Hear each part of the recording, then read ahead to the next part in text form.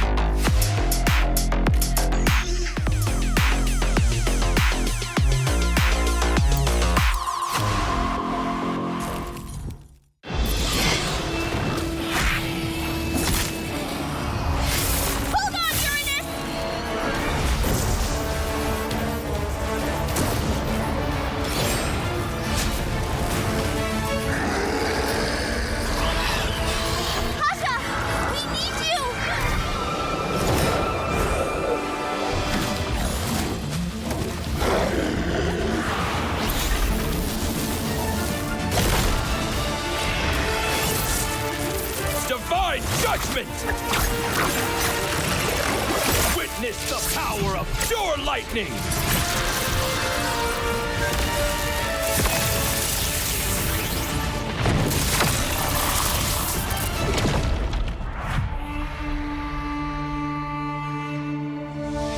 All that lies below is under my vigil.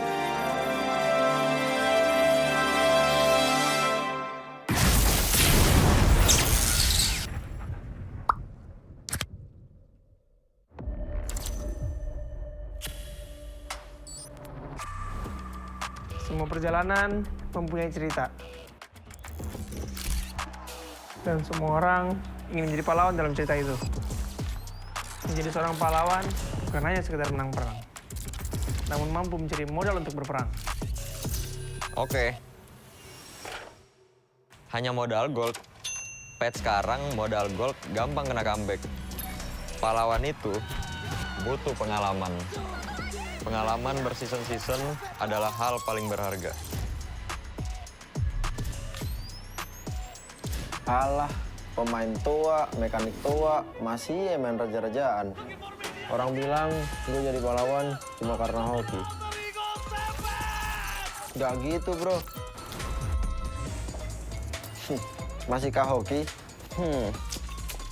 Hoki, faktanya gimana? Untuk menjadi pahlawan, harus bermental baja biar bisa menghadapi segala kondisi. Mental baja? Berarti gue udah bisa jadi pahlawannya dong. Gue baru masuk aja, udah dapat Rookie of the Season. Sebagai anak baru, gue udah cukup hebat kan? Hebat kata lu, dalam hal apa? Kill banyak. Untuk bisa memberikan itu, perlu sosok pahlawan. Kalau sosok itu nggak ada, tim lu nggak bisa apa-apa. Hah? Cut! Lani doang, hanya bikin mati konyol. Masa pahlawan kayak gitu? Kita juga harus bisa menjaga tempo, agar semua bisa berjalan dengan lancar. Lah, talent gue kemana? Kak, cukup kak? Oke, thank you. Gagal lagi jadi pahlawan di MSC. Ah, iya ya. Keburu pensi nih. Tapi, setidaknya gue masih di atas lo.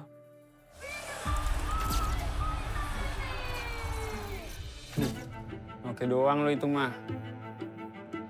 Season ini nggak akan semudah itu. Yuk, mulai syuting. Mi, baca dulu. Loh, kok lu jadi Estrada, Man? Magang, Mor. Wih, serius kita bakal main di sini? Yes, approve. Kalau emang di sini, akan lebih pantas buat ngebuktiin siapa pahlawannya.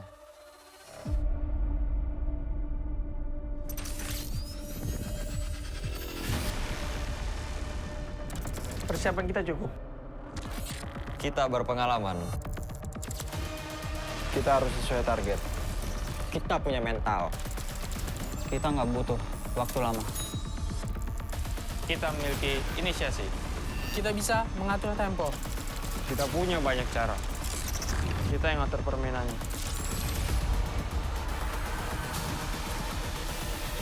Mari kita lihat Siapa yang pantas.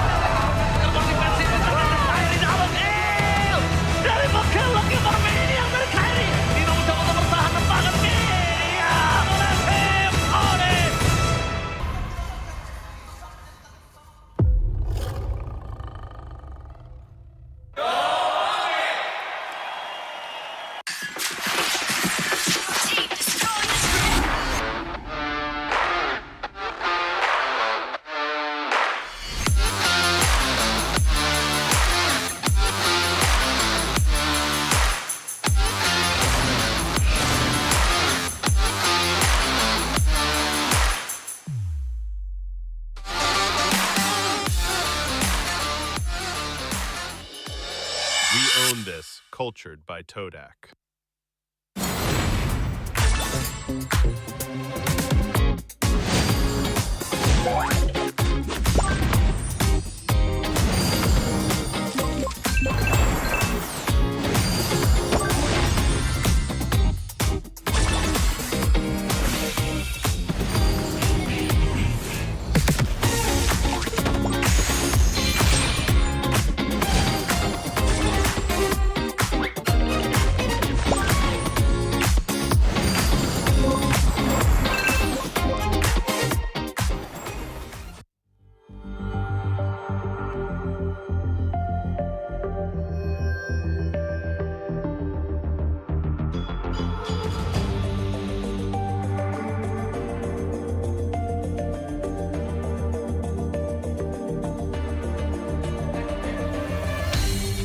Aku kan berdiri dan terus berlari, terus ke arah puncak tertinggi. Ku takkan berhenti, hanya sampai di sini. Kemenangan abadi menanti. You know we won't miss if we unite our focus. And if you haven't noticed, we all live. Nyalakan apimu, hadapi semua tantangan, hadang semua serangan, jatuh bukan halangan. Bakar semangatmu, janganlah engkau menyerah. Kita akan buat sejarah. We all this, we won't miss. We all this, we won't miss. Saatnya beraksi, jalani ambisi. Aku kan menyawakan hari ini. You know we won't miss if we unite our focus. And if you haven't noticed, we all live. Nyalakan apimu, hadapi semua tantangan, hadang semua serangan, jatuh bukan halangan. Bakar semangatmu, janganlah engkau menyerah. Kita akan buat sejarah.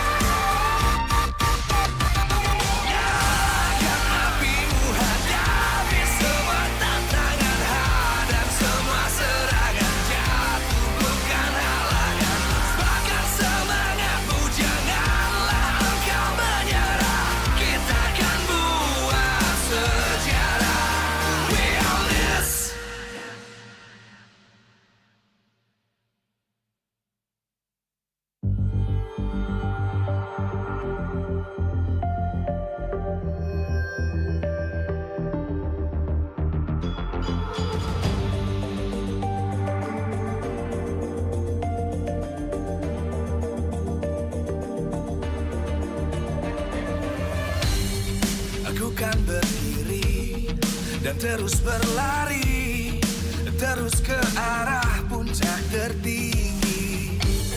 Ku takkan berhenti, hanya sampai di sini. Kemenangan abadi menanti. You know we won't miss if we unite our focus. And if you haven't noticed, we all live. Nyalakan apimu, hadapi semua tantangan, hadang semua serangan, jatuh bukan halangan. Bakar semangatmu, janganlah engkau menyerah. Kita akan buat sejarah. We all this, we won't miss. We all this, we won't miss. Saatnya beraksi, jalani ambisi. Aku kan menyawakan hari ini. You know we won't miss if we unite our focus. And if you haven't noticed, we all live. Nyalakan apimu, hadapi semua tantangan, hadang semua serangan, jatuh bukan halangan. Bakar semangatmu, janganlah engkau menyerah. Kita akan buat sejarah. We all this, we won't miss. We all this, we won't miss. We all this.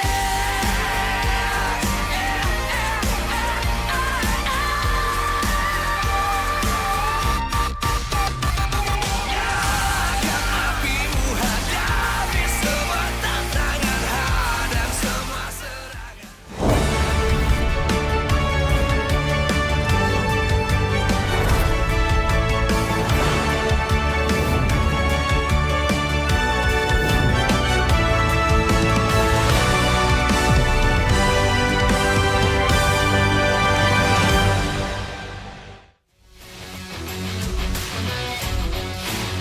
Live from MPL Arena, Jakarta.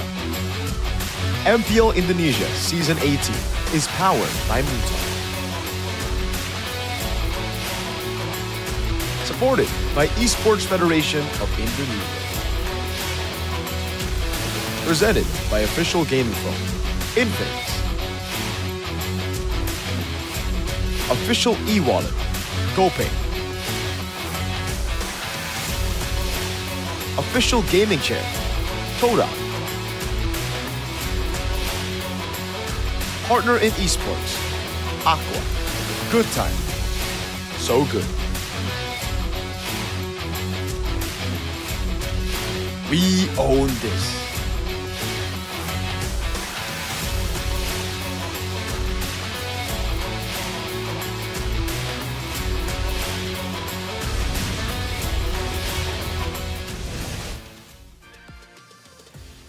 Selamat datang di hari yang ketiga di MPL Indonesia Season 18 di mana tim-tim akan kembali berlaga di hari ini. Yes, betul sekali karena masih dengan semangat dari bulan kemerdekaan, hari ini kita akan melihat banyaknya tim-tim yang akan berjuang untuk mendapatkan poin-poin kemenangan. Tentu saja poin kemenangan sangat penting karena mereka semua tentunya ingin berlabuh ke kota pahlawan di babak playoff kita di Surabaya nanti. Boleh diingat hanya 6 tim saja yang akan melaju ke babak playoff. Wow, pastinya kita akan melihat bagaimana berjalannya match hari ini. Tapi sebelum itu, hari ini kita akan melihat adanya 2 tim yang baru saja kembali dari perjuangannya di international stage. Bagaimanakah ini, mungkin 2 tim ini sudah dinanti-nanti banget ya sama semuanya.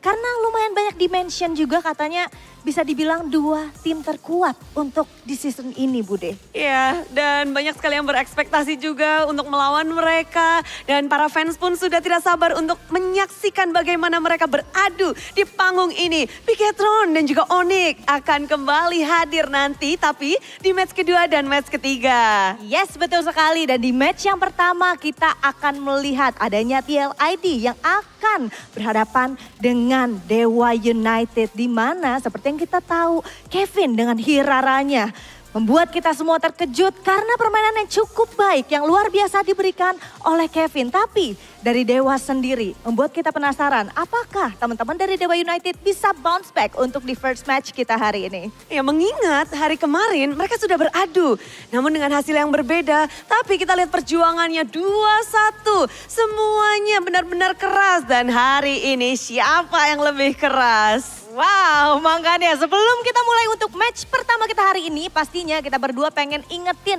untuk teman-teman yang lagi nonton Superfans dimanapun kalian berada, jangan lupa kirimkan dukungan kalian, ramaikan sekarang juga kolom live chatnya karena pastinya itu menambah semangat dari semua player yang sedang berjuang bermain nanti, Bude. Ya, di sini kita berdua udah semangat banget ya, Pil ya. Betul. Dan pastinya semua Superfans yang ada di rumah yang lagi nobar-nobar, para co-streamer juga, dan kita juga mau lihat bagaimana semangat dari para caster. So caster, let's go!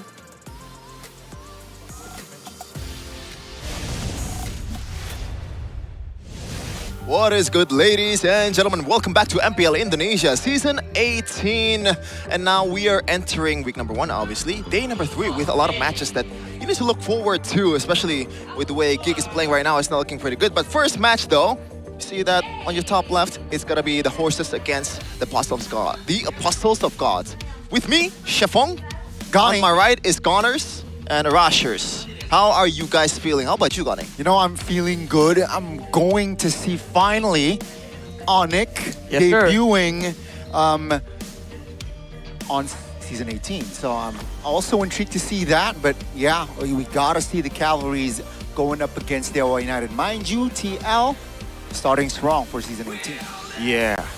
I mean, man, we just saw both these teams play yesterday, right? Dewa and TLID. So going off yesterday's hype where we have full-on best of threes, I am looking forward to today, man. Like, there's a lot of action waiting for us in the Land of Dawn. Yeah, and this is gonna be the updated standings for Season 18. So far, in week number 1, obviously things could change drastically in the next weeks to come. But so far, Dewa United and Geek Fam not really in the best of position, dropping a match for each one of them.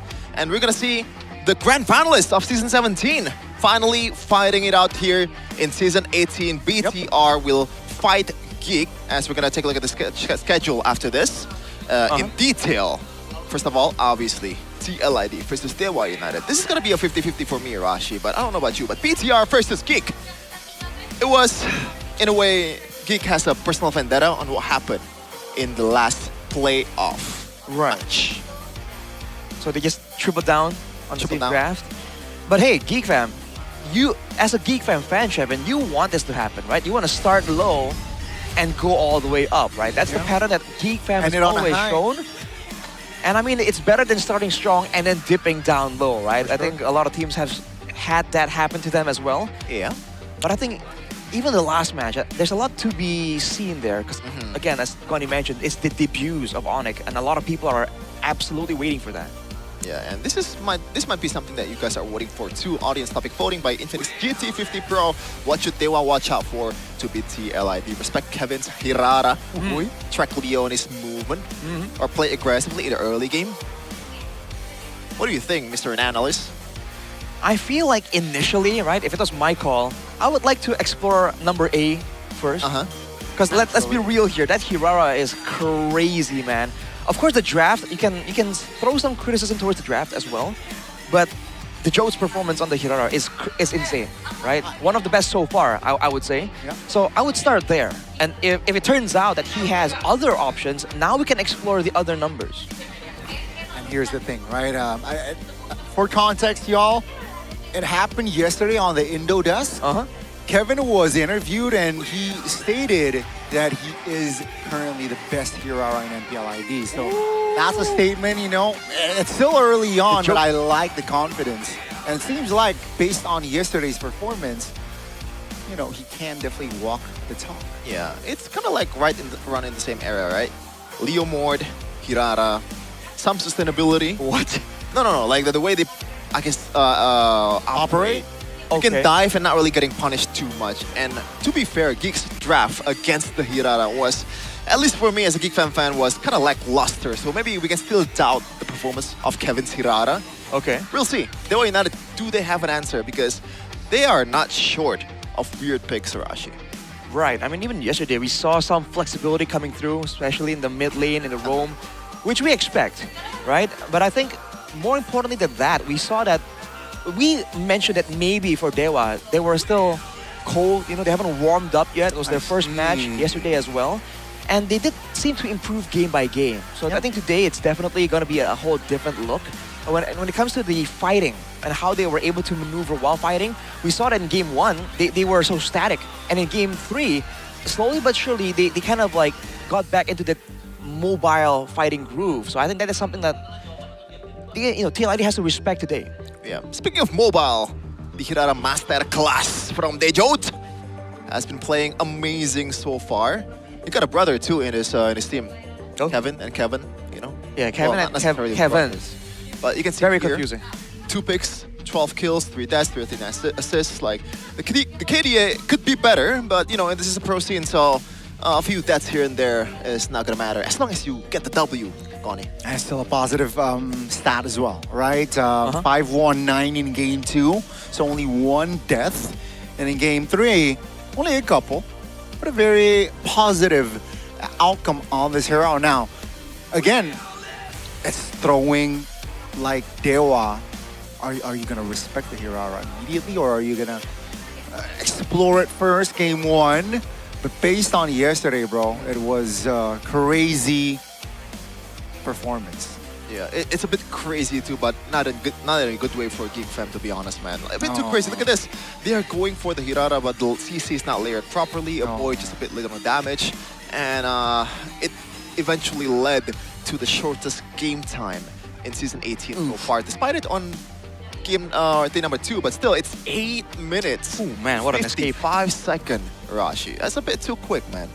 It is, and honestly, as quick as you. You can say that for Geek Fam, right? The draft wasn't that good. They were unable to actually operate on their terms.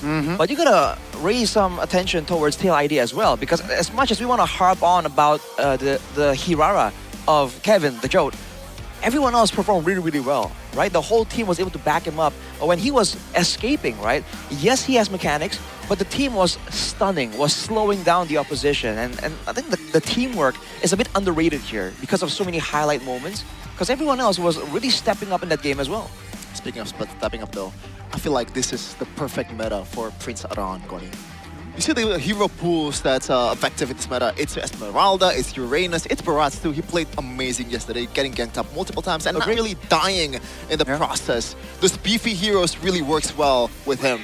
Yeah, I mean, definitely, right? And remember, Uranus has 1 title of MPL ID under his belt as well. So let's see if he is able to replicate that sort of run this season. Now, let's talk about TL though.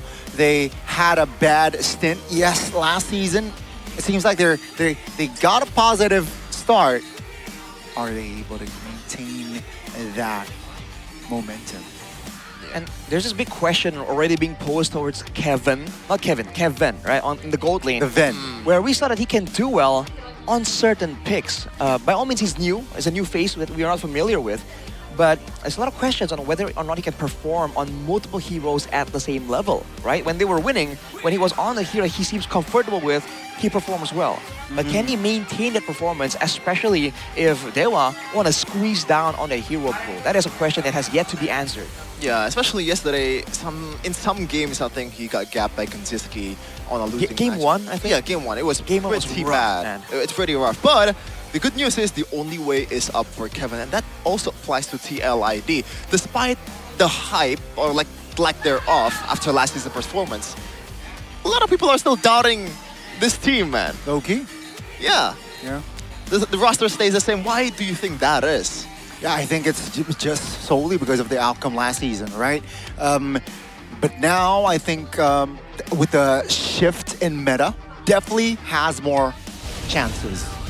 Yeah, we're gonna see though the chances of both teams with the players that they're gonna field here in the land of Dawn. I believe it's still gonna be the same 5 for Dewa United. The Apostles of Gods is here. Kane, Octa in the mid lane, Itoshi Kes, and maybe in the gold lane. Can they do it against the Cavalry? Can they bounce back after yesterday's loss now? Kin displayed a beautiful Alice yesterday Will he bring the same quality today? Ladies and gentlemen, the 5 men standing in front of you is Dewa United Esports. Despite a setback, they are not one to back away from a challenge. They've shown improvements not overnight, over game yesterday. If they can continue with that pattern, I think it's going to be a very tough order, but they are up against this team right here. Somehow, some way, they finish regular season of last season, placing as the 2nd seed right behind Onyx. It's gonna be a tough job to do the same here in the season. Competition is heating up with Aran, Kevin, Drichel, Leone, and the new Cavalry, Kevin in the gold lane. A different story for this team. They got the dub they wanted yesterday. They look to maintain with Kevin still filling that jungler position, looking to grab and double their match win today. Ladies and gentlemen, it is the Cavalry. This is Team Liquid. Trying to maintain the momentum they had from yesterday. They have the good drafts, they have recovered, even though a lot of people didn't really have faith in them, but the Cavalry definitely does, and they are here to meet those expectations. Obviously, behind it all, some geniuses in both sides. Coach Wright, which is rightfully placed in the right against Konjao. Great placement. The analysts as well for both teams, obviously bringing new flavors of the draft. And I think we've already mentioned this or talked about this in the previous days, Rashi. It feels like this meta is just so dynamic. You never know what's going to happen in the draft, especially in that 2nd phase. Anything can be brought out to the table. I think if anything is gonna float up to become like really prio, really pick or ban and become a constant in the game, where we're gonna see it starting from next week. This week though, it seems like the EXP lane and the mid lane is where all the attention is, right? Where the counter matchups there can decide a lot of what happens in the game. Looking at the audience topic voting by Infinix GT50 Pro, what should they watch out for to beat TLID? Number A definitely has a lot of attention. If that fails though, number C becomes the option that the people agree can make a difference. Yeah, early game seems to be the name of the game so far in this meta. Tempo. We've seen in EWC or Turkey, they played an amazing early game going, especially when you get those tempo heroes. You're a roamer player yourself. A lot of heroes can be utilized to get the early game. Something like an Atlas maybe. Atlas, right? Even, you know, we saw like what Cho can do. So again, it's just so open in this current shift. Now, I think the team that finds and sticks to their identity first will have an advantage in this season. So far, Dewa United with the loss yesterday, I hope they keep the hardest team to judge early in this. That split-second evolution that... Looking at the case of victory here for TLID though, whether the true mid play more aggressively to secure the early game and maximize Kevin and Aran or Kevin, it's not his meta. Even when his signature heroes are picked off, he still has a lot of like kind of surprise that can work.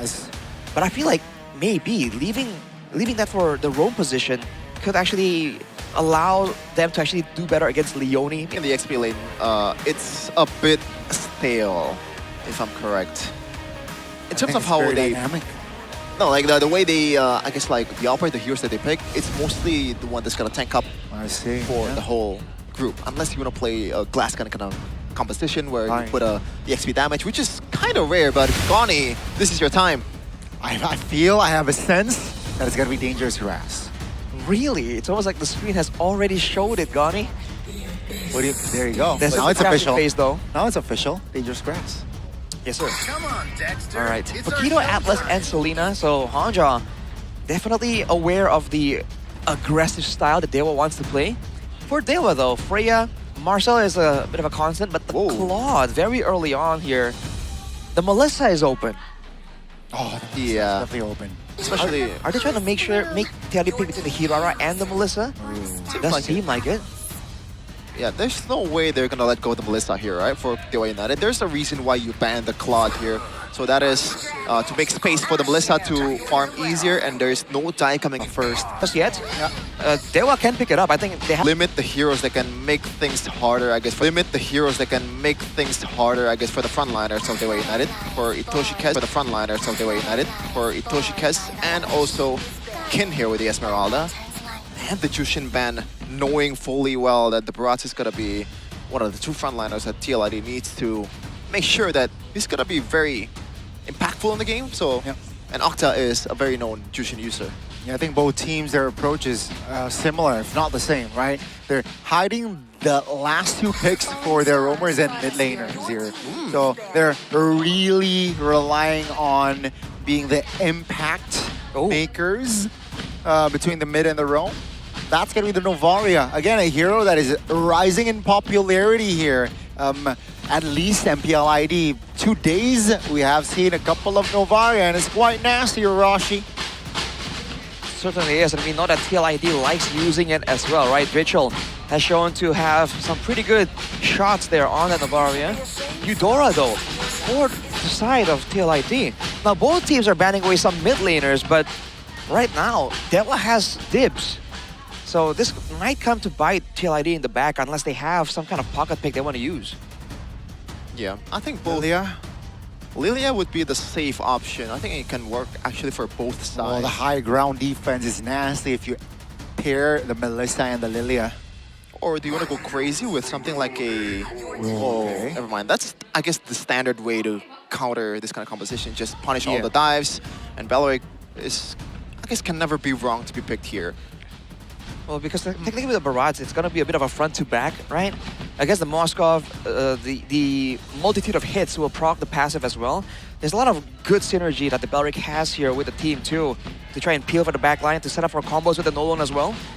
Not for TLID though, again, if it's going to be a front-to-back idea, I think the Lilia still works well for them. Along with that though, I think another front line will be necessary, right? There's no way you want the Barats only without anyone to help out. Valentina is also up and available if they want to steal. Okay. Went for the safer route. Oh, interesting. All in for T-Fight, man. That is a lot of AoE damage and stun. Yeah, I thought it was going to be a Sicilian Carmilla, but I think the early game is going to be pretty miserable if you pick that. And Carmilla plus Zetian fares well against this very teamfight heavy Beleric on the other side. Now for... Oh, man. They need a mid laner here. So Lilia is still open. And what other options? I guess that's it. They're hovering over the Lilia. Octa can't play the Lunox here, but I don't know. See, they need a lot of damage, first of all, to get through and match the Carmilla's ultimate, right? The AoE that TLID brings. But they need safety because they also Hirara. That's why the Lilia, I think, becomes the best match here. Because the Black Shoes allows Octa to be a bit more present in the fights. I would have gone for something like a Kimi, but I understand Lilia. Against the Hirara? Yeah, you can still get away from that. Right? I mean, it's pretty difficult, man. It's difficult either way, especially if it's in the hands of Kevin. And I believe he still boasts a 100% win rate on this Hirara. So gotta watch out TLID. Dewa United for this guy right here. But with the Beleric, there should be some kind of like countermeasure on how to solve that problem. Well, the invulnerability from the Hirara is what makes it so difficult. But I guess Dewa has a plan. Now before that though, the rotations, right, with the Esmeralda can favor Dewa. It all comes down to whether or not they can elevate the early clear from the Lilia, from the Melissa, from the Esmeralda, and set up for plays with the Beleric, with the Nolan. Because they don't have a lot of big like mini stuns. They have to rely on big ultimates to get the ball rolling. And let's get the ball rolling here for day number 3 of MPL Indonesia Season 18. With a match of TLID versus Dewa United. Land of Dawn will be the witness as both teams take on each other here. Now, the mid-prio Arashi, I think it should be for Dewa United though, with the Lilia and also the Beleric. I feel like the Carmilla is a bit more slow in terms of tempo in the early game. Yeah, not to mention, there's a lot of damage thrown at the Carmilla. The Carmilla will have to actually take some damage to help with the clear. I think you can't really match a Lilia, that's for sure. Now in the side lane though, see, the Esmeralda will allow more space to be available for Dewa, but are they going to use it for invades? Are they going to translate that to anything else? That's the main question. Okay, so Festival of Blood on the Esmeralda. This is pretty interesting because so far, when I see Esmeralda going up against the Barats, they expect that they're gonna be eaten by the Barats, right? So you go with tenacity. I don't know about this pick though from Kin with the Festival of Blood. So maybe he's a bit more confident with his very aggressive ability approach. He might be a bit more lane focused because on the Uranus he has the killing spree as well.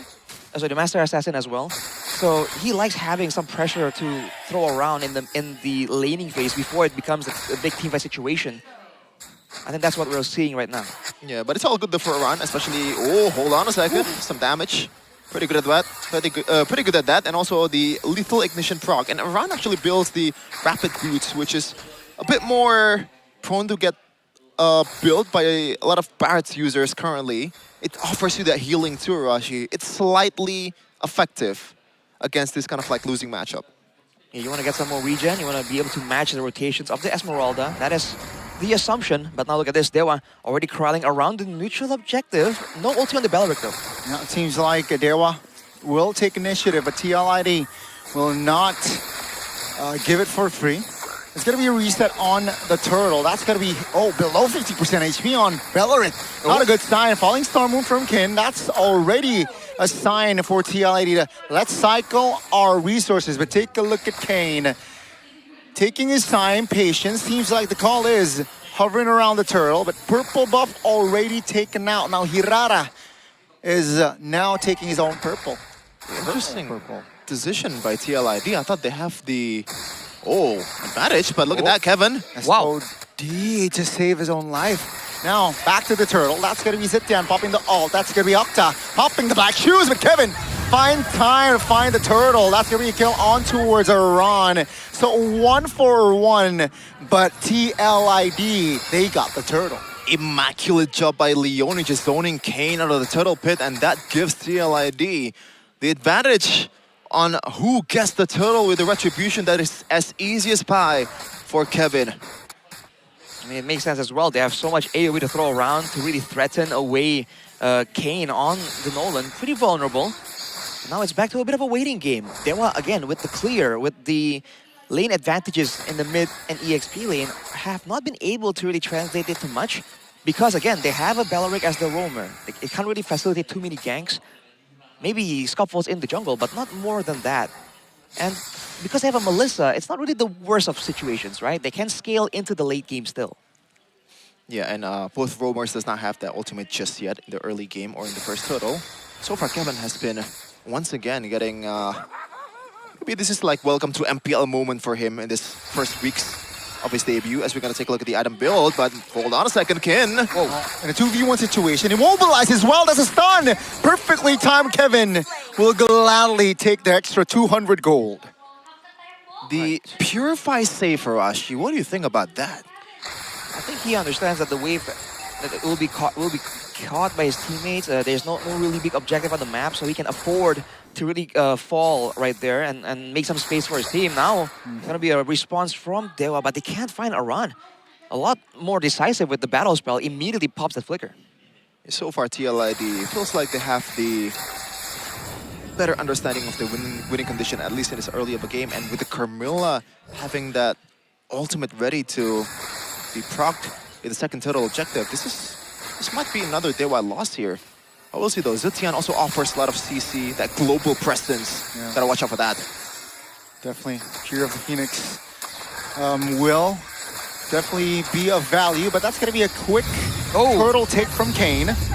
TLID a little bit late to pull the trigger there. Dewa United will happily disengage, so that's a win actually for the Apostles of God.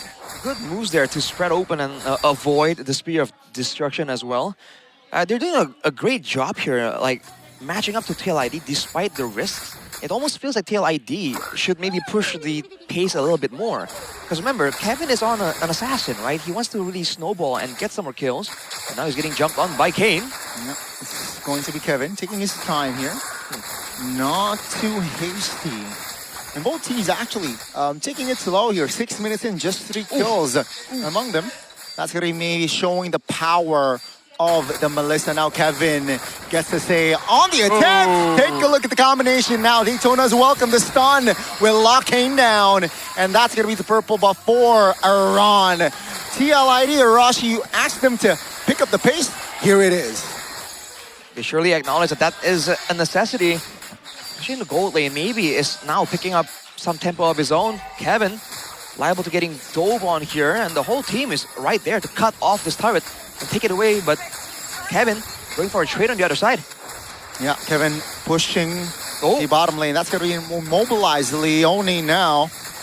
Again, all the way from the first time they engage it, Leone once again starting the team fight really well with a few of the Phoenix follow as well, but Kevin, as the punisher of the group, just makes it way better for TLID. I mean, Dewa just failed to respect the damage potential. They saw Leone walking towards their jungler and they did not use enough to deter him back. The stun lands onto Kane and then the Fury of the Phoenix, and from there it's a done deal, man. Everything else was just extra icing on the cake. Kevin 6-0, picking up stacks on the Sky Piercer as well. Oh man. Well, very close to that 30-80. No, he's not going for a Sky Piercer build, Kevin. Oh, okay. He saw the slow tempo of the early game. He did not go for it. Interesting. Okay. In fact, with the War Axe, it's actually a lot more sustainable, a lot more brawl-friendly laners. But now, that's going to be the turret in the mid lane falling. That's going to maybe any Toshikesu. That's going to be the turret in the mid lane falling. That's going to maybe any Toshikesu trying to defend. But take a look at the lock base. Here comes Kevin's damage. Here comes the damage from Daytona's welcome. Doesn't land maybe. Trying to hold on. But ladies and gentlemen, in this match, the Cavalry will strike first. And that's going to be Dewa United back to the drawing boards. Do not give this guy the Hirara, man. It is just so unfair. Ever since the early game, in the late game too, in the mid game, they just went crazy under the turret. Does not matter. The lack of CC of Dewa United also bites them in the back. And that gives a red carpet for the horses of the Cavalry. Just stampede over Dewa United. oh man, that was a slow burn initially. They were trying to mitigate all the snowball efforts. They denied the quote-unquote Sky Piercer stacks from Kevin. Yeah. It didn't matter, man. Slowly but surely, TLID still had a backup plan. They have the Moscow for the late game. They have the Setian that's also a source of huge damage in the team fights. And with the advantage in utility, they were just able to get the first move time and time again. Shout out to the whole team as well. Kevin being that stable presence. He was losing the lane in the early game, but it makes sense. He's up against Melissa. Arando. A lot of great catches towards Kane, a lot of good pull towards Toshikesu. Yeah. Just being that pseudo pressure that's always looming behind your back. With that charge of the Thanos welcome with the flicker as well. And that's how you do it. Was Kevin that just mimicking a Hirara. Was that a good gameplay, like an impersonation of Hirara? He would know. He would know, and things not lacking though. He needs to cosplay as Hirara because Mirko will do it. Oh, Arashi, do you not want to join Mirko? Do you not want to join? You've been in shape. But that's your thing though. Hirara though. It's not like that's your people's thing. What? That's your people's thing. The weaves. Cosplay. What does he mean by that? You like cosplay, right? Yeah. It's pretty cool. Okay. That's pretty cool. It's also getting the first point here for TLID, man. Yeah. Again, they got a win yesterday in a 2-1 fashion. Not like convincing, quote unquote, not 2-0, but hey, after that performance, what a morale boost. Yeah. It does feel like in the drafting phase, TLID are the ones with the moves, right? Whoa. Yeah, obviously MVP by Infinix GT50 Pro. Without a question, Kevin the Jote. He is living up to his moniker here. Full build. Just amazing on this Hirara. 81% team fight participation, almost 900 GPM. He has just completely dominated this game right from the get-go. You can see how this plays out every single time, man. For TLID, they can just stick together and clump up as a bunch, and it's fine. And even if they do find moments like this when they can get a Daytona's welcome, then it's all G. right? So they have the best of both worlds when it comes to pick off and also team fights. But it's really apparent when it comes to the neutral objective fights. You're seeing right here, Leone just comes in all the way from here, right? And because everyone was too focused on the front, looking at Kevin, looking at Aran, right? Because the pressure is there. Leone gets a stun initially, and from there, with so much follow-up, for Kevin without a Purify, because of the retry, can't really do anything. And afterwards, it's the Lord initially, and then it's just Kevin, man. It's just Hirara and Kevin. And it's crazy to see that even under the turret, 1v1, you can kind of give him a pass, but 1v2 under turret, and it doesn't even matter, man. That's insane. It makes you wonder why the hell did Dewa United let go of the Hirara. I guess that was the game plan, right? I don't think it's going to be replicated again in game number 2. The Claude Band, they were setting up for a Melissa bait, maybe, towards the LID, but no. They still trust Kevin's Hirara. They still get the Melissa, but it doesn't matter. Maybe he was killing a little bit in the late game after he gets his shutdown, but it was a little too late with the way Kevin was playing. It is inevitable. Ooh, man. You can see the damage in the late game, though. It's insane from the Melissa, but there's just so much danger thrown on towards him, and unless they get a really good fight, especially on the back foot here for Dewa, if they have to fight moving backwards, it's rough, dude. There's so many ways for TLID to catch them off guard. And from there, even the Black Shoes here just fails to save Octa, man. It's read through by TLID. Read him like a book. And now moving on to game number 2, Dewa United needs to reset and also cook up some game plan here. Coach Wright don't want to make this a 2-0 or 0-2 start in the season because Dewa United last season, they start strong, they falter in the second half. If they falter now, then what happens in the second half, Connie?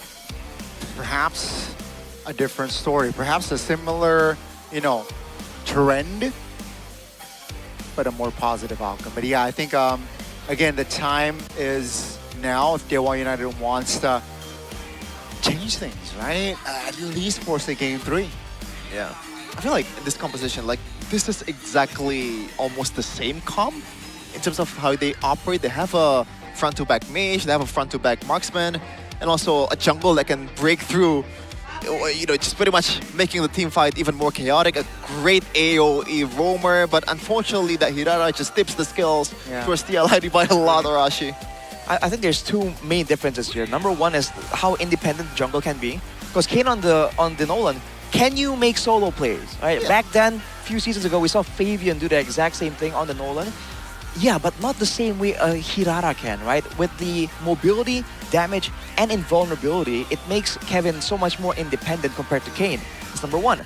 Number two, they have so many more cards to play when it comes down to the solo stun from Leone, the Curse of Blood, the SOD, the Spear of Misery. There's so many ways for TLID to get the fight started, to set up for some kind of pick-off, force out an ultimate, right? Whereas for the side of Dewa, it's the only real way to get a pick-off is with the Curse of the Dryad, for the most part. Wrath of the Dryad. Wrath. Oh, sorry, the Wrath of the Dryad. So many curses. Yeah, and I think that makes it so difficult for Dewa to be proactive. And you can see that the only time they really find a favorable fight is when they can force TLID to be where they want, and then like force them to fight in the muddles, in the Wrath of the Dryad as well. And I feel like it's a bit too one-dimensional for a team like TLID that can adjust how they approach the fights.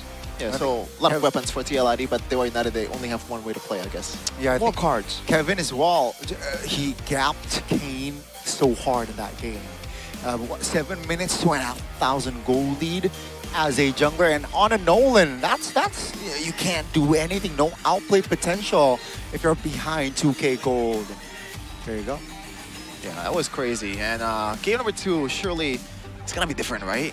Should be, hopefully. You wanna get the Hirana to Kevin again? There's no way, no? I think that was the initial game plan, right? Yes, we can somehow solve Kevin's Hirana, but after what happened, there's no way. I mean, is there a possibility you can draft up a composition that really shuts down a Hirara? Yes.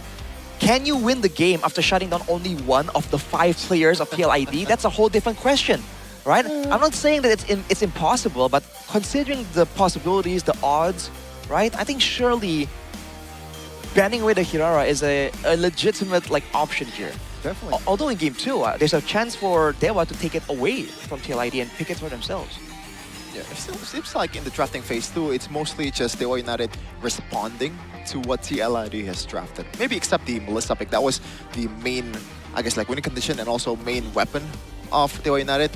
It's just not utilized enough. Maybe they need to rotate more towards the gold lane. I'm not even sure. Because that was the winning lane right from the get-go, right? But even then, they have the global presence of the Zetian. Yeah, That can also appeal for them. So how do you deal with that? Zetian was low-key very underrated, and the value of that hero in that game was splendid. You know, pops to you all on the right timing again. Shout out to Drishel, just knows when.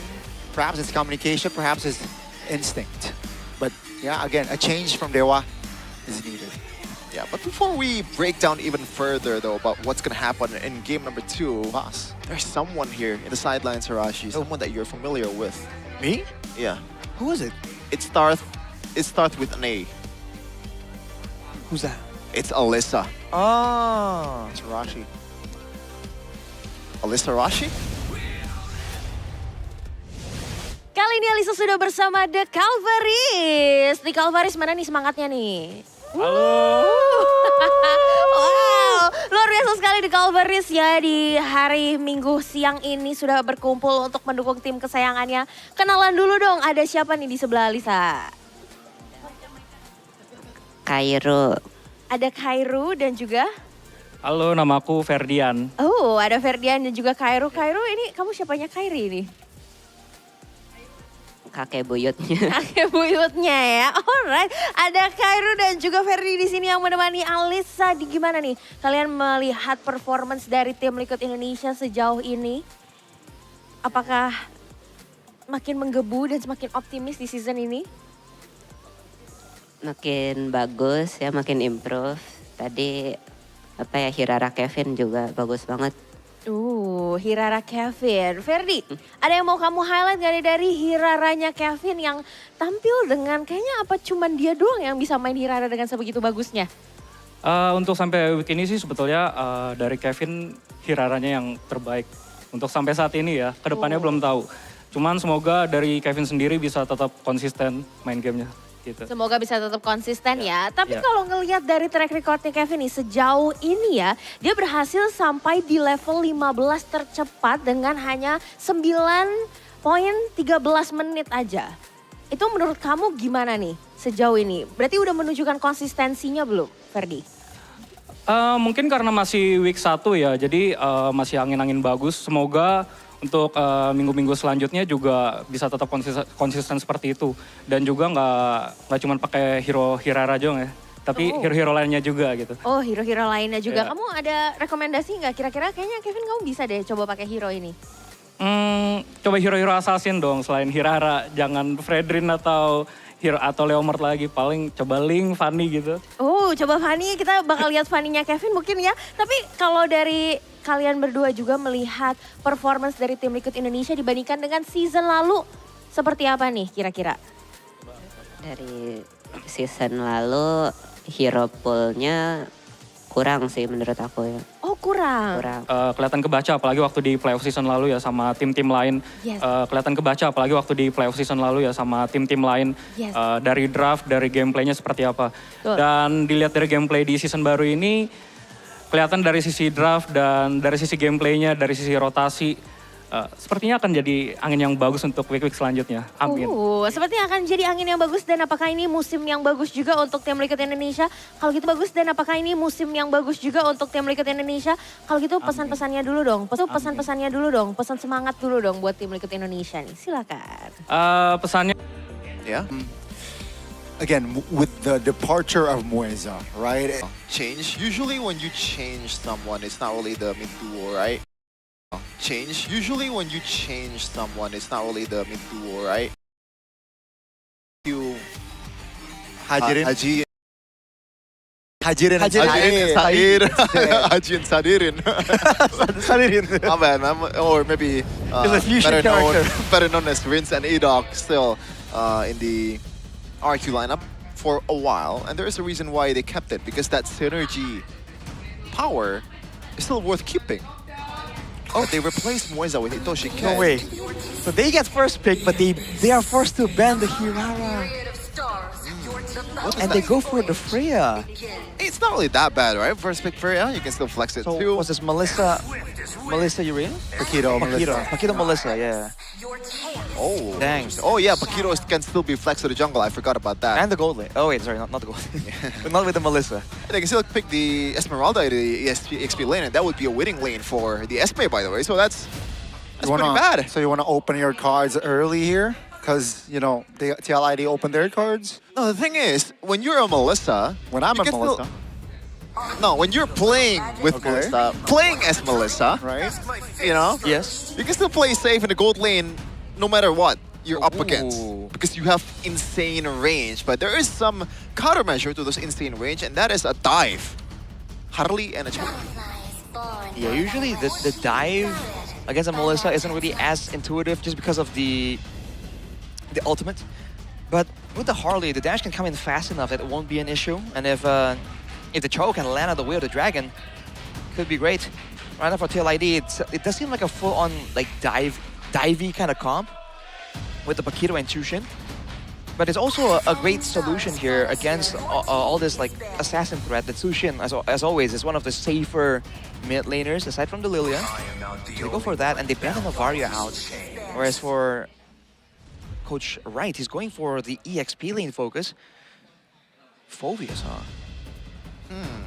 So maybe Phoveus and Esmeralda ban here for TL. Oh, I'm sorry. Dewa United, but for TL, Novaria has been banned. So they are limiting those kind of like long-range threat that can be a big deal to face against when you're up against a Melissa. And that's one of them, Zetian. Right around in the same area. Should be an Esme ban here. Yeah, I wonder what they want to put in the EXP lane, because the Freya isn't hardcore countered by the Phoveus, right? I'm thinking something else will be here. Yeah, Esmeralda banned, and this should just be a never mind. Barat has been banned, so if you want to go... Meloric? I don't mind Meloric. Just have like a solid defense, you know, against his divey heroes, or... Yeah, I'm not completely opposed against that, especially against a Harley. I'm wondering if there's any thought on the Lapu Lapu from both teams, because it was used as a counter, quote-unquote, against the Melissa, right? So it can be used aggressively by the side of TLID as well if they really want to. That could be the case for Dewa United, to be honest. Yeah, both sides, like you said, Arashi, good in picking up Lapu Lapu. If they could want to deny it, okay. They want to add Sandbag. Then a hero that can distract, you know, buy time potentially. The Uranus. Is there an a Eudora angle here for the side of Dewa? I think... You know what? I think a Lunox angle is more possible. It's more, you know, Octa signature. If they wanna at least. And like, then some kind of front. Yeah, there you go. The Lunox is hovered. Arlet? Wow. Wow. Okay, signature pick for Kin. Yeah, but there's really not much CC proc for Dewa United. Normally you pair it with something like a Fredrin or maybe an Akai, Yeah, but it's Cho, only a Cho, no? It's only a Jit It's only the Cho, to be fair. It is only a Cho, but it is also Kin on the Arlet. It's not just any Arlet. This is the hero that gave him the nickname Kinsanity. And a countermeasure for the amount of dive that Dewa United has would be something like a Minotaur Gani, but they're hovering towards, okay, is it a beef or a horse? Power horse. If they want to go more, you know, proactive, potentially it's going to be the Minotaur. If they want to go slightly on the reactive, they're going to go for Hylos. But it seems like, you know, after discussing, they're going to go for the Minotaur. You know, adds healing as well. I like that. For your composition. So the Uranus with their head is practically unkillable. Yeah. Or potentially could be unkillable with a Minotaur around. I think this is it's gonna be Dewa to try and find a way to really throw a wrench in the plans of TLID. Because for TLID, they can just cruise to a victory here. This is a solid front to back. They got good peel. They have multiple ways to play out this composition. So I think this Shin 3, that's gonna be the, again, no spells actually triggered just yet. Not sure about There with little to no information on Kevin's whereabouts. Maybe almost gets taken down. That's the advantage. The flicker as well now in the jungles of Dewa United. Stands the cavalry very, very strong. Heaven, or maybe later on like Iran, right? Heaven, or maybe later on like Iran, right? If you're focusing on someone else, the mid. Look at the towards the turtle pit, 5 members of TLID, and they can play with the box easily. Arando might be the target here. Yep. Zoning, trying to provide time. Kesu though, and in no man. Oh. Finds an angle to steal the turtle. Will be traded by Kesu, no problem. Take a look at maybe. Again, just stealing time there, taking the mid. But that's a great steal attempt by Dewa United. So it will not be a perfect turtle this time for TL. Finally, a ray of hope for Dewa United throughout this game on the Hirara, right? Assassinate, it just means you're a bit harder to catch even. So far, the dive coming in from TL like right? Dewa, every time they go in for right? Dewa, every time they go in for a play there, especially maybe Iran just one time. So TLID can definitely work with that. So far, a lot of the turret sieges has been very telegraph Arashi. Yeah. And the reason why Dewa United cannot defend that is there's nothing they can do up it either way. So it is a W, a big W for Kevin and the crew here. The other side though, TLID, it seems like they drafted a pretty hard composition to execute. I thought it was a mistake by Kevin, by the way. I think it was overextending, but the beef is there. The Minion's Fury is there, but we're gonna see the stage here for the winning interview with TLID. Stage is yours.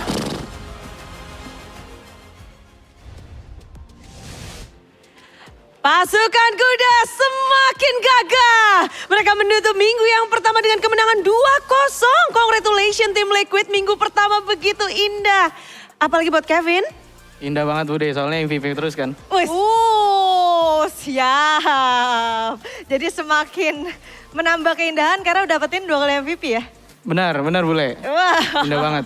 Apalagi dikasih Hirara lagi tadi. Nah itu ngomong-ngomong soal Hirara, menurut kamu kenapa sih Hirara kamu dilepas lagi?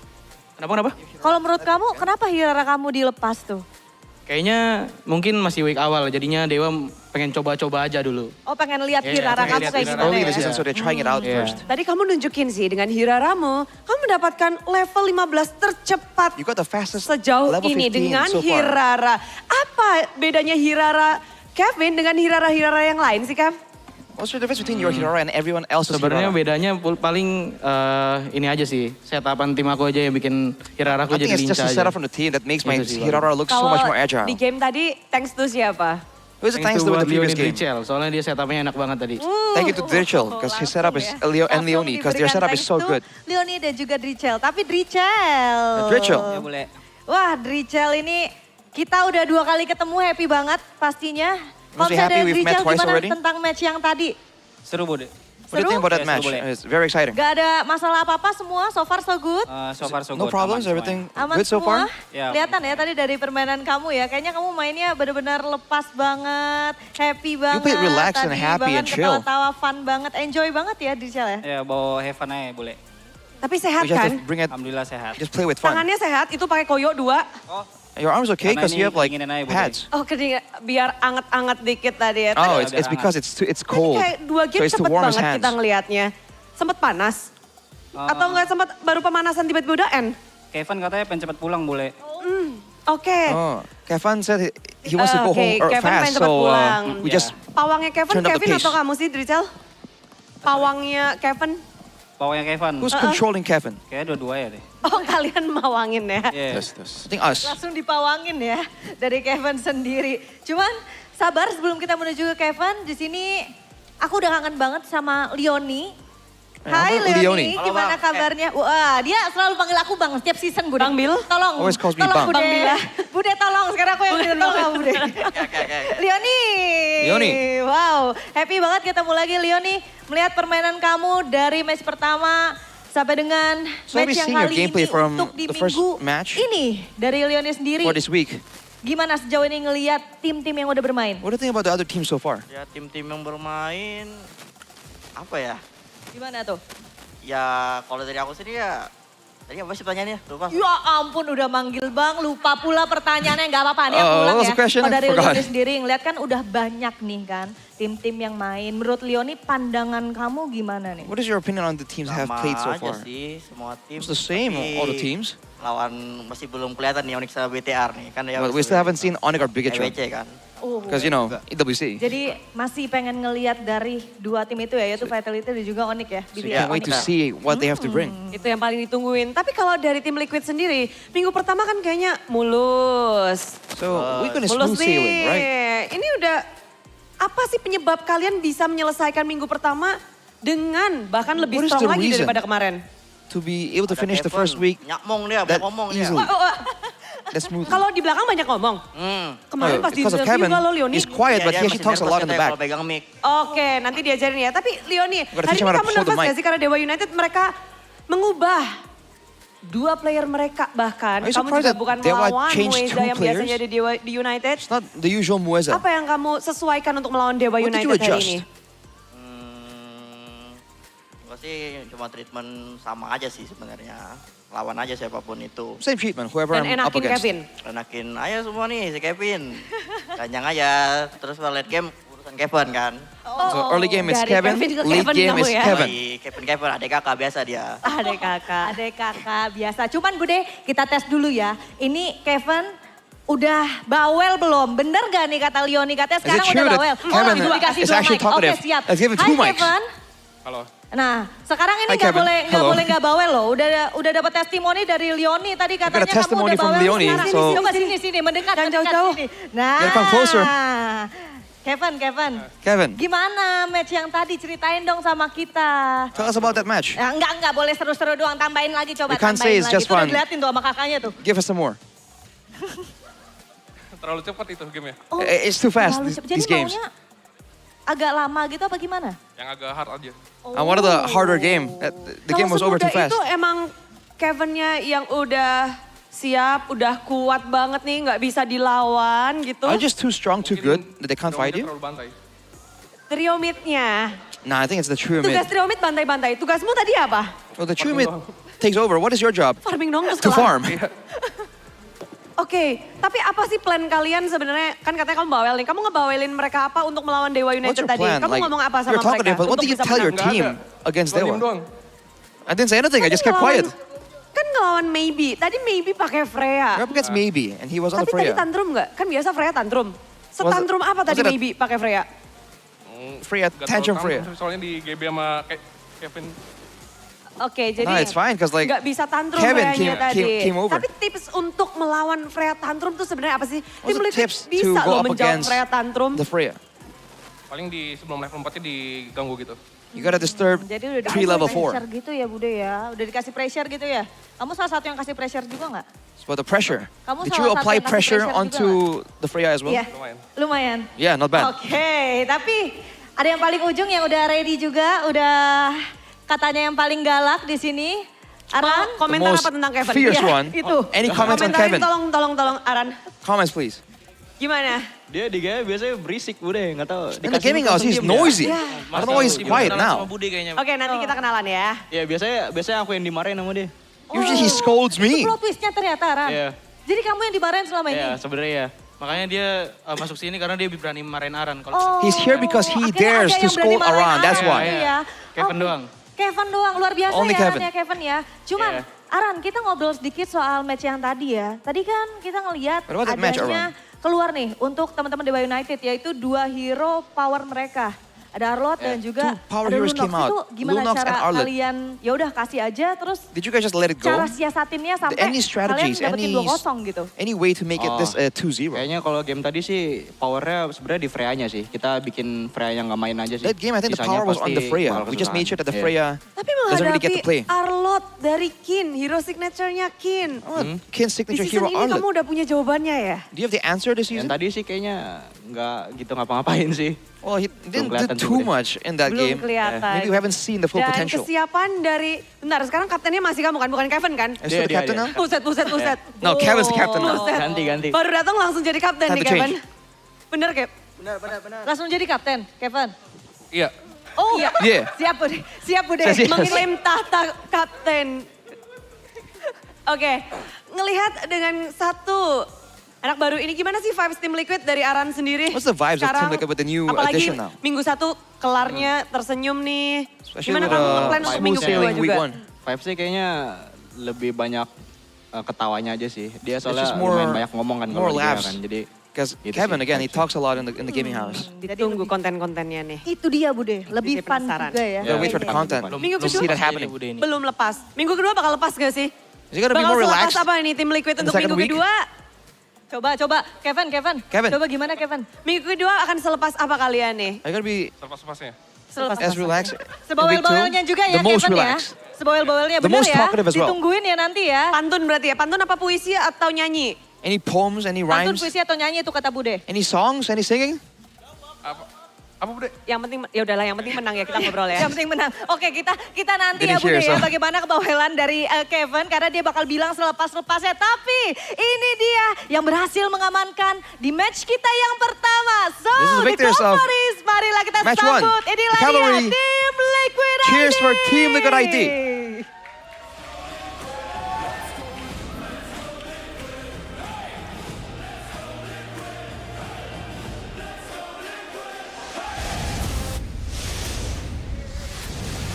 Can't believe it happened again and again. People doubt TLID in the early season after securing upper bracket, and now, wow, they might be there, at least currently. But the way things are going right now, there is gonna be a solid chance that they're gonna stay there for a while. Again, with this win, it propels them to be the first current standings, right? With 2 matches win that's true. already in hand. So again, a very convincing start. Short yesterday's result was a 2-1, but at least against Dewa, they were able to close it out 2-0. No response. So again, just collecting as much points as possible in the early stages. Now, again, getting to the top is easy. Maintaining is a different ballgame. Whole different ball game, and they were talking about the teams that haven't shown up as well, right? Bigatron and Honor, right? So I think they're not content with the current situation, but for now, they can be content with the MVP of that game. It's going to be Kevin.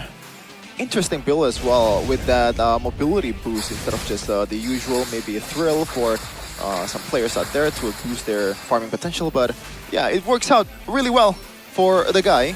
And I think it's not crazy to say so far he's the player of the week.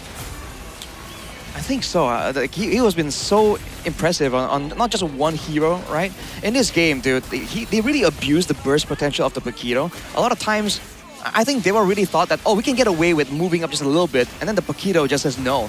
And this was the one I was talking about, where you can see that there was responses from Dewa, right? They saw the opportunity to go for a combo, try and catch someone, but every single time something like that happens, the Leone on the Minotaur, if he isn't picked off like this, always finds ways to disrupt the movements. And same thing here, right? They jump in, even though the neutral objective was taken by the side of Dewa, there was always an answer coming in from TLID. Yeah. If Itashukes gets the pickoffs over and over again, it's just a cumulative small wins for Dewa once at apart. It's only Leone, it's only around. There's not much big conversion, but when TLID strikes, it's just a whole different ballgame, Rashid. Too much CC at this point. I don't know if the Cho is effective enough against this kind of composition. I mean, look at the response here, right? There was a flicker final slash coming in from Kin to try and catch the members of TL, and immediately it gets cancelled. It gets dove through almost. So at any point, even when they're winning, right, it's hard to catch them off guard when you see that they have this kind of awareness where they still ration some kind of crowd control, some kind of skill as a response just in case, right? If the opposition doesn't use it, it's fine. If they do, then the answer is right there. 2 different results, 2 different start of the season for both of these teams. TLID, number 1 in the standings, but they were United, unfortunately, after losing to RRQ2 last day. Now they have to lose 2-0. Not again, just a contrast, It's right? literally a Dewa and TL sandwich. And that's the thing. That's the thing. And you kind of almost feel bad for them because when against RRQ, it was a slow game towards the late I was game. surprised, by the way. Well, thank you for the input. good to know. But yeah, it's a slow late game angle. Now against TL, it's just early game. It's just Kevin wrecking everyone. Yeah. It has to be quite a jarring contrast, dude. Playing like a long match, maybe mentally having this vibe that it's gonna be long games, and then getting rushed. Yeah. And here's the thing. Yeah. The question was Hirara banned, right? Earlier at the topic, but game 2 it was banned, but yeah, it's Paquito. Yeah, I think.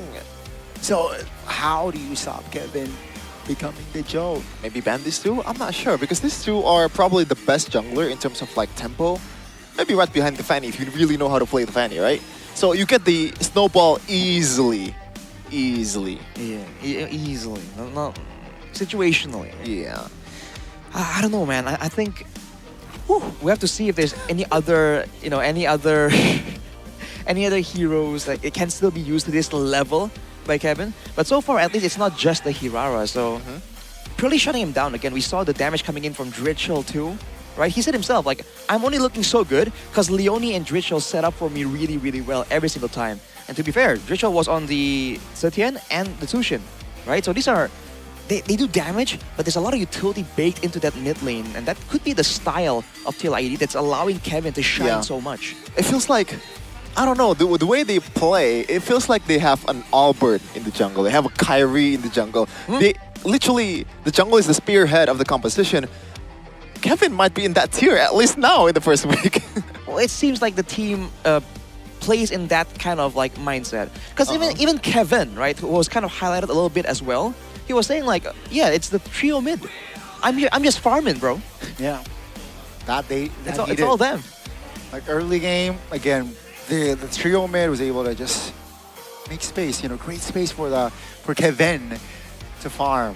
And then once he got those items, he starts joining, the turret started falling. Yeah. And then it's just downhill. I think that's also because of the rotations, man. Because every time you saw like the death on Kin, out of nowhere, 3 people in the bush, right? And afterwards they keep cutting off the gold lane of Dewa, right? They keep diving and forcing everyone back, and slowly but surely they take away all the outer objectives, and that's rotation, man. That's speed. Yeah, and also I think the Jushin has been very underrated, the picks. I thought it was gonna be pretty lackluster, but I think the idea of the Jushin here is to elevate the potential of Kevin once again, just providing the peel, and also, as you said, in the draft, providing safety. But before that, like, we're gonna want you to see what's happening in the mic check. How do they comms with each other?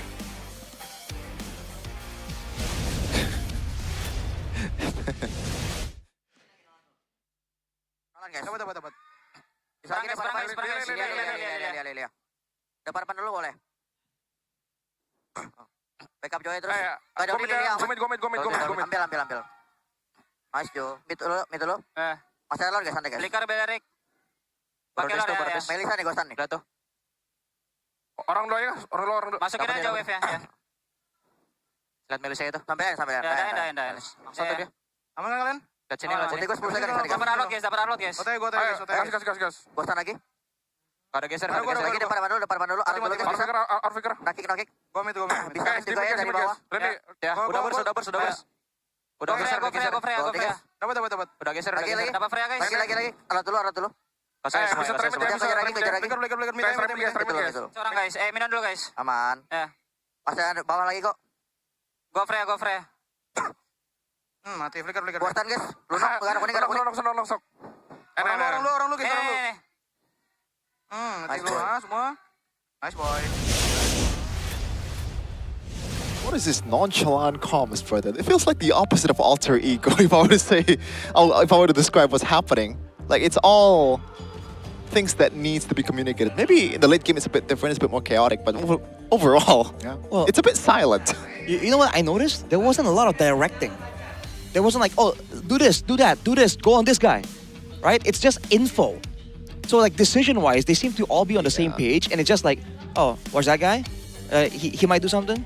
I got a stun. It's just like call-outs. It's the information. It's relayed. Yeah, there wasn't one guy that's going like, okay, we're going in, we're backing up. I mean, To be fair, it was in the middle of the team fight, so those kind of calls might make things even more... But usually you hear them.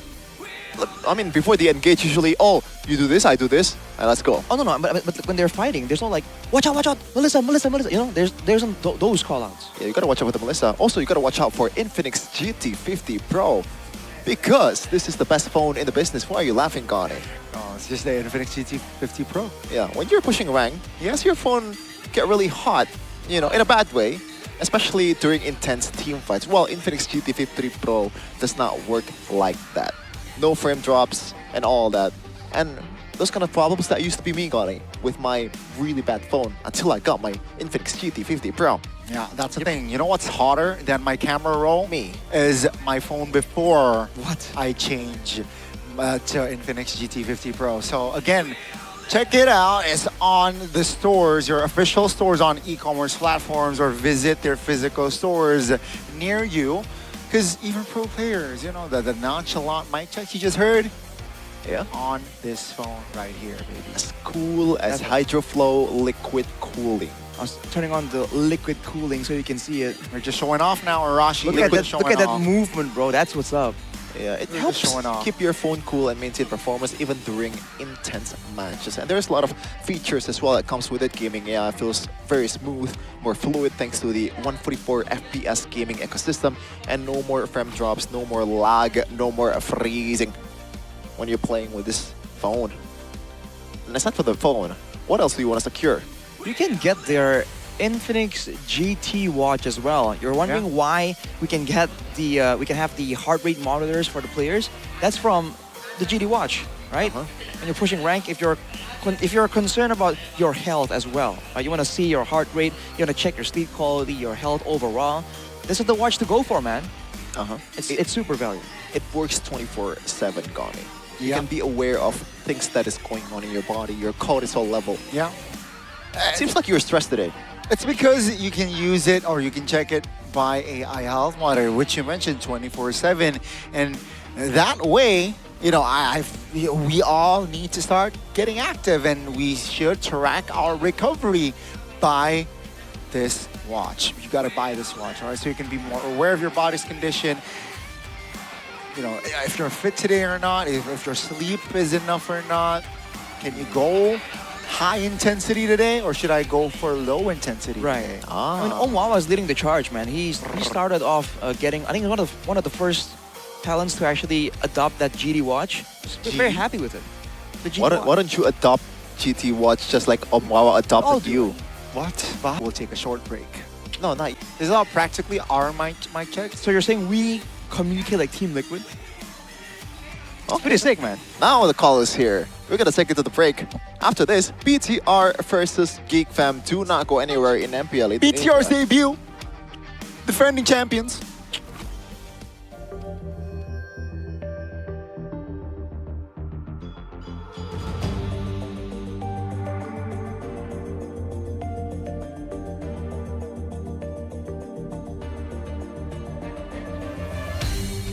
Aku kan berdiri dan terus berlari, terus ke arah puncak tertinggi. Ku takkan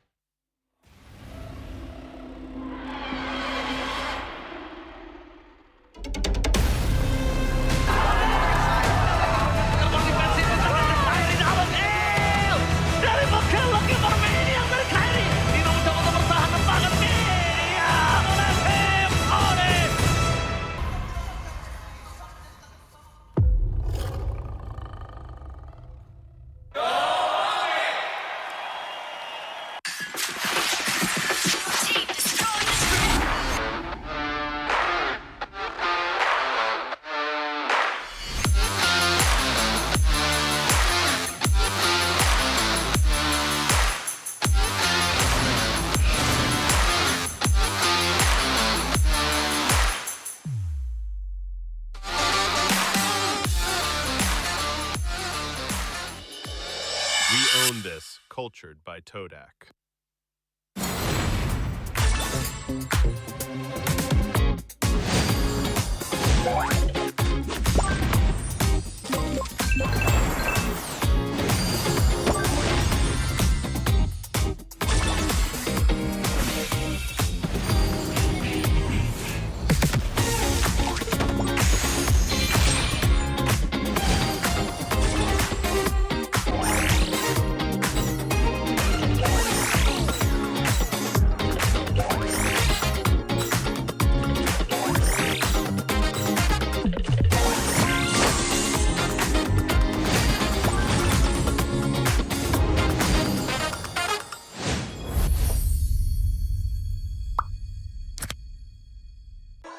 Di tim yang paling susah itu nyatuin semua di tengah perubahan yang nggak ada habisnya. Kami bukan lemah, kami cuma belum searah.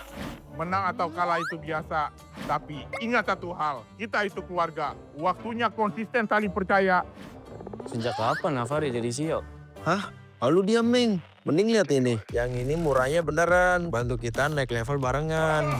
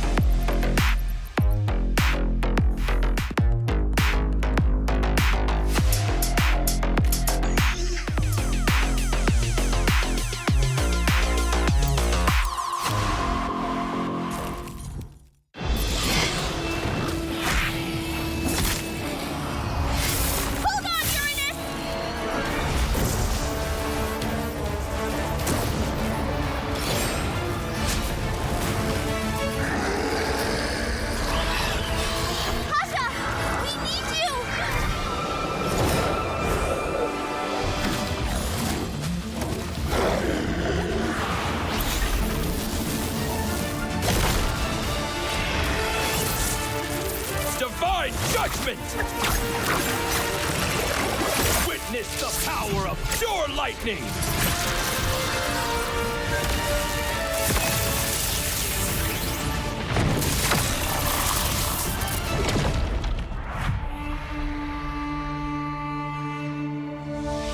All that lies below is under my vigil.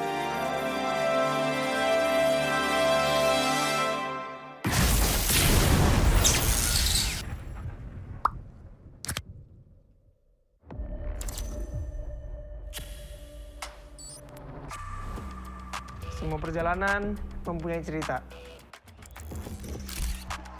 Dan semua orang ingin menjadi pahlawan dalam cerita itu. Menjadi seorang pahlawan bukan hanya sekedar menang perang, namun mampu mencari modal. Untuk bisa memberikan itu, perlu sosok pahlawan. Kalau sosok itu nggak ada, tim lu nggak bisa apa-apa. Hah? Cut. Kita harus bisa menjaga tempo agar semua bisa berjalan dengan lancar. Wah, Thank you. Gagal lagi jadi pahlawan.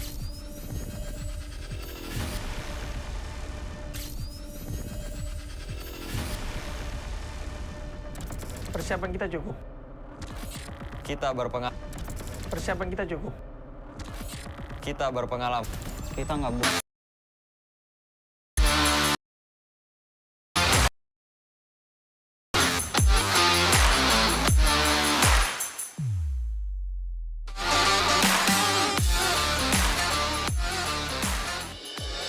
We own this, cultured by Todak.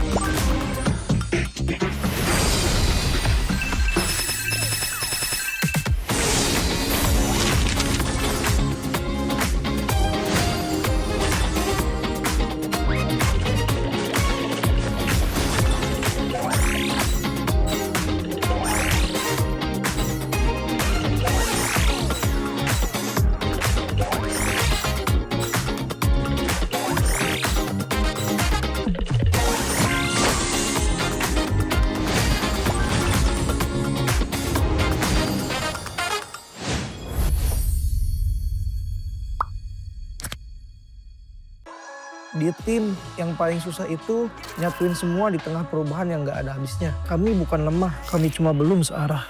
Menang atau kalah itu biasa, tapi ingat satu hal, kita itu keluarga. Waktunya konsisten saling percaya. Sejak kapan Navari jadi CEO? Hah? Lalu diam, Ming. Mending lihat ini. Yang ini murahnya beneran. Bantu kita naik level barengan.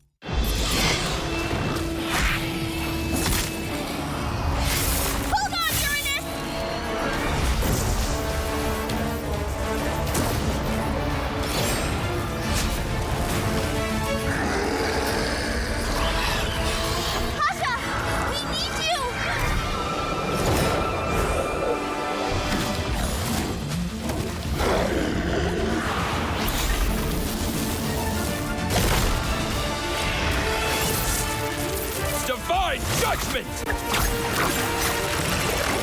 Witness the power of pure lightning!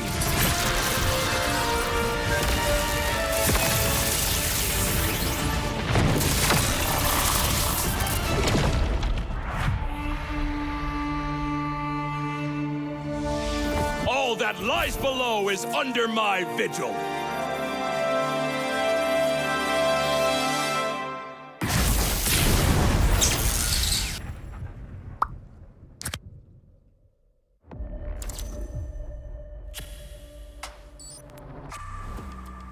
Semua perjalanan mempunyai cerita.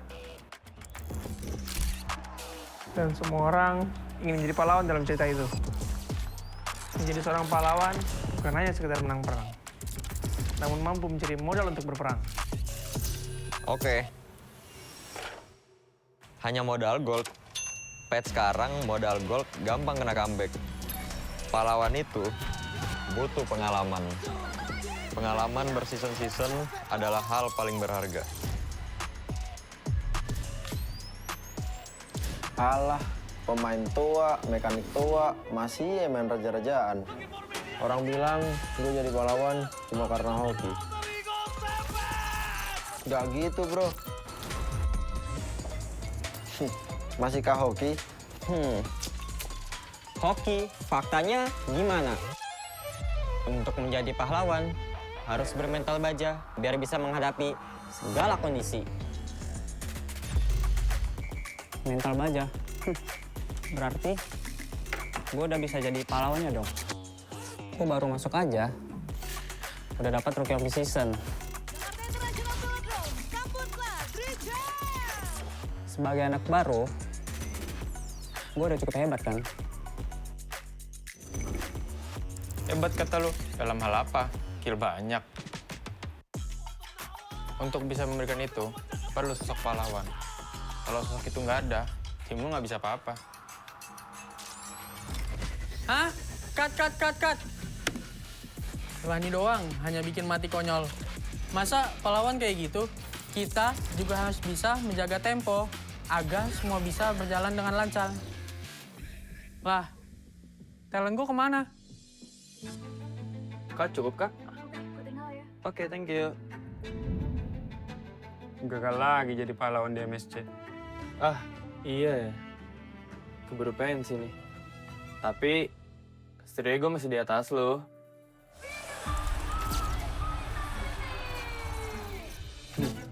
Oke doang lo itu mah. Season ini, nggak akan semudah itu. Yo, mulai syuting. Nih, baca dulu. Loh, kok lu jadi Estrada, Man? Magang, Mor. Wih, serius kita bakal main di sini? Yes, approve. Kalau emang di sini, akan lebih pantas buat ngebuktiin siapa pahlawannya.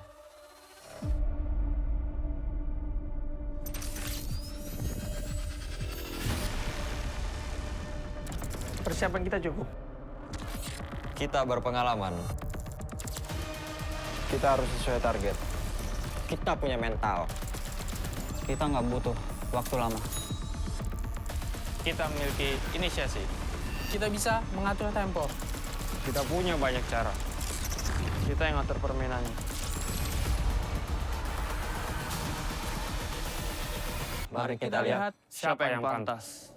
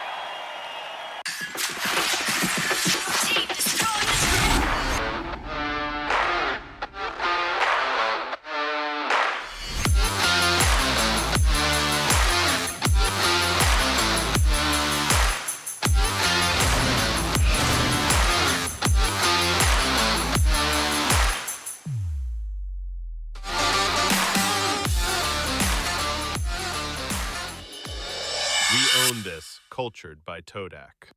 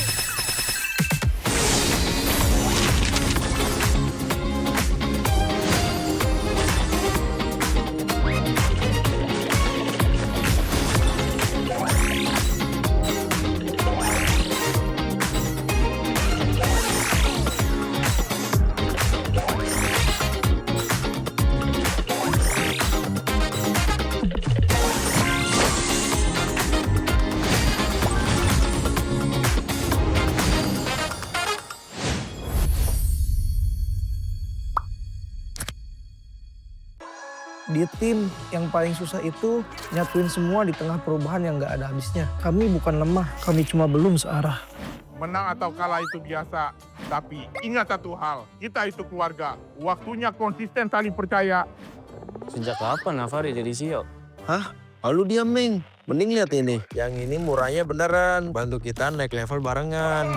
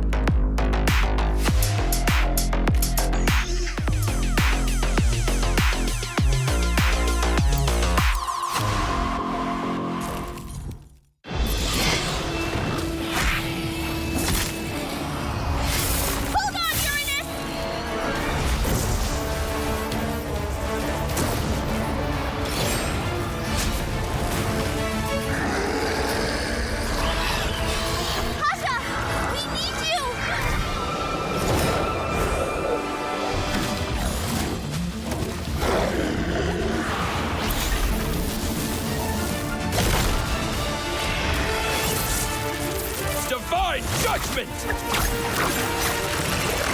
Witness the power of pure lightning!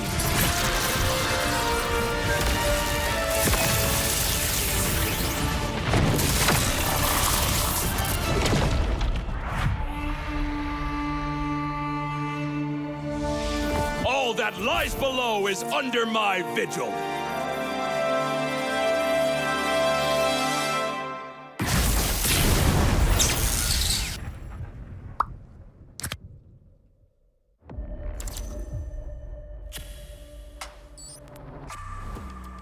Semua perjalanan mempunyai cerita.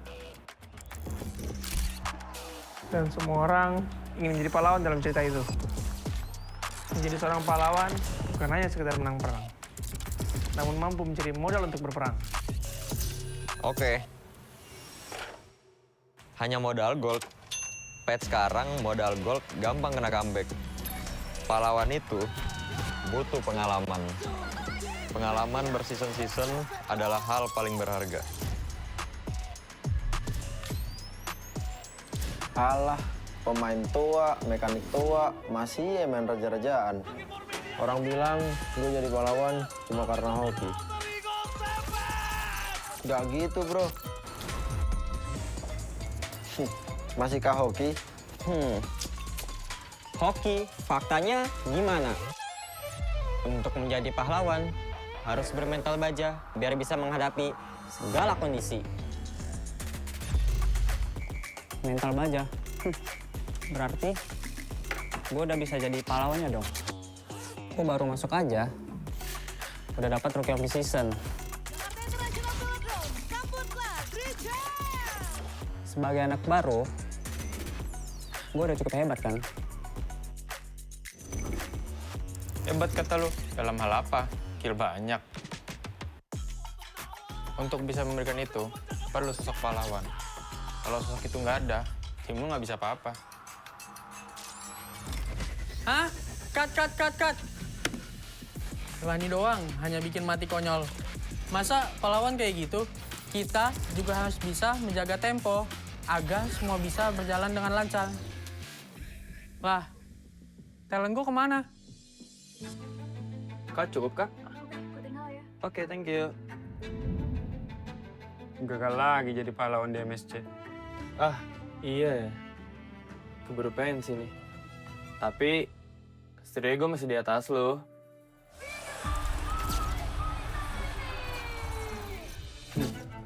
Oke doang lo itu mah. Season ini, nggak akan semudah itu. Yuk, mulai syuting. Nih, baca dulu. Loh, kok lu jadi Estrada, Man? Magang, Mor.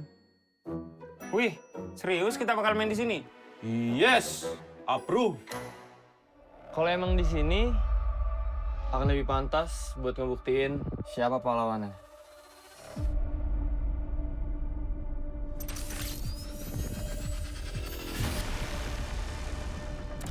Persiapan kita cukup.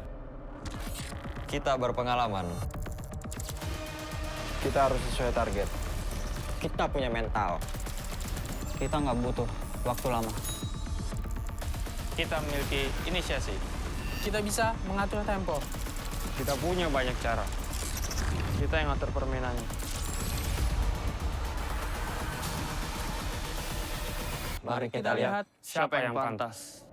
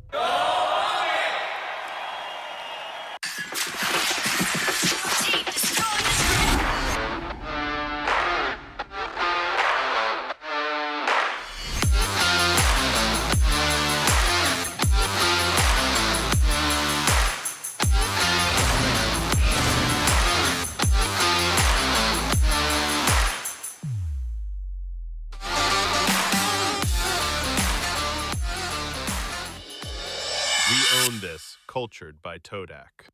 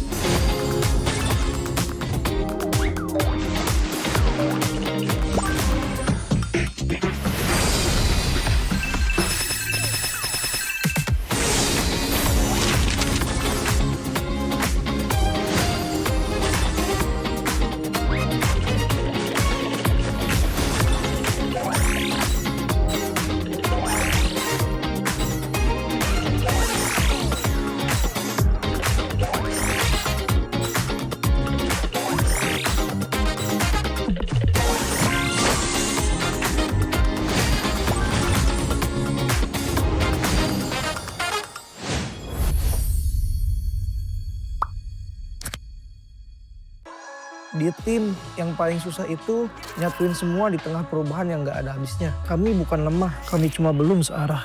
Menang atau kalah itu biasa, tapi ingat satu hal, kita itu keluarga. Waktunya konsisten saling percaya.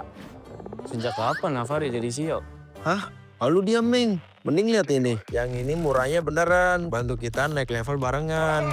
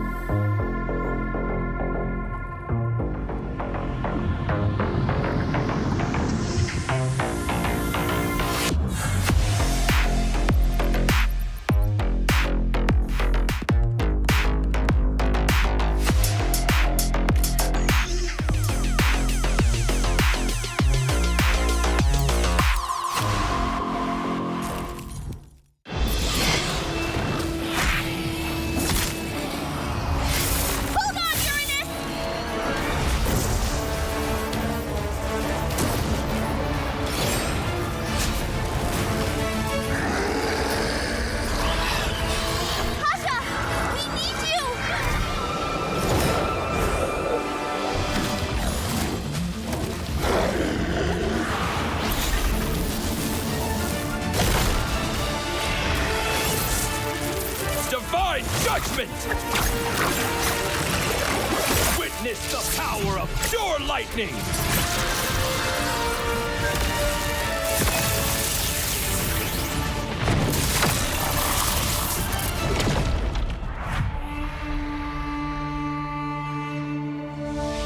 All that lies below is under my vigil.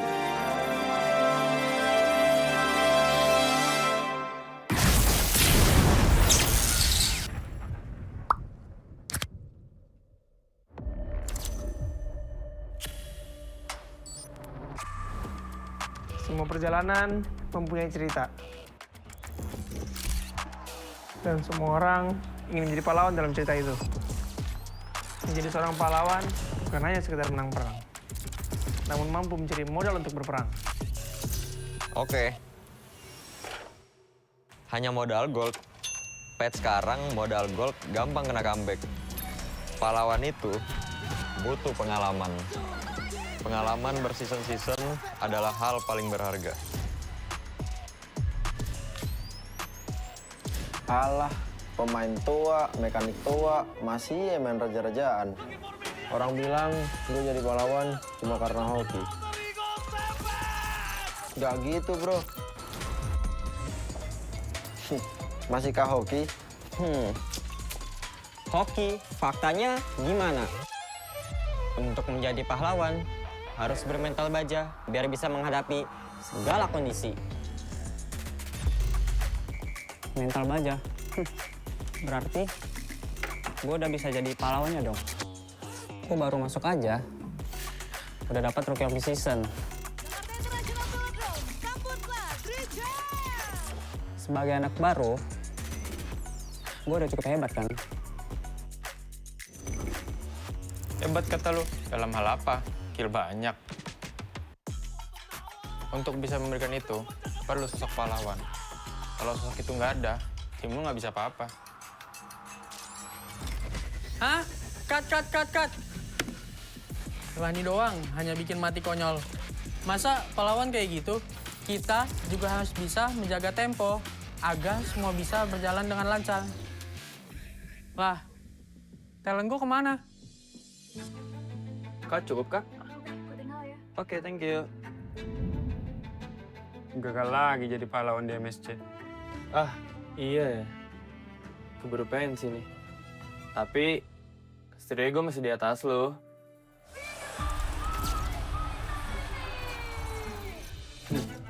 Oke doang lo itu mah. Season ini, nggak akan semudah itu. Yuk, mulai syuting. Nih, baca dulu. Loh, kok lu jadi Estrada, Man? Magang, Mor. Wih, serius kita bakal main di sini? Yes, approve. Kalau emang di sini, akan lebih pantas buat ngebuktiin siapa pahlawannya.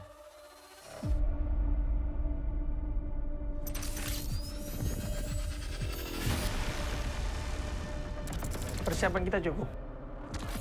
Kita berpengalaman.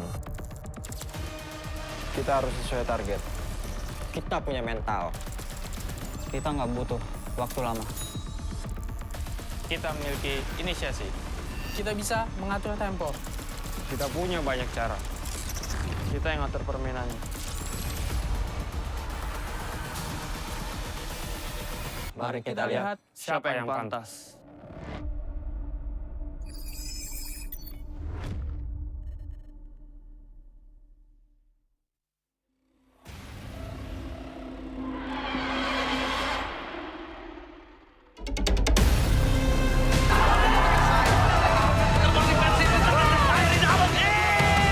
Dari MPL lagi bermain yang berkairi. Dino mencoba untuk bertahan tembakan media oleh tim Onyx.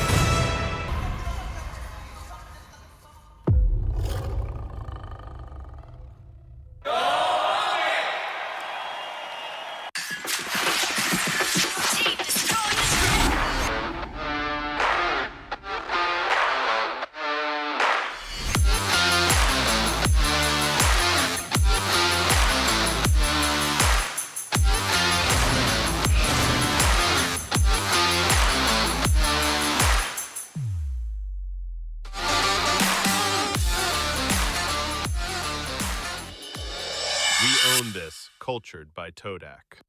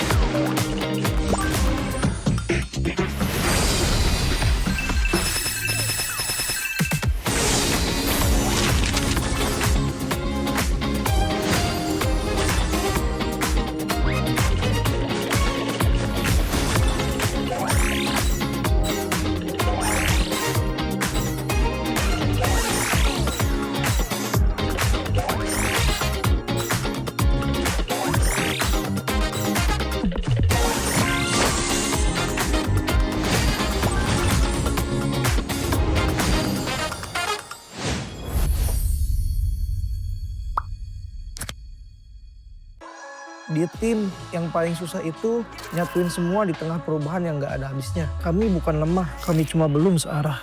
Bisa menghadapi segala kondisi. Mental baja. Berarti gue udah bisa jadi pahlawannya dong. Gue baru masuk aja, udah dapat Rookie of the Season. Sebagai anak baru, gue udah cukup hebat kan? Hebat kata lu, dalam hal apa? Kill banyak. Untuk bisa memberikan itu, perlu sosok pahlawan. Kalau sosok itu nggak ada, tim lu nggak bisa apa-apa. Hah? Cut. Wani doang, hanya bikin mati konyol. Masa pahlawan kayak gitu? Kita juga harus bisa menjaga tempo, agar semua bisa berjalan dengan lancar. Lah, talent gue kemana? Kak, cukup kak? Oke, thank you. Gagal lagi jadi pahlawan di MSC. Ah, iya ya. Keburu pensi nih. Tapi, setidaknya gue masih di atas lo.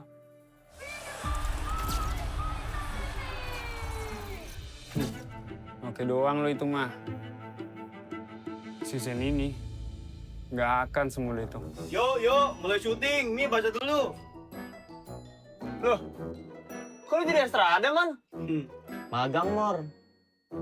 Wih, serius kita bakal main di sini?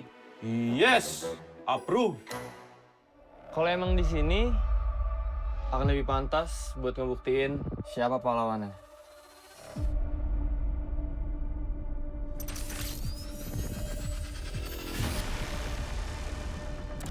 Persiapan kita cukup. Kita berpengalaman. Kita harus sesuai target. Kita punya mental. Kita nggak butuh waktu lama. Kita memiliki inisiasi. Kita bisa mengatur tempo. Kita punya banyak cara. Kita yang ngatur permainannya. Mari kita lihat siapa yang pantas.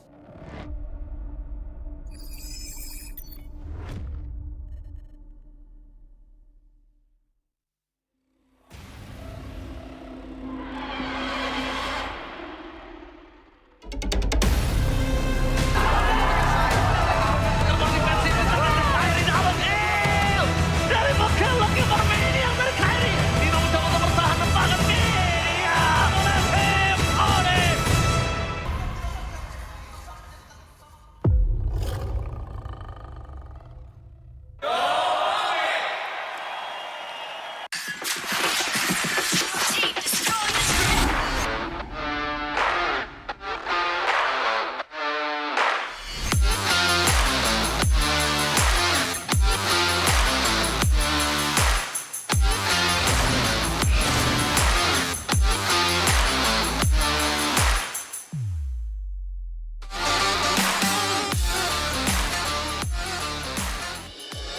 We own this, cultured by Todak.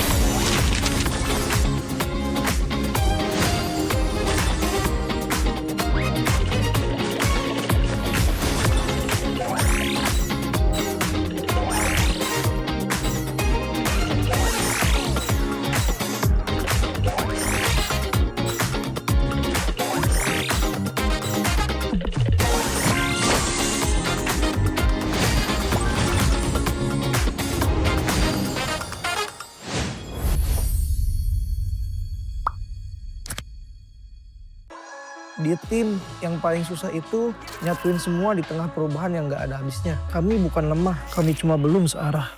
Menang atau kalah itu biasa, tapi ingat satu hal, kita itu keluarga. Waktunya konsisten saling percaya.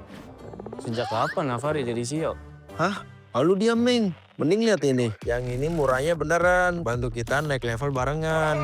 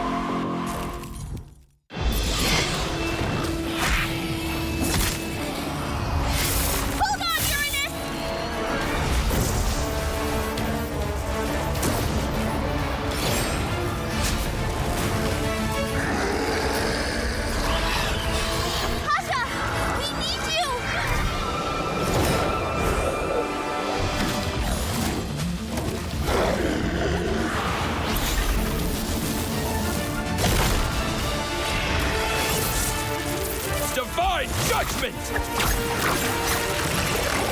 Witness the power of pure lightning!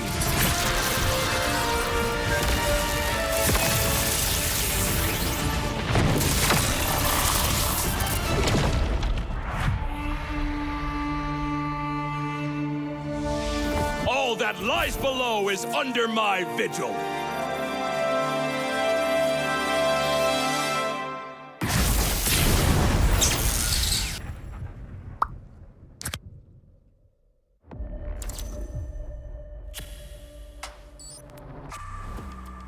Semua perjalanan mempunyai cerita. Dan semua orang ingin menjadi pahlawan dalam cerita itu.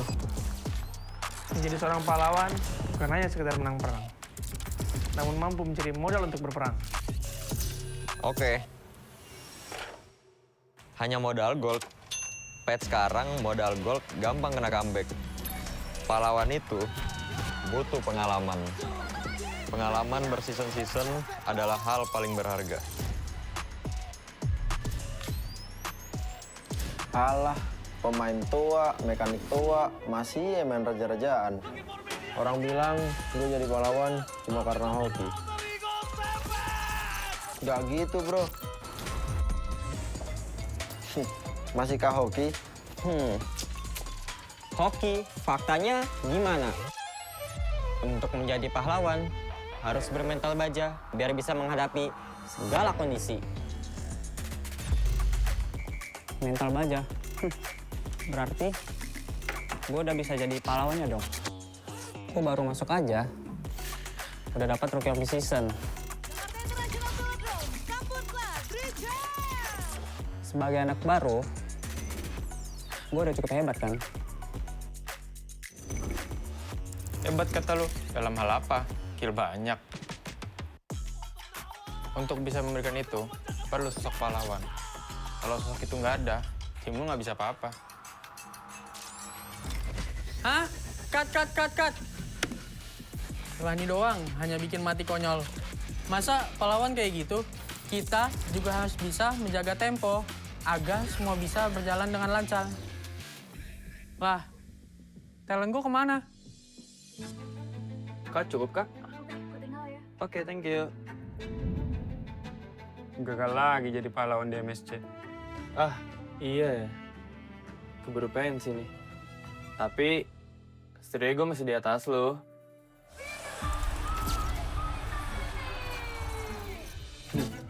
Oke doang lo itu mah. Season ini, nggak akan semudah itu. Yo, mulai syuting. Nih, baca dulu. Loh, kok lu jadi Estrada, Man? Magang, Mor. Wih, serius kita bakal main di sini? Yes, approve. Kalau emang di sini, akan lebih pantas buat ngebuktiin siapa pahlawannya.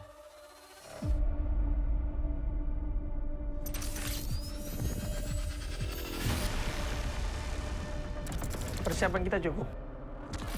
Kita berpengalaman. Kita harus sesuai target. Kita punya mental. Kita nggak butuh waktu lama. Kita memiliki inisiasi. Kita bisa mengatur tempo. Kita punya banyak cara. Kita yang ngatur permainannya. Mari kita lihat siapa yang pantas.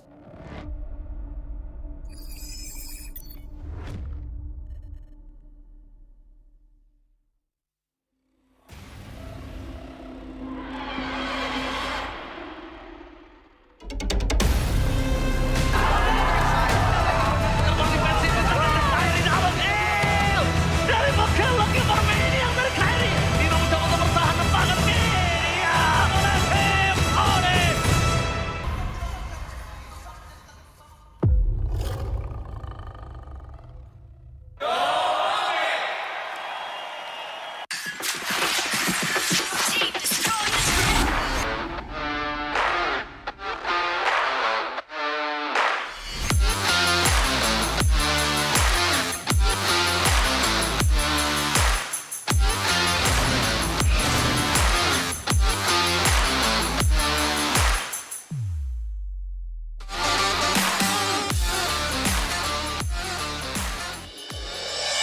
own this, cultured by Todak.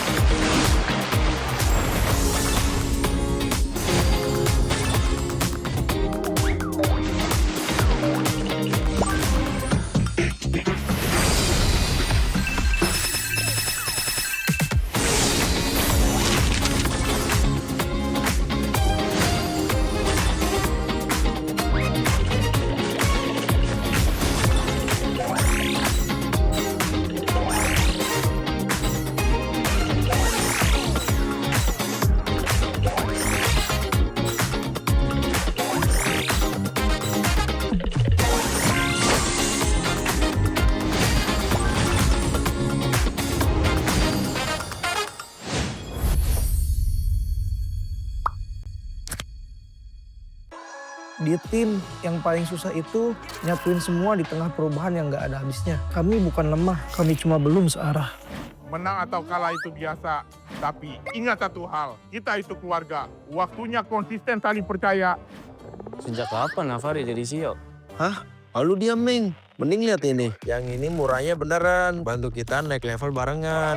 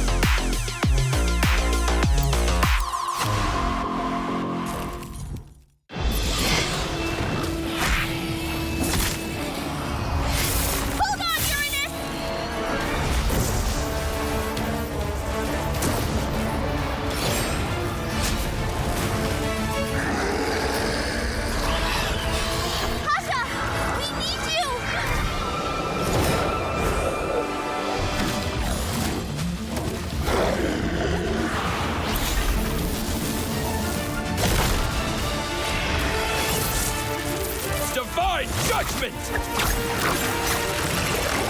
Witness the power of pure lightning!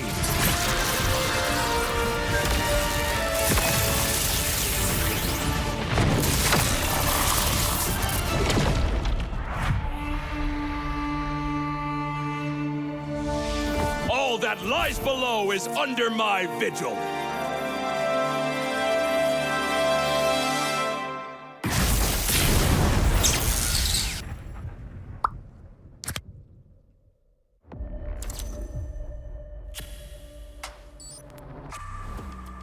Semua perjalanan mempunyai cerita.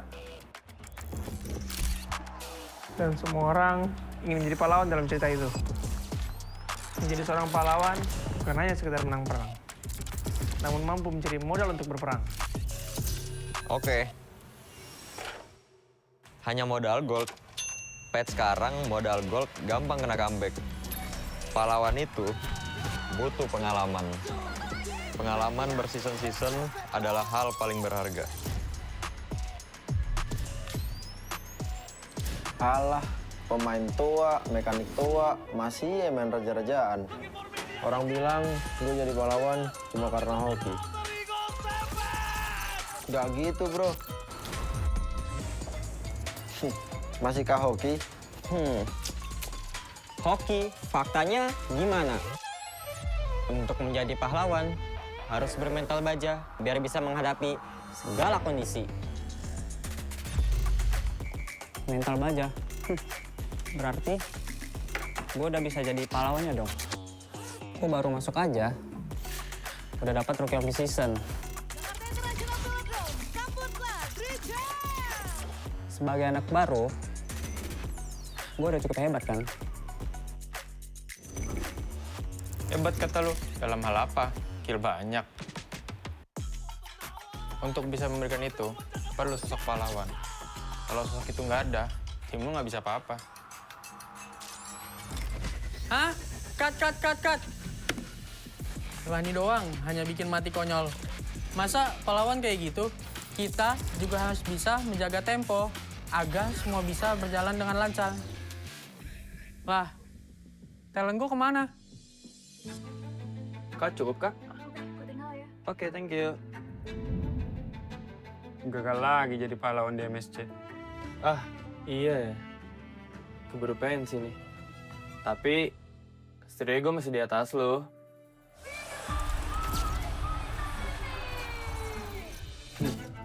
Oke doang lo itu mah. Season ini nggak akan semudah itu.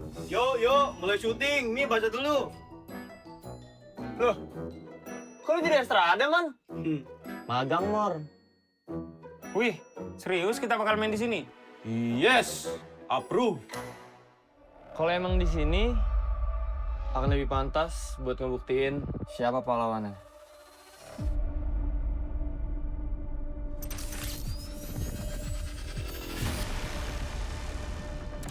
Persiapan kita cukup. Kita berpengalaman. Kita harus sesuai target. Kita punya mental. Kita nggak butuh waktu lama. Kita memiliki inisiasi. Kita bisa mengatur tempo. Kita punya banyak cara. Kita yang ngatur permainannya.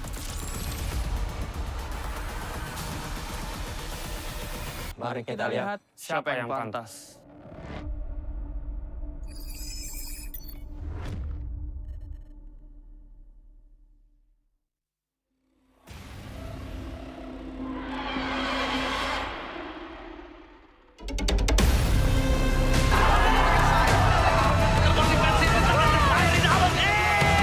Dari MPL lagi bermain yang berkairi. Tidak mencoba untuk bertahan tembakan media oleh tim Onyx.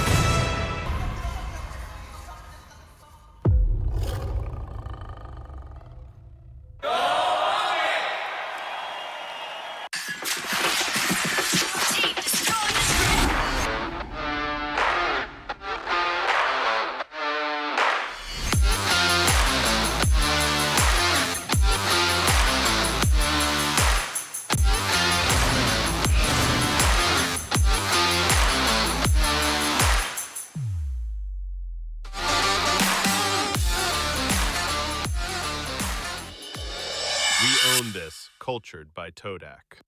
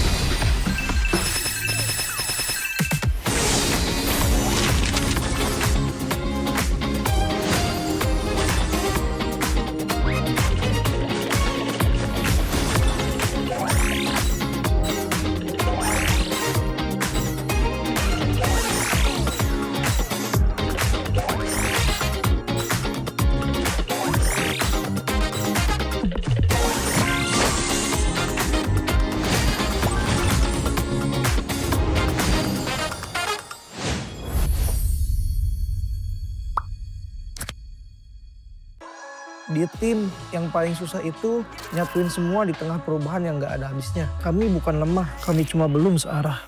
Menang atau kalah itu biasa, tapi ingat satu hal, kita itu keluarga. Waktunya konsisten saling percaya. Sejak kapan Navari jadi CEO? Hah? Lalu dia Ming. Mending lihat ini. Yang ini murahnya beneran. Bantu kita naik level barengan.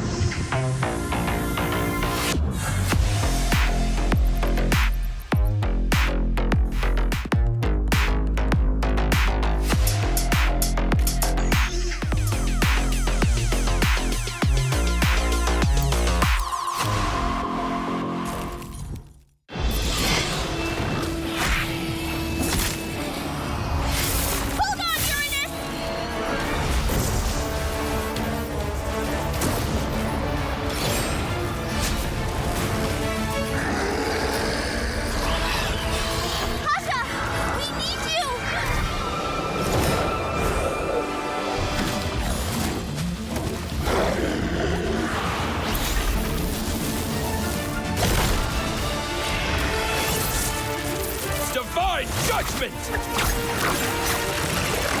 Witness the power of pure lightning!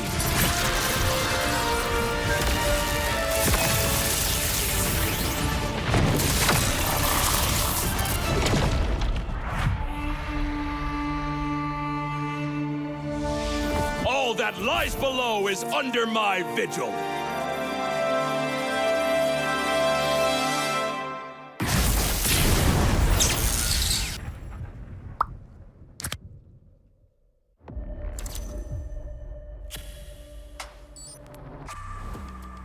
Semua perjalanan mempunyai cerita. Dan semua orang ingin menjadi pahlawan dalam cerita itu. Menjadi seorang pahlawan bukan hanya sekedar menang perang, namun mampu mencari modal untuk berperang. Oke. Hanya modal gold. Pet sekarang modal gold gampang kena comeback. Pahlawan itu butuh pengalaman. Pengalaman berseason-season adalah hal paling berharga. Alah, pemain tua, mekanik tua, masih main raja-rajaan. Orang bilang gue jadi pahlawan cuma karena hoki. Gak gitu bro. Masihkah hoki? Hoki, faktanya gimana? Untuk menjadi pahlawan, harus bermental baja biar bisa menghadapi segala kondisi. Mental baja? Berarti gue udah bisa jadi pahlawannya dong. Gue baru masuk aja, udah dapat Rookie of the Season. Sebagai anak baru, gue udah cukup hebat kan? Hebat kata lu, dalam hal apa? Kill banyak. Untuk bisa memberikan itu, perlu sosok pahlawan. Kalau sosok itu nggak ada, tim lu nggak bisa apa-apa. Hah? Cut. Lani doang, hanya bikin mati konyol. Masa pahlawan kayak gitu? Kita juga harus bisa menjaga tempo, agar semua bisa berjalan dengan lancar. Lah, talent gue kemana? Kak, cukup kak? Oke, thank you. Gagal lagi jadi pahlawan di MSC. Ah, iya ya. Keburu pensi nih. Tapi, setidaknya gue masih di atas lo.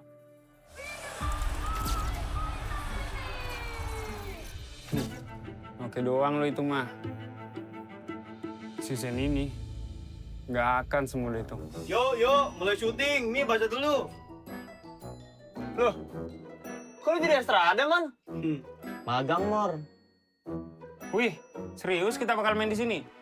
Yes, approve. Kalau emang di sini, akan lebih pantas buat ngebuktiin siapa pahlawannya.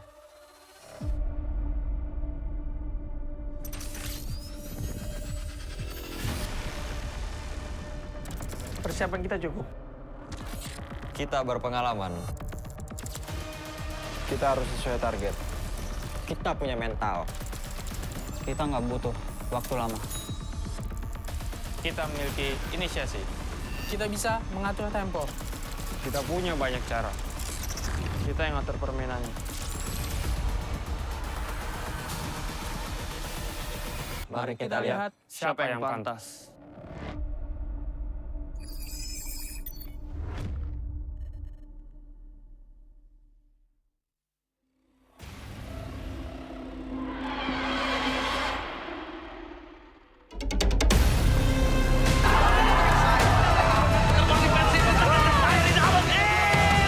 Dari MPL lagi bermain yang berkairi. Dino mencoba untuk bertahan tembakan Media oleh tim Onyx.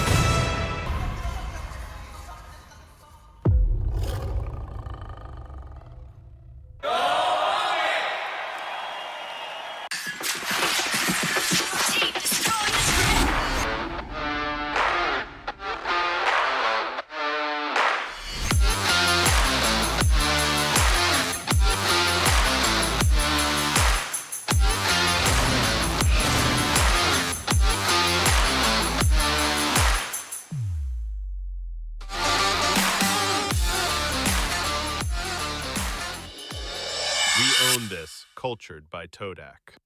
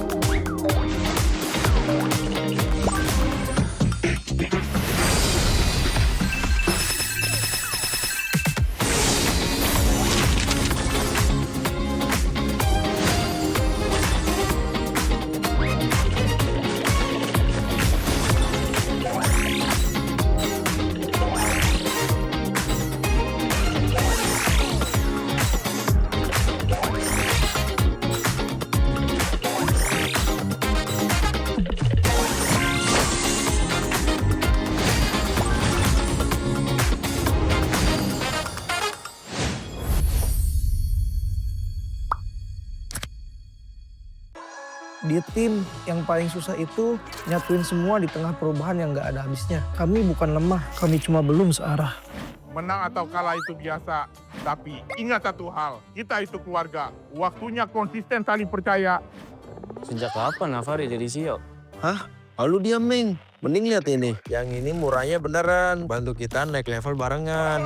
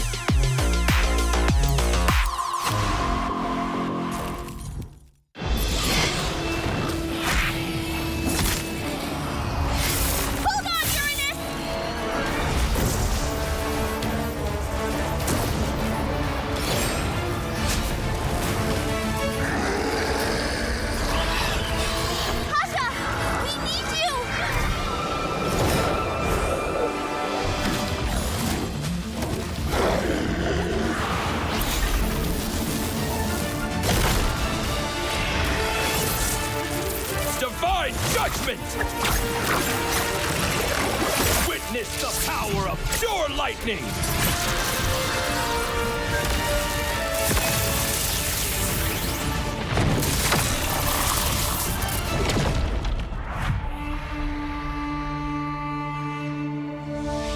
All that lies below is under my vigil.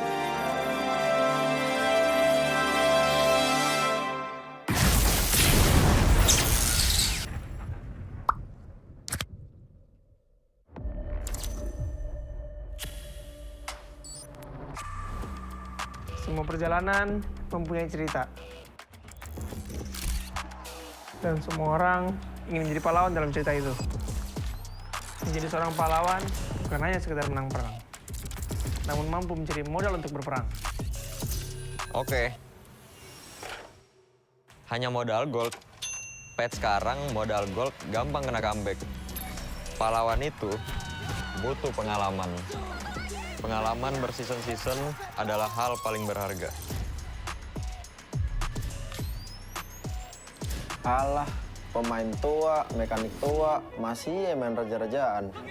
Orang bilang gue jadi pahlawan cuma karena hoki. Gak gitu, bro. Masihkah hoki? Hoki, faktanya gimana? Untuk menjadi pahlawan, harus bermental baja biar bisa menghadapi segala kondisi. Mental baja? Berarti gue udah bisa jadi pahlawannya dong. Gue baru masuk aja, udah dapat Rookie of the Season. Sebagai anak baru, gue udah cukup hebat kan? Hebat kata lu, dalam hal apa? Kill banyak. Untuk bisa memberikan itu, perlu sosok pahlawan. Kalau sosok itu nggak ada, tim lu nggak bisa apa-apa. Hah? Cut. Rani doang, hanya bikin mati konyol. Masa pahlawan kayak gitu? Kita juga harus bisa menjaga tempo, agar semua bisa berjalan dengan lancar. Lah, talent gue kemana? Kak, cukup kak? Oke, thank you. Gagal lagi jadi pahlawan di MSC. Ah, iya ya. Keburu pensi nih. Tapi, setidaknya gue masih di atas lo.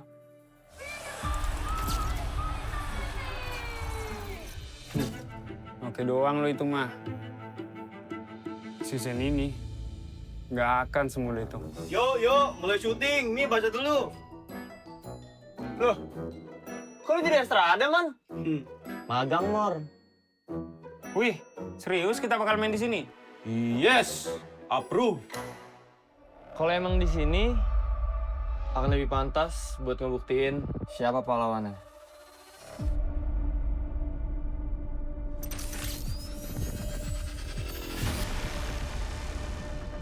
Persiapan kita cukup. Kita berpengalaman. Kita harus sesuai target. Kita punya mental. Kita nggak butuh waktu lama. Kita memiliki inisiasi. Kita bisa mengatur tempo. Kita punya banyak cara. Kita yang ngatur permainannya. Mari kita lihat siapa yang pantas.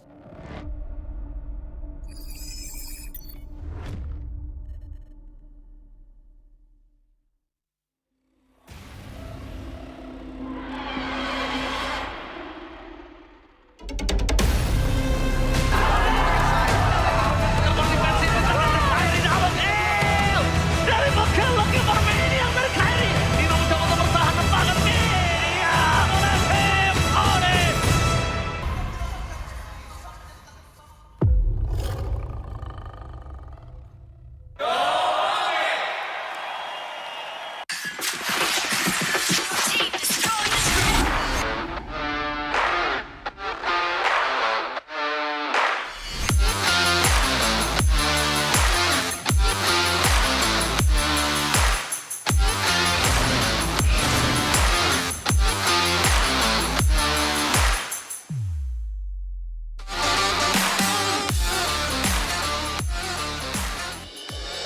We own this, cultured by Todak.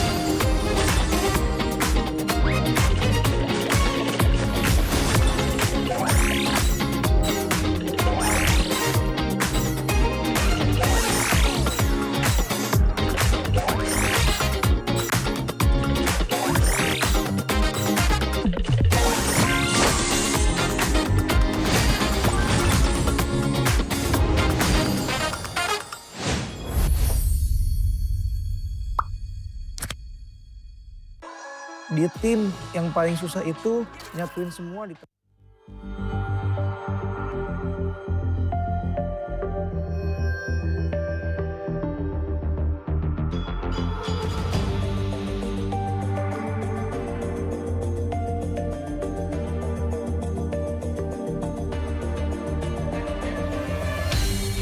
Aku kan berdiri dan terus berlari, terus ke arah puncak tertinggi.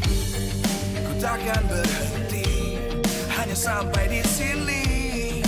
Kemenangan abadi menanti. You know we won't miss if we unite our focus. And if you haven't noticed, we only nyalakan apimu, hadapi semua tantangan, hadang semua serangan, jatuh bukan halangan, bakar semangatmu, janganlah engkau menyerah, kita akan buat sejarah. We all this, we won't miss, we all this, we won't miss.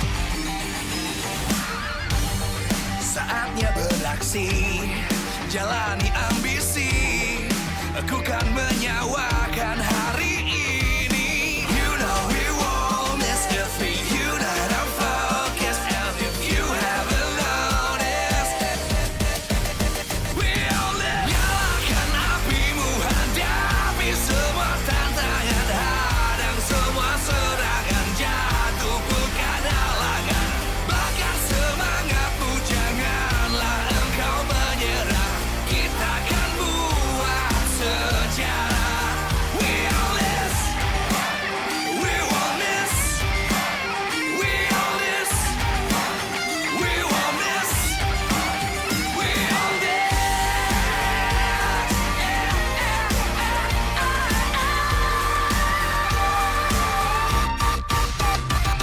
Nyalakan apimu, hadapi semua tantangan, hadang semua serangan, jatuh bukan halangan, bakar semangatmu, janganlah engkau menyerah, kita akan buat sejarah.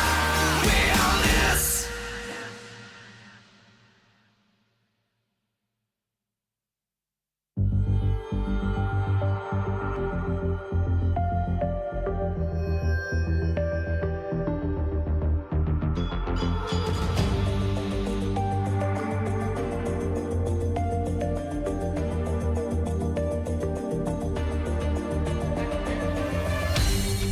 Aku kan berdiri dan terus berlari, terus ke arah puncak tertinggi. Ku takkan berhenti, hanya sampai di sini. Kemenangan abadi menanti. You know we won't miss if we unite our focus. And if you haven't noticed, we all live. Nyalakan apimu, hadapi semua tantangan, hadang semua serangan, jatuh bukan halangan, bakar semangatmu, janganlah engkau menyerah, kita akan buat sejarah. We all this, we won't miss, we all this, we won't miss.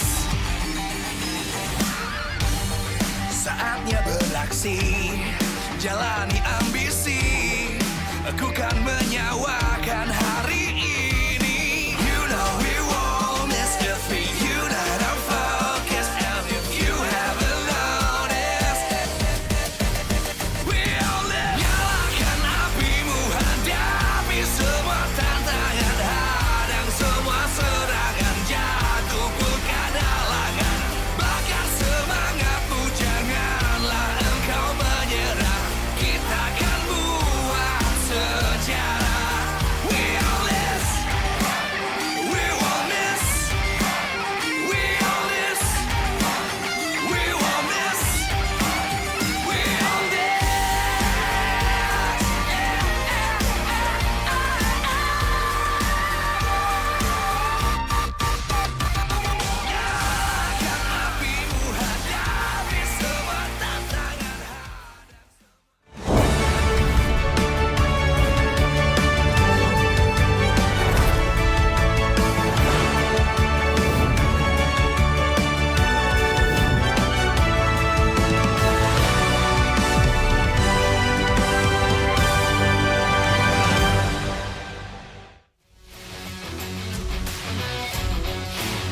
Live from MPL Arena, Jakarta.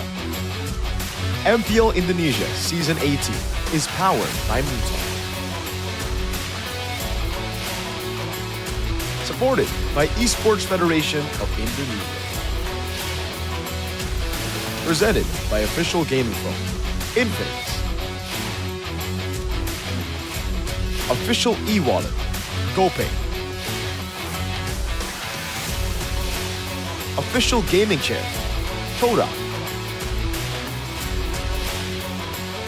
Partner in esports, Aqua.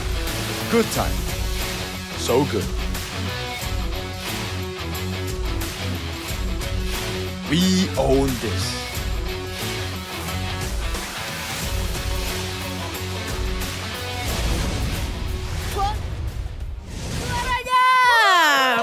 PTR, where is Ini your katanya maunya voice? pakai bahasa Jawa sih. Piye kabare? Apparently today they want to use Javanese. Oh, this is my expertise. Kabare. What's up? Baik. What's up, Moreno? It's pretty good, pretty good. Iyo. Gabung dong sama Alisa kalau gitu gabung ke sini. Join here with Alyssa. Come here, come here. Diri dong. Stand up, stand up. Piye kabare? Dari How are you guys doing?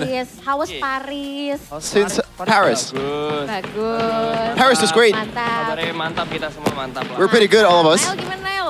How about Nile? It's pretty good. It's decent. Wow, It's sudah decent. bersama sang robot merah nih yang kayaknya hari ini We're with sudah the siap Red berlaga Robots, di season and they are ready to go. 18 ini. Ada In season amunisi 18. apa yang kalian persiapkan nih? Kan terutama kalian sebagai Anything juara that you guys prepare as the defending champion. Nael yang bisa There is a lot of jawab, preparation. Nile will answer that. Amunisi dari dia. Oke, Nael silakan monggo. Nile. Disepil. Spill, please, your preparation for the season. Enggak.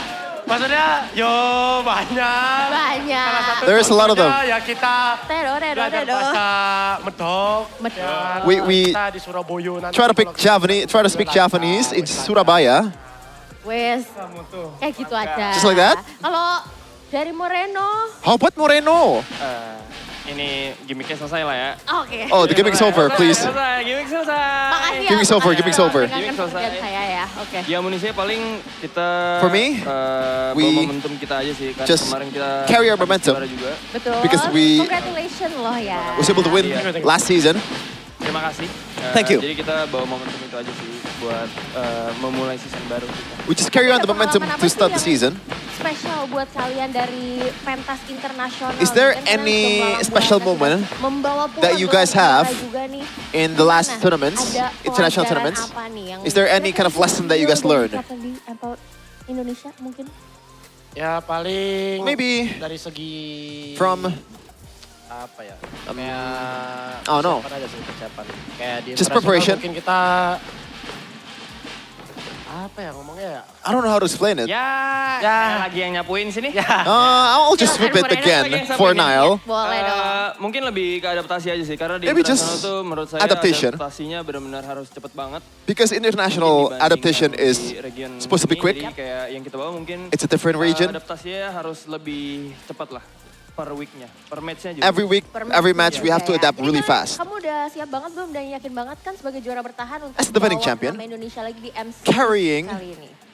Indonesian name in M Series again. Are you ready? Step by step lah. Step by step. Hari ini lawan Geek Fam dulu. Today we're gonna face Geek Fam.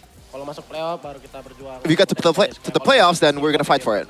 Buat bawa nama Indo lagi. Oke, ngomongin soal PD, tapi kalau ngelihat dari sejarah Very, regular season di season lalu confident. melawan Geek Fam, But against Geek kayaknya Fam, kalian masih in regular agak season, kurang you guys were not able to menang dan to kurang secure poinnya di a antara victory Kingslayer ini nih. Dan against hari the ini bakal Kingslayers. ketemu lagi sama And Geek today, Fam di you're gonna laga face Geek pertama Fam di season in the first 18. match that you guys Seberapa gonna yakin do. nih melawan Geek Fam?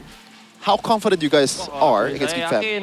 Karena, We are very confident. Dari saya yakin banget karena At least for me. memang kenyataannya season lalu kita di reguler kalah semua. Yes, we lost in the regular season. Baru ya pasti beda kayak season lalu. New kita season juara, is ya always season ini different. kan kita mulai dari nol lagi, poin kita. We tuh just start from jadi zero kayak again. nggak ada yang harus dipikirin banget tentang. There's nothing Geek to Fam, worry about. Kingslayer atau mereka ngalahin kita terus, jadi ya udah. Even kita though they are called the bermain Kingslayers secara or kita masing-masing. they always beat us in the regular season, it's all good. Percaya diri, Nail juga Very percaya confident. diri melihat roster barunya Geek Fam nih. New roster of Geek Fam. Oh kurang karena nggak ada Baloy. It's not that great because Beloy is not there. I missed that. My bad. Sapu lagi. Moreno sapu lagi. Moreno, sweep it again. Enggak, maksudnya kita tahu lah Baloy pilar kan. We know Beloy is the pillar. Apa ya? Berasa no. bukan Geek Fam aja sih kalau bukan Baloy. It just doesn't feel like a Geek Fam without Beloy. Kan ada kayak Luke sama There's Luke Baloy. and Beloy. Cuman But punya kan Luke udah cabut. Luke is already out. Baloy cabut juga. Beloy is already out too. Bukan Geek Fam yang kita kenal lagi lah. Auditisi tidak Doesn't feel like Geek Fam. Auditisi, how about him? Rengket bae lah, rengket bae. Jago. It's pretty good, it's pretty good. Wes, kalau gitu pesan-pesan terakhir dong, seperti biasa buat Any Moreno kind of last dan message? Nelisius. Ini saatnya. Nelisius dulu. Nelisius, silakan. Ya kalau dari saya, For me? tetap dukung kita terus sampai kita Please support us selesai regular season ini. until the end of the regular season. Season ini di playoff kita lancar lagi. Hopefully in the playoffs this season, it's gonna be good again. Saya sama. Somo, it's the same. Terima kasih udah dukung Same with Niall. ini dukung kita. Thank you for supporting us Lagi di season 18 ini dan in season 18 again. Kita lihat aja aksi kita. We'll just see our action. Mercy Bukopnya mana Mercy Bukom? Where's your French? Where's the merci beaucoup? Bonjour. Enggak, soalnya kita kan mau melalui playoff di Surabaya. Jadi udah beda. Because we will hold the playoffs in the Surabaya, so we're gonna change to Javanese. Surabaya bahasanya. So we're gonna speak Surabaya. Mereka begitu pedenya udah bakal ke Surabaya. Seems like they're really confident to go to Surabaya. Kita akan lihat kali ya di match kali ini melawan Geek Fam, apakah BTR ataukah Geek Fam yang akan memenang. Will be BTR or Geek Fam in this match. Let's see. Thank you so much, Alyssa. Thank you so much, Niall. In Javanese, matur nuwun sangat.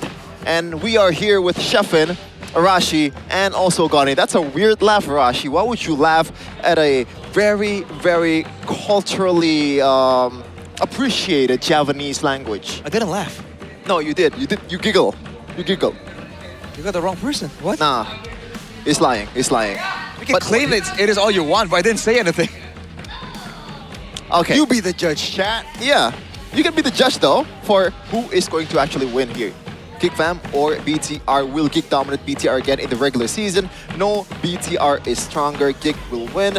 C is the centrist answer, so do not vote for that. By the way, it's sponsored by Infinix GT50 Pro. How about you, Gani? You are, well, he's also a neutral person here on the desk, but I want to know your opinion about this matchup because this is defending champion against just Geek Fam. Definitely pressure is on Geek Fam. BTR. Whoa! But they're defending champions, you know, against Geek Fam who just lost. So again, if they lose this match, it's definitely a stain to their debuts here in the MPL ID stage. But then again, on paper, I feel like the Red Robots here, Arashi, they're very capable, right? What, in the span of 3-4 months, 2 trophies already secured by this roster. And that shows consistency, that shows quality. And I hope the season is no different. I hope BTR can stay consistent, man, because not a lot of teams can maintain that sort of intensity, maintain that sort of goal, i.e. Team Liquid. And again, they're one of the teams that has a really complete roster, in a sense. Whenever they do lose, right, it's never like, oh, one person just couldn't step up, one person is outclassed in his role. No, it seems like they have world-class talent. It's just the other, you know, the other factors here that really needs to be watched by the team. So if they can make sure that things go smoothly, that's it's probably, it's almost like a lot of people consider it a done deal for Bigatron. Right. Especially with Geek Fam having a tough blow losing Beloyski, right? But the stats actually show that Geek Fam has been able to find the weaknesses of Bigatron. I think it was the shot calling back then, it was the maneuvers in the game. Now it's a different story, but I think there's a mental aspect to this, right? As the players of Geek Fam and Bigatron understand the history, is gonna affect how they perform in the Lane of Dawn. Yeah, but the history also, gotta put it into context that in this history, at least what we show on the screen right here, Beloyski was there. Yes. You can also argue that Beloyski was there too in the playoffs, so. Yes. How will that affect Geek Fam, Arashi? We saw AudiTZ in the first game that he played for Geek Fam. It was phenomenal on a Kaja, but once the Kaja is gone, once the Geek Fam draft becomes even more chaotic, it all goes away. Maybe the synergy was not there, or what is happening right now with GeekFam? Well, I think the big, of course, with the change in Beloyski, you can't expect everyone to fit in his shoes, right? He does so much. But I think the main observable difference for GeekFam is that they're a bit more one-dimensional. Because we've seen that they can still perform when it's aggressive, when they want to play tempo, when they want Auditizi to do his thing and start engaging and picking people off. When they're not, right? When they have to play slower, when they have to go with the geekable angle that's been so notorious for a couple of seasons now. Now it's no longer as scary facing the geekable scenarios because GeekFam aren't really as proficient in the macros when they're behind, when they're trying to survive. Yeah, because it feels like with the draft, the chip draft, the Kenziski, Masha, Gold Lane, all that. When you think about it, somehow, as a GeekFam fan, I can feel like if it's Beloy, maybe they can pull it off. Now, here's the big question, right? Do Auditizi replicate Beloyski's playstyle, or will he bring his own style? Because I feel like if he wants to try replicate that Beloyski role, it's gonna take seasons, bro. You know, again, right? Beloyski did built to at least invested in Geek season after season. Now I don't think an Audi can do that instantly. So at least the approach here for Audi is just be him, you know? Create his own name for GeekFam. Sure, Beloyski, you know, the positive qualities that he can bring to the table, copy it, but you can't copy and paste 100%. And I think Auditizi needs to realize that, identify his strengths, and bring his own persona, bring his own style to fill Beloyski's role. You know, it's a big shoe to fill, but you know, but Audi, I'm sure with time and also, you know, just believe in yourself. Yeah, gotta fill it up. And I feel like he's also trying to bring his own persona into the game with the draft. I believe that was the only Kaja game so far this season, and it's the only chip game this season, if I'm not mistaken. Well, technically, there are 2 chip games. Well, I said technically. Yeah. Oh, go on. Actually. Yeah, so go on. It looks like Auditizi is really trying to be himself, and when we talk with Coach Aldo, apparently Auditizi is also very prone to pick those kind of like weird niche picks that he has. I'm not sure which heroes that Coach Aldo is talking about, but at least 2 of them has come out. Back then, you know, the first Varia Rome, back then. Well, again, in the current meta, there's a lot of flexibility. The meta technically isn't really consolidated just yet. We're yet to see, right? What's the surefire win thing? Is it the Hirara? Is it the Melissa, right? There's a lot of trade-offs that can still make a lot of sense here for both teams, first or second pick, which is interesting because back then, there's almost like not a guarantee, but there's a side that undoubtedly is the one that with more value. Right? If there's one hero that's super good, if there's trade heroes that are better in the second pick, it's gonna be a bit more straightforward. But now it's a bit different, and I think that Audi can thrive in such an environment. Yeah, and will they thrive is the question here. Still with the main 5, I believe, for GeekFam, minus Beloyski, and that is the man of the hour, the replacement of Beloy. Auditizi is looking to fill that role. A huge shoes to fill. Can he do it this time in the second match of his GeekFam career? Yeah, after a loss yesterday, it seems like they will try to bring in new flavor. Now, will it work against the defending champions later on? That question will be answered. Let's welcome, this is GeekFam. GeekFam here trying to bring in their own style, their own creativity. Now without the War Crime General to lead the weirdness, can they still perform the same way? On the other side though, BTR, the Red Robots, the defending champion, finally made it after multiple heartbreaks in the playoffs. Now the standard, the expectations is higher than ever with their main 5. Moreno, Finn, Eman, Shogun. And I forgot the other guy. But we'll see the stage. It's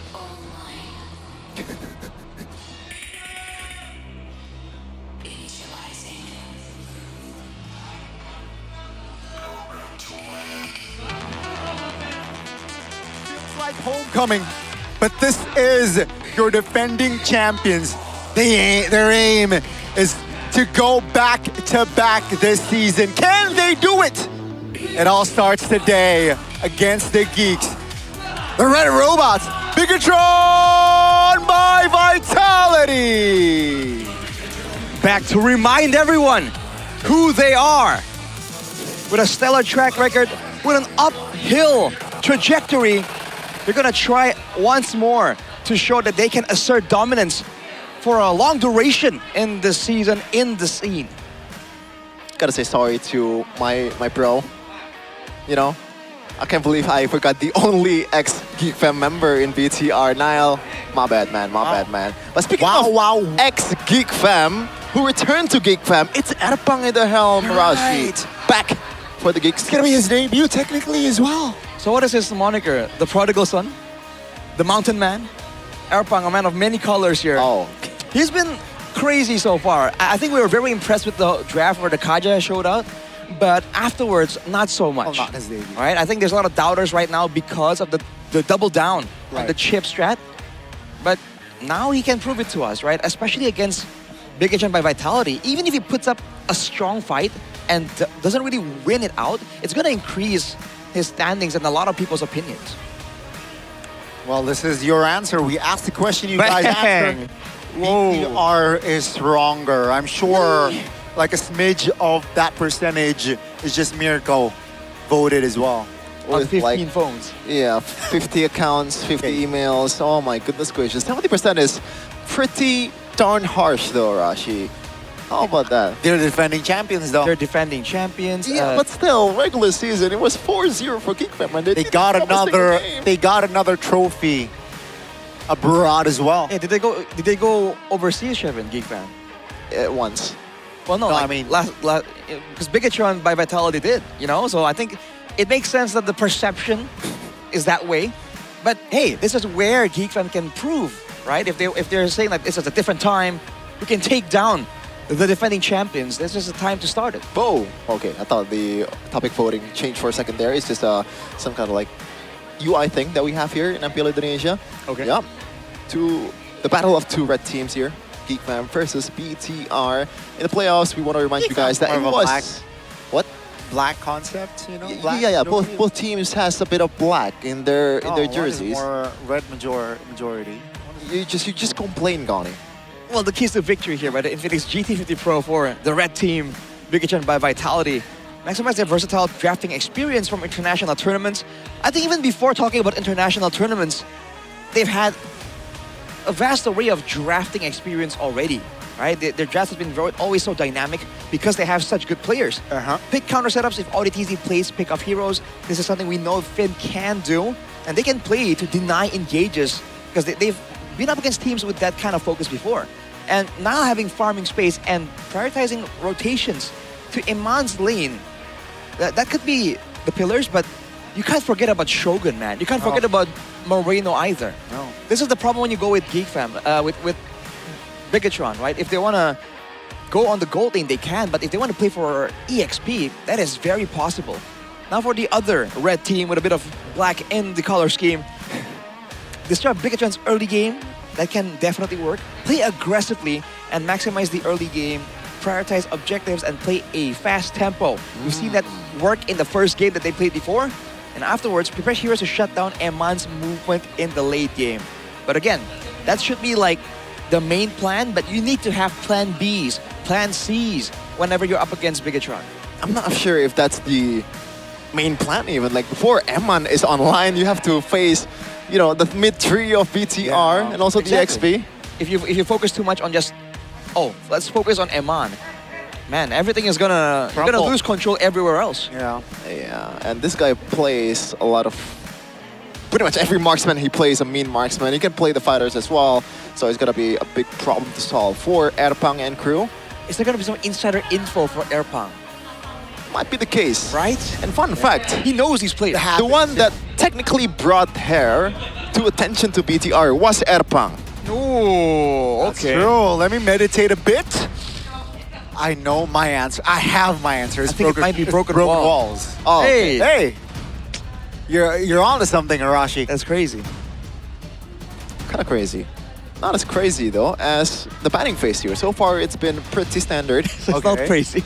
Huh? So it's not crazy. Yeah, not as Wait, you're right. You're okay. My bad. Atlas and the Freya for the second pick here for Geek Fam. Pretty straightforward. And they eliminated the Paquito. So I think the only jungle that can match up the Hirata and the Paquito's tempo, or like they can match up with each other, is what I'm trying to say. So maybe expect a Hirata ban from each of this team. Interesting. Well, it's a fanny band for Geek Fam, so that's already quite interesting. You understand where the respect is coming from. And now, is Bigatron gonna force this other jungle assassin ban towards Geek Fam? Because then they have a free reign for a lot of options. For example, Marcel is still open, Valentina is still open. Right. And Melissa is open. Yeah, it's kind of crazy that Belloik is not really as prio as before compared to the EWC meta. Yeah. There's not much emphasis on those kind of heroes. Well, you're seeing it picked up a lot. It's just not banned a lot. But it's like a second phase kind of hero most of the time. So Marcel's getting banned. Very on brand, very expected. Geek Fam though, Hirata is okay. Alright. It has to be Melissa, no? So if it's a Melissa, it's got to be automatic Cloud on Red 3 probably for Geek Fam, unless they have something else that they want to do. Moskov kind of worked too for TLID in the previous match, so it doesn't necessarily have to be a Claude. That's true. Aside from that, maybe could be an EXP lane angle. Like a Uranus, maybe. Right, because the Barats can be countered, so they don't want to pick that up too early. I really don't see a pick that's more valid than the Melissa Gold, though. Same. Whoa! Okay. The first pick! This is interesting. Are they trying to set up for a Barats, potentially? Might be. It's a do-it-all hero for Right. BTR. Yeah.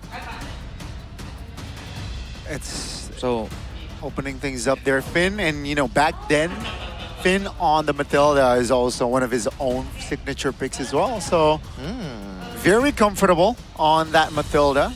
Geek Fam, again, Erpang, knowing that his ex-players' habits, will he, you know, share an insight or two to the players of Geek Fam? Melissa Uranus is the immediate assumption, but aside from that, there's no real prio mid lane or jungle that they want to get super early. Whoa! Too quick to assume now, Arashi. Holy moly! I guess this kind of denies the Melissa, or if they want to play it, you know, no matter what, it's still gonna be a losing lane for Eman. So I guess that's, they are acknowledging one of the keys to victory that we brought out. I don't know about that, like denying the Melissa though, because again, we've seen Melissas come out of that matchup before. It's a bit of a skill matchup, honestly. And I think more importantly for that side lane, you need to look at the mid lane, right? If the mid and roam and jungle do well, it doesn't matter how well you can do in that gold lane if you keep getting ganked, right? The meme is like, oh, gold lane, play safe. And you get dove by 4 people. Yeah. But what is good though in this kind of scenario for Moreno? I think something like a Novaria is way too early. Something like a Eudora kinda... Whoa, never mind. It is not too early. Oh man. It makes sense though. Just, you have to have some kind of shred in the gold lane like a Moskov maybe, or... whoa, okay. We completely forgot about the Kaja. I can't believe that. Well, it hasn't been super prio. It's just a Geek Fam thing, and Bigatron doesn't see fit to expend a ban or even a pick to try and deny that Kaja. They go for the Uranus and Novaria. So in terms of poke, they've already secured a huge deal, man. There's a lot of sustain already built in, good range as well. And again, the Novaria is actually very versatile. It's not only a poke hero, it's a burst hero technically. It's also a good scouting hero. It's safer than you would expect, even though you're quite vulnerable. Yeah, in the retrospect, or like in hindsight, it is safe, but the first game that all the DZ played against the LID, the Novaria got caught up in the Kaja ultimate by a lot of time, Gani. Right, so it's just, again, skill, timing as well. Definitely needs to be more precise. Eudora ban? Here comes a Melissa ban. I think this should be the first time here, at least so far. Melissa survived the first phase, right? That's true. All right, what's the angle here? It's a gold lane look from Geek Fam. From the side of Bigatron, they have to deny someone that can complement the Kaja, right? And Eudora first comes to mind. Okay, there you go. Eliminated. But what else is on the table for a boy? Doesn't seem like there's any clear answer aside from the Eudora. Claude ban, right? Should be. Claude ban? I think they might, if they want to ban a gold lane, I think the Clint becomes a bigger problem. We've seen the Brodies go up against the Clint. They're both equally aggressive early game heroes. It kind of negates the advantage that the Brody quote-unquote should have against a weaker gold lane. If Geek Fam want to play for that gold lane, I think the Clint is something that they have to kind of address. Clint could be picked. Oh, Hanabi. That's a deep ban. You know what? I actually like the Hanabi ban. Yeah, when you think Hanabi about is it, nasty, man. against the Barats too, you can't really lock the Hanabi ban, right? The Hanabi, right? Plus the shields from the Mathilda. That is quite nasty. Okay. Now for the side of Bigatron though, with the Eudora. Are they trying to ban more burst? I think the wave clear is something they have to kind of consider. If they want to play for the Kaja and go for these catches, they need to make sure that they can get lane prio, especially in the mid lane. And against Novaria, it's a tall order, man. Dude, I wonder... I know this is way too reaching of a prediction of me. I wonder if Nana is playable for Geek Fam. No, what? Wow. Why? What do you think Nana brings to the table? Okay, that goes in the same area, I think. It's just Vexana enforces more CC than everyone else. It's just like the burst. Someone that can complement the Kaja. And back then, when it was a Kalea kind of meta, EVOS likes to pick the Nana, man. I know that this hero is not really that mobile, but there is an angle for it. I'm not sure if it's now. Go jungler then, right? If they want to save a surprise mid lane, they go jungler, but no, instead, they will hide their cards for that jungler position. That's the answer. They want more DPS. It's more catch potential as well, but now the only real burst threat is the Brody. Technically, I think the Kaja loses a lot of threat in this kind of composition. No burst. Unless you pick something like maybe a Nolan that can burst down with a fracture. That's true. There's still that position to fill in for Geek Fam. Right. Against this composition, it's quite nasty, honestly. Yeah, like it or not, the Kaja will catch you. Oh, is Hanzo playable for... That is pretty brave. For Geek? Whoa. That's just an ego pick, no? And Ixia. Oh, I don't know about that, though. Hang on. I'm actually rocking with it. Because the only, way for Geek Fam to get to the Ixia is probably the Kaja. And we might see a full barrage, a flying full barrage with a guiding wind, ladies and gentlemen. Shades. So, expect. Yeah. Shades of Aaron Shiki and Oh, look at Weedy. Erpong's heart rate monitor. This. Oh my god, Haya and Ling? What are we in, 2020? What the heck? A Ling into an Ixia, where have I seen that before? Game 7 of the infamous draft of RRQ against the sir. LID. And it was a Mathilda as well. Right. I think it's not. I think it's not as clear cut. There's going to be a lot of execution required here because a lot of layers. Honestly, the Ixia and Novaria, like you said, Shevin, the Novaria isn't as safe against the Kaja technically, and I don't know the Ixia. I've been in a game with Mirko and we've been up against a Kaja when he was on an Ixia.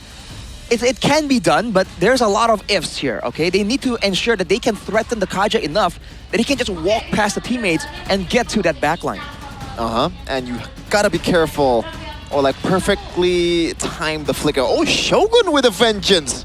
That's something we don't really see very often, and I can rock kinda the choice here because you're gonna get locked down no matter what by the Barats. But we'll see though. We'll break it down even further once we get into the game between Geek Fam versus Bigatron by Vitality.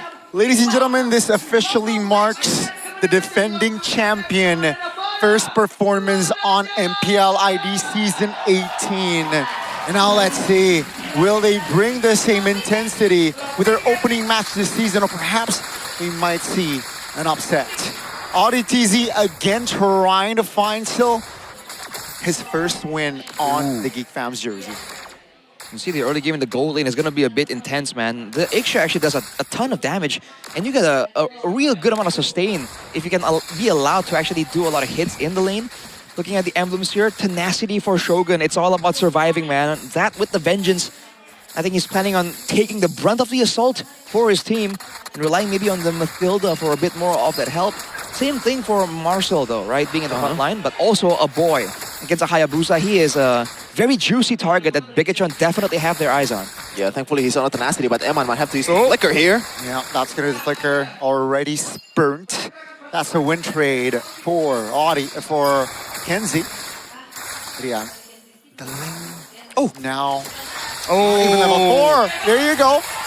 Doesn't need level 4. Nazara is enough there to find an assist. Audi finds the kill though. That's gonna be already Eman off the board. Top lane. Seems like PPR will find a trade punch. They taking Marcel down. They can potentially get more gold from that, but that was a disaster from Bigatron, man. They wanted to get that cannon minion, but then the shield wasn't really available and the link showed up. Definitely was a bit of an overstay. Papulung and Sheffin, though, against everyone. Love you, Papulung, love you. Not it easy, though. Which is guard the perimeter here, and this is what Navari can do. Bottom lane, though, Eman. Again, now in a very sticky situation with Tempest of Blade. Under the turret, Eman survives and with the flicker. Kenzie finds the kill, though Nile finds a trade with the turtle, take top side. That is a little too close for comfort. If Eman was, like, if he uses the tenacity, maybe he would have survived, but it's just if, buts, and maybes. The absolute is he got taken down. He got taken down twice in the first 3 minutes. Hey, gold lane, play safe. Play under turret, bro. It was 2 guys, though. Yeah, but you know, that's a ton of damage, man. Ling and the Brody. So you can see Geekfam's focus is indeed in the gold lane. But again, can they do enough to ensure that the late game is denied from Eman, right? They have to not just bully him in the lane, but also afterwards. Did Finn take the gold buff by mistake? I'm not sure, but he might have. I'm not sure. Either way, it's still a plus for BTR. Might be sniped here by Moreno, but I don't think LDTC will let that. Oh, almost. Good idea, but just a slight miscalculation. Now it's gonna be a waiting game for both RTZ so far. We haven't seen any Divine Judgment or that new ultimate just yet. Maybe we'll see that after Kanziski secures the first item or something. I think it's on Nile here. If there's gonna be any pickoffs, any kind of damage coming in from Bigatron, it has to be from Nile. And I guess Moreno too. The thing is, there's not a lot of setup, right? Uranus and Mathilda is your main front line. They're relying on the late game here, when they can actually count on GeekFam being present there in the neutral objective when they're contesting at least a Lord, right? So maybe the first Lord is where we're gonna see the full potential of this Bigatron draft. And Finn, so far, he's been doing a decent job trying to just scout out the situation here in the gold lane. After 2 times that one got taken down, we might see the first ultimate here by Auditizi in a second, but no, not just he's gonna back off. Finn once again, just good map awareness from this guy right here, Finn the Human. Finn the Human indeed. Now with the second turtle already up and standing. Let's see, both teams though taking it slow. Skypiercer first item, Marashi, for Kanziski. Well, I mean, again, they want to play for that lane. They want to snowball. Oh, Finn! Oh, no. Whoa. Oh, gotta be careful. GeekFam now disengaging. Shogun just zoning members away. Now, though, pops the shadow. Jumps back in here. That's with the Astral recall. They will secure the turtle there. Security. I mean, safety first, right? And they will go for more with the invade. 5-man rotating towards the jungle. That's going to be Nile now under the turret. That's going to be the Hayabusa popping. The shadow kill almost taking the lane down. Adi! That's a little bit too overzealous there. That's going to be a free one for the Red Robots. Not sure what the idea being Auditizi is still somehow engaging to the front while he is all alone and super low as well. But I guess it's just a mistake. Finn, once again, dude, this guy is just doing everything right for BTR! Yeah, this is his signature for a reason with the flicker aggressively. That's going to be kill, and Finn doesn't care. Are we sure this guy's a human? Yeah, it's in his name. Oh boy, what a great play right there. essentially secures the turret on the bottom side as well. Man, after that sequence of events, it began with the denial on the Divine Judgment by Finn using the Circling Eagle. That's an interaction we haven't seen so far. Marcel slowed down. Oh, that's the echo and the recall, but it seems like Daytona's welcome will land. Immobilizing Nile.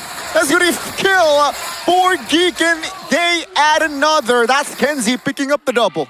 That feels like deja vu. That looks like a Beloyski engage from Auditizi. And a Beloyski call as well. Oh man, looking now Moreno trying to defend, but getting caught by Marcel. Bigatron has evened out in the gold lead. And that's a dangerous thing to be playing around with for Geek Fam. But you almost expect it, right? Both these teams, Geek Fam and Bigatron, historically, they don't really sit still when they're behind. They try and do something. Audi. Yep, that's the Divine Binding, binding him on. Now pops the full barrage with the guiding wind, pulls him back. That's the healing, but Kenzie finds the burst and turn around. That's gonna be a kill. Him on off the board. And ladies and gentlemen, with the turtle up, Geek Fam. Oh my God. For that turtle, Shogun still has enough sustainability to get back in the fight. But take a look at Nizara now, already on the turtle. Shogun providing information, providing the body. That's Kenzie already providing the damage. Nizara claims the turtle, and BTR says enough is enough. We go back. Control is back towards Geek Fam, but I don't think BTR is definitely out of it just yet. You can see how close it was in the team fights earlier in this game. Oh my God, this Kenzie with the help of the Echo. The damage is going to be enough to take him down. That's going to be Shogun though, binded with the Divine Binding. Oh no! Actually helps him to provide pressure on towards a boy. A boy barely survived, but here comes the damage. Shogun He's not dead. Knows that there is not enough damage to take him down. Down goes the mid-turret of Geek Fam. One thing for sure in MPL ID is the pendulum swings quickly all the time. Even then, two teams still trading blows in terms of structure, both securing a second-tier turret. Auditizi though, is this an engage? Yeah, looking for an attempt. That's the Echo spotting 3. The recall doesn't really land, but my oh my, the economy here is still very close. Look at the big difference here. Kenzie was taken out in that fight, so the stacks are down, and Eman has evened out the gold. He's actually in the lead against Kenziski. That's a huge problem. Whoa. Yep, that's the full barrage popped. Marcel taking it very low. Oh my God. Free hitting the back. That's in the back. Take a look at Nazara dealing with him on now. Marcel off the board. Tempest blade on towards him on. Great timing on the flicker, but Niall will not survive this time, and Nazara will not provide enough damage to take him on down. It's a 2-4-2 as the Lord will spawn in 30. What a game so far, but good ultimate once again from Auditizi, just bringing the whole village under the second-tier turret. Once again, BTR, it feels like somehow they always find the right play every time, looking like a true defending champion. It's just interesting to see the approach that they have against the Kaja, man. They try and use the Mathilda to get the Ixia out of there. But time and time again, Nazara comes in afterwards, and you saw this weird interaction where everyone's beating on Nile, but then the whole team of Bigatron are beating Nazara as well. Now it's back to a neutral objective. The pace that Bigatron is putting on right now definitely has Geek Fam uncomfortable. Feels like they learned from EWC. A boy though charging up the ultimate. A boy. Yep. Divine Binding on towards Nile. That's a stun. That's the damage. Oh, wow. No retribution for BTR. A green light for the Geek Fam for the river control. That's the Echo hitting a boy. All the CCs are perfectly timed. Even the kiss from Brody was also perfecto as well. Now Geek has to say on this Lord. I don't know if they can actually do this though. They have a lot of damage, BTR. Yep, that's the Echo spotting all members of Geek Fam except the Barat. That's gonna be Audi though, trying to provide the damage. Tempest blade used on towards Aman. Oh my God. Take a look at Kenzie, take him down. That's Aman with the trade. No marksman for both teams. That's going to be Audi though in the no man's land. No flicker for him. That means that Moreno will claim the kill. BTR, they manage to take control even with 4 members only up. The game is more than just a man advantage. Geek Fam has to realize that the fighting power of BTR at that time was still very high against this kind of composition. Once again, Moreno just sniping everyone from downtown. Yep, that's a free one for BTR, and perhaps with this lore they might push their agenda further. I find it crazy that the Ixia of Eman. Oh, Nazara. I don't think. Hello? Right call. Oh, here. that was close. Whoa, whoa, whoa. Flask of the Oasis still is so annoying. The willingness to fight from Bigatron, like when Eman was jumped on right there, he wasn't focused on getting out. He was focused on getting even. And he took someone from Geek Fam with him. And with the sustain built into Bigatron, they actually have a lot of brawling power because, again, they have range. They can stay in the backline, the damage dealers. And then Shogun, along with Finn, they can actually do a lot of damage reliably and also sustain at the same time. For Geek Fam, that's not the case. Yeah, Geek Fam's win though is pretty close, but BTR, they can cycle however times they want to with the healing as well. And Shogun with his vengeance, man. Like, there is no Purify, there's no Flicker, but there is a guiding wind, so it's all G for this Yuta. Once again, Astral Echo Moreno. Spotting 2 members of Geek Fam. They manage at least to defend all 3. Oh, full barrage popped. The Flicker as well to safety. That's a defined binding, finding Nile with the kiss from Kenzie. The kiss of death is there. They managed to defend all 3 base turrets and they managed to get Nile, so that's value for Geek Fam. Unfortunate. Eman was ready with the Flicker against the ultimate from the Kaja, but Nile was not ready at all. But 2K gold lead still for BTR. I feel like it feels a lot more than 2K, Rashi. Not 1.3. I don't know, it's just how they are playing this. It's how they are confidently moving up. They seem to understand the factors better than Geek Fam, right? Which is why Geek Fam, despite having like a man advantage, when they earlier got some sort of pickoff, they're a lot more hesitant. And for good reason, right? You can see that for Bigatron, they are planning ahead a lot more. They are more ready for these surprise maneuvers. Whereas for Geek Fam, they're relying only on the Divine Judgment with the immobilizing beam combo to really get a lockdown onto the members of Bigatron. Man, Azara, Ling running away from an Ixia is a sight to see. But obviously, it's not a 1v1, so makes sense. Now for Geek Fam, what's gonna be the idea here? Because if you play a long game, it's gonna be tough for them to be able to sustain through the whole team fights. They have to deal the killing blow as quickly as possible. With the damage profile that they have and with the items that they have, Arashi, is it enough currently? Oh man, especially against the Uranus that's full tank with a vengeance, I think it might be a bit too close. Even if they do take him out, I feel like Bigatron wouldn't mind continuing the fight after.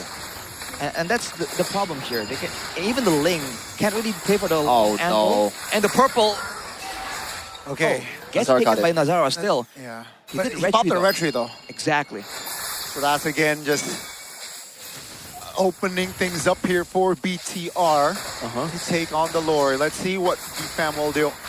But at least Geek Fam wants to fight. Yep, here comes again the defined binding, finding him on. Demobilization, the damage is here. That's going to be, oh my goodness! No amount for BTR, but they got the Lord. Nile still claims it. Tempest Blade in the mid lane now, trying to find a member. Very low, Nazara still able to get out now with the Shadow Kill in the midst. Finds the mark. Down goes the Dinosaur. Echo doesn't land, and Geek Fam, they have hit the reset button. The Lord will spawn in 5 seconds. Man, the even trade after even trade. Bigatron hasn't been a clean journey to get here, but they've always gotten something in return, and it really does not favor Geek Fam when that happens. Right here, they got the catch onto Eman, but at what cost? The Lord initially got taken, and Nazara, he was trying to go for a pickup onto Moreno, but he got outmaneuvered, man. And afterwards, even then, they struggled to get out unscathed. Yeah. Now it's a defense situation. This is exactly what Bigatron wants. Geek Fam on the back foot, can't really go for the Divine Judgment, going for the poke from the Novaria and the Ixia. Yeah, it feels like this is pretty much Moreno's playground at this point. All you have to do is watch out for the Ling and watch out for the Kaja. And you do have that safety net in that Matilda as well. So you can play a bit more aggressively from now on, just shooting his shots from Yucatan from now on. Now they're striking towards the top lane. Will it happen? They're looking for the keys. Here comes a full barrage. Flicker from a boy. Now take a look at the Kaja. Well, the Barat's now taking a lot of damage. Taken down! And Mon is free hitting, and now adds the kill. 3 members left standing. Geek Fam now, can they hold on? They gotta delay 30 seconds at least. As take a look at Bigatron. They want the turrets. Moreno will be safe with the guiding wind. Nile possible recall, a cheeky one, I might add. Nazara, well, that's a winner crown. Tempest of Blade Marina finds the kill, but he will not survive. 2 members left standing here, ladies and gentlemen, with 3 waves coming. I don't think GeekFam can defend. Here comes Bigatron though, playing it slow. Kenzie now being the main target. That's a swoosh. Naldo gets back to the shadow safely, but it seems like BTR will stay disciplined and they will back away. Yeah, they can just rinse and repeat once again, BTR, but GeekFam, options are pretty low at this point. They can only turtle in the base, and there is a single hero that can punish that kind of playstyle really well, and that is the Maestro Moreno. Gotta watch out from those shots from now on, especially after the Winter Crown buy. It's gotta be harder for Nazara to actually nail him down to the ground. It's a chess match between Nazara and Eman and Moreno, right? Nazara needs to do so much. He needs to fake out going into Eman or Moreno, bait out some of the spells, some of the Winter Crowns, some of the Wind of Natures. Whereas for Bigatron, it's easy reactive style. This is what they are able to get. Oh no! Oh no, doesn't land. The Divine Binding. Here comes the Echo. Spots 4 or 3 members of GeekFam with the Lord spawning. And again, that's the reactive style. Yeah, the angle to contest is so low. Unless there's no way. Nazara shows himself in the mid lane. That's going to be a free one. Now we'll go back. Uh-oh, I don't think they want to chase here, but yeah. 3 waves are going to be coming in. Plus that long artillery. Oh, 2 at that. 2 artillery heroes here with the Ixia and also Novaria at the same time. Wow. Oh my goodness. They have to make it messy, man. That's the only way they can get a win here. A pick-off by Nazara, diving in the back, or Audi getting one of those value picks. But there's a flicker ready for Moreno and Eman, and they definitely have their finger on that button. Winter Crown too, by the way, so gotta watch out for that. Bigatron with the Lord trying to look for an end in this game. That's going to be the damage from Eman. Securing the bird. Kaja, Marcel off the board as well. 2 animals off the board. Take a look at Tempest the Blade. Finds Nile, but the Lord is still... Moreno from downtown! Finding a member, and ladies and gentlemen, that is all for game 1. The defending champions showing again class and quality, taking the game. Doesn't look like a complete domination from BTR, but when you look at the details, when you look at the trades that they're doing, they've never lost control. When GeekFam somehow abused their early game prowess, their burst damage, somehow BTR was able to find a beneficial trade after that. This looks like an S-tier team right now. They do keep the momentum, Rashi. It's so good, man. They have the more reactive, the later, the better scaling comp technically, and they're able to just keep trading for something, denying GeekFam that clean style that would have kept them on low income. And it just pays off so well. You saw in the end here, this is what they are able to achieve by sacrificing the early game.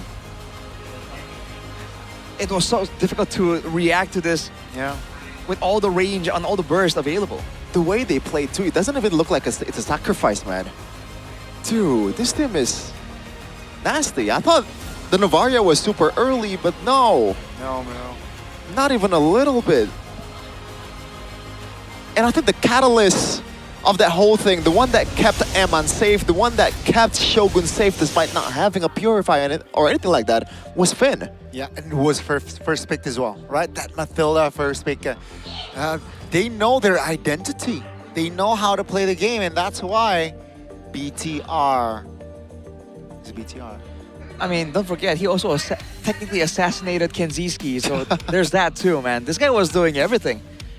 Oh, brother, yeah, just Peel assassinating as well. I believe like the damage was actually pretty underrated too from this guy. When he goes for a circling eagle towards Nazara, I think he chopped off like half of his HP, so that's already pretty bad for you as a Link user. And he's, I believe, building a slightly, or like a hybrid kind of build here with a Mathilda.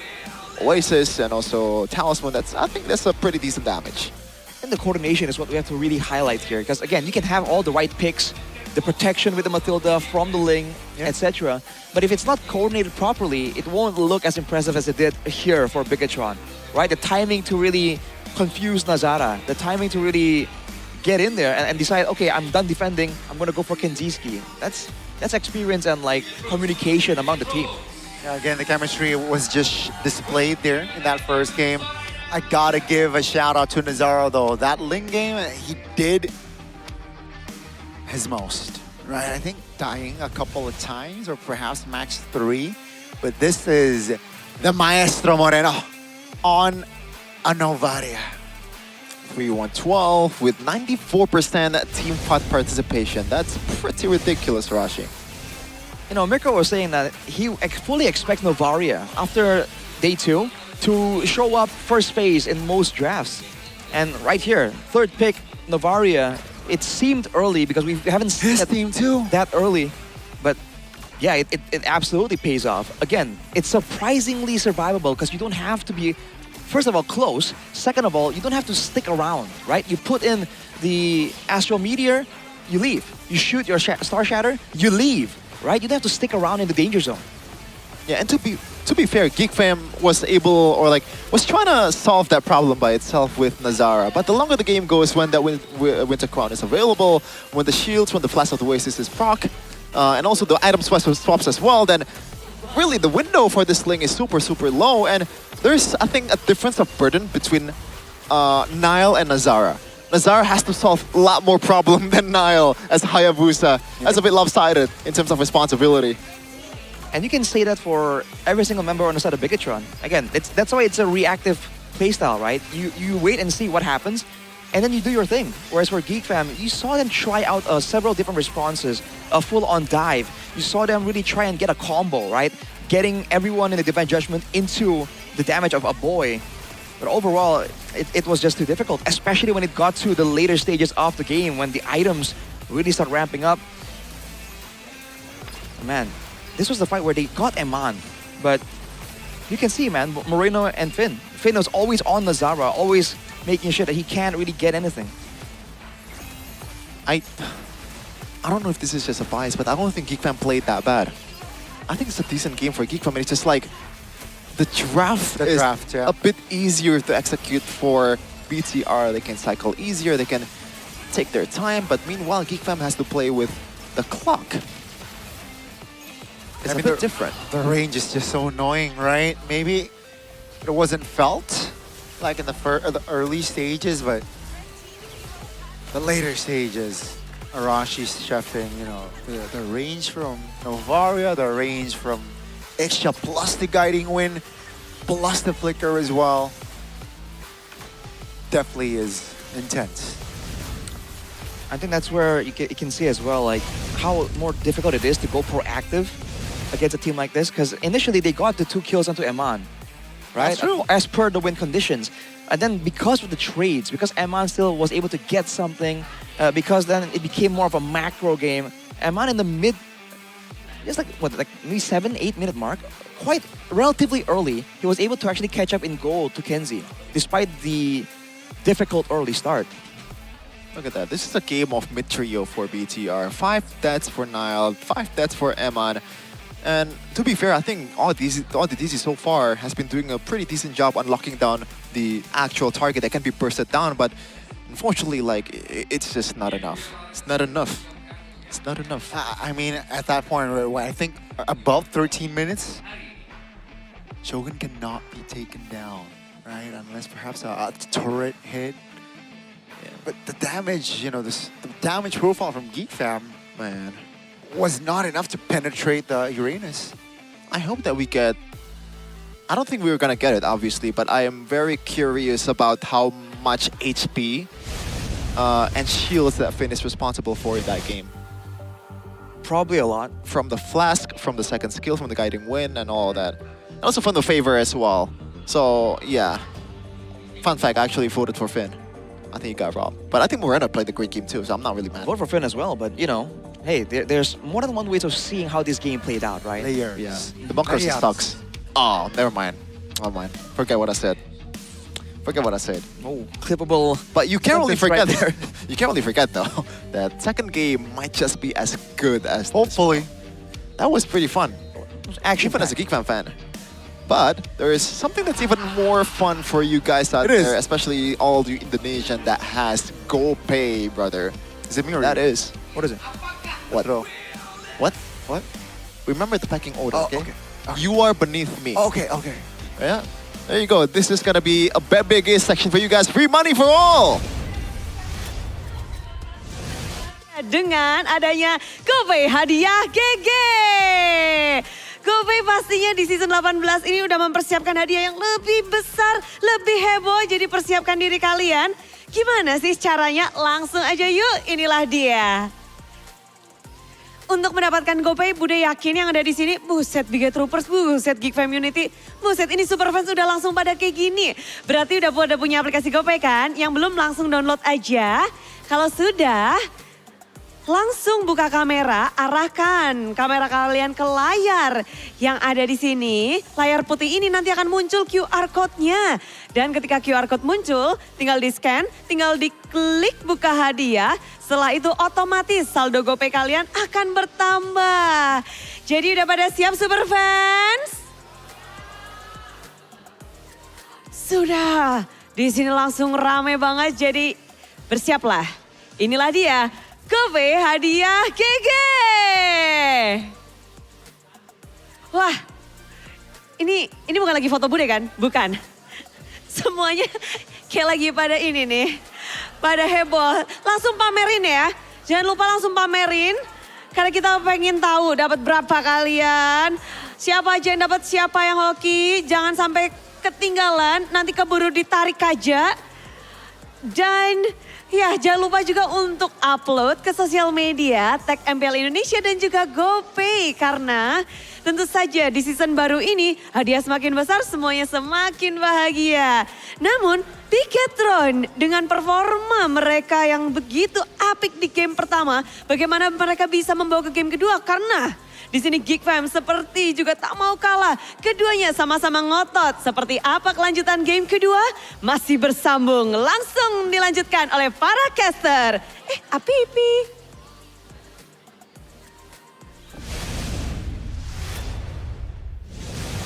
That's free moolah for you all. Free dollars. Free rupiah. Dollars? Well, it's better to say dollars because rupiah worth nothing today. Yeah, I don't know if that's fine to say. Excuse me. It's close to nothing. It could be worse. Could be worse. Okay. Could be worse. Shout out Zimbabwe. Could be worse too. Just like Geek Fam's position right now. That's a bit unnecessary, I gotta say. Hey, Geek Fam, you know. Come on now. Wake up. Come on. What? Wake up. Okay. Interesting input, Connie, but yeah. Oh yeah, they gotta wake up. They gotta have a follow through. They woke up though earlier. They're not sleeping. Yeah. So, the draft. Whose draft did you think was more experimental? Is it Bigetron? I don't think. Or Geek Fam? I don't think Geek Fam's draft was experimental. Didn't think that. Same. You didn't think that. I think that it was Link what they. Haja was. No. It was what they practiced. The link pick is in a way kind of forced. So you have to solve the Ixia problem. I don't think it was experimental. It's the only thing that could have somehow salvaged the whole situation, Rashi. No, the point I'm trying to make is that Geek Fam, right? Their picks make sense on paper, whereas for Bigetron, they're the ones that are actually more experimental, right? Showing in the Ixia. Come on, the Ixia has to come off as experimental here. I think I see your point. Because of Matilda and what we have seen that sort of like exactly, it's a new duel. We have seen it before in this season. No, not this season. Well, I want to call it experimental. My point is that it's very different to the drafts we've seen so far. So the Brody pick is to, for me at least, to kind of like quote unquote deny the Melissa and somehow make it even better for the Claude matchup. You know, if it were to be picked by BTR, I think right now Asia might be unlocked by literally every team out there to somehow weather the storm against the Brody early game. I think it's a good answer. I don't think it's experimental. No, you got what I mean. Eventually, because of the factors. No, I'm saying Bigetron was more experimental compared to Geek Fam. The Ixia pick, right? Yeah, why are you defending the Geek Fam pick? No, I'm defending the Ixia pick, no? Okay, I don't get it. I don't get Let's it. address Yeah, the now elephant in the I'm room. lost. Let's address the elephant in We're the room. lost. If you're a Geek fan, would you ban the Novaria or would you take it away? Nah. I think they can take it away. But I think a boy style can work with the Novaria too. I think the Mathilda was the main perpetrator of the whole thing. He was the orchestrator. Like a maestro. You gotta pair. Been playing it. Oh yeah, you're right. I forgot. It's been playing it, not to my. You gotta My pair. bad. You gotta pair Mathilda with a hero that is good to be paired with. You gotta complement each other. And apparently, that game it was the Exia. Could be with the jungler. Could be with well, mostly it's usually the Mathilda and the jungler. But special case, you know, if you pick up an Exia, that duo needs to be together. So the window is still open for Geekcam currently. Given or two. It's not like they're So ban the Mathilda. might be the case. To be fair, they were also playing into like a counter matchup with the Barats against the Uranus. That's a thing that that's been highlighted since the day one, I believe. It's one of the big rock, paper, scissors picks in the EXP lane, and GeekFam, you know, they got the short end of the stick there. Barats and Uranus. Right? Uranus is a known counter. Yeah, and Uranus also rocks the Vengeance plus the Mathilda, so it's not an even game for Marcel. I don't know, man. The Barats pick so far this season has been pretty underwhelming. I would love to see the actual stat on the win rate overall, but from what I see so far, yes, you can lock one guy. But when you're up against this kind of composition that can heal everyone up, bursting them down is not an easy task. Plus, you can still kite in the team fight when it's like 4v5 once someone got picked off. We actually saw the real example in that game. Is it becoming overrated, the Barats? Or is it just GeekFam not utilizing it properly? Or BTR just drafted a really good comp against them? I think with the Barats, right? I think teams are now, they understand how to deal with the Barats, and I don't think it's just like there's only one way to deal with the Barats. Actually, there's multiple ways, and teams they figured that out. You know, that's why the win rate hasn't been too positive for the Big Dino. Yeah, a performance that comes to mind for a Barats that did well was Aran, I believe, yesterday. That was pretty good, right? So I think the right comp is just required for the Barats. And again, in this game, it was actually, he was playing into a counter. That's why I proposed the Nana, bro. Would the Nana have saved that game? I don't think it will save that game, but it would be interesting. What would Nana do? No, you can burst through the Uranus even with the Vengeance. I swear, I promise you. I don't see the Divine Binding. You think so? Taking 3 members of... I promise you it would burst. Yeah, obviously. It would burst better than a Kimmy. And it would lock someone down. But it would be more vulnerable. Yeah. So you're playing with more risk but higher ceiling. I do agree though. We were talking about the need for crowd control and burst, and they settled for the Kimmy, right?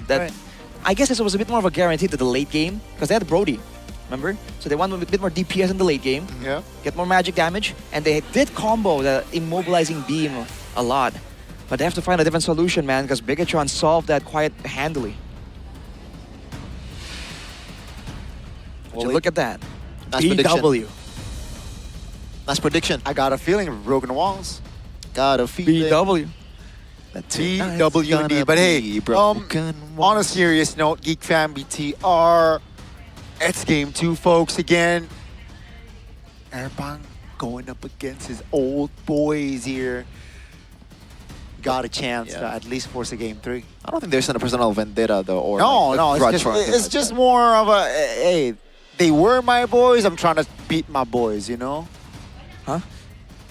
You beat your boys, Connie? I mean, like competitively. Okay. Oh, competitively. We're in a competitive. Okay, I'm not judging. Don't worry. Come on now. You can be what you. Give him a competitive beating. Right. Melissa banned earlier here for GeekFam. It feels like really they're trying to take the Mathilda away. And leave the Hirara open? Oh, Hirara, yeah, I completely forgot about that. Bakiro is also still open too, so that's a lot of options. And Bakiro definitely is a better jungler in the early game. That would burst through some of the shields that Matilda is providing.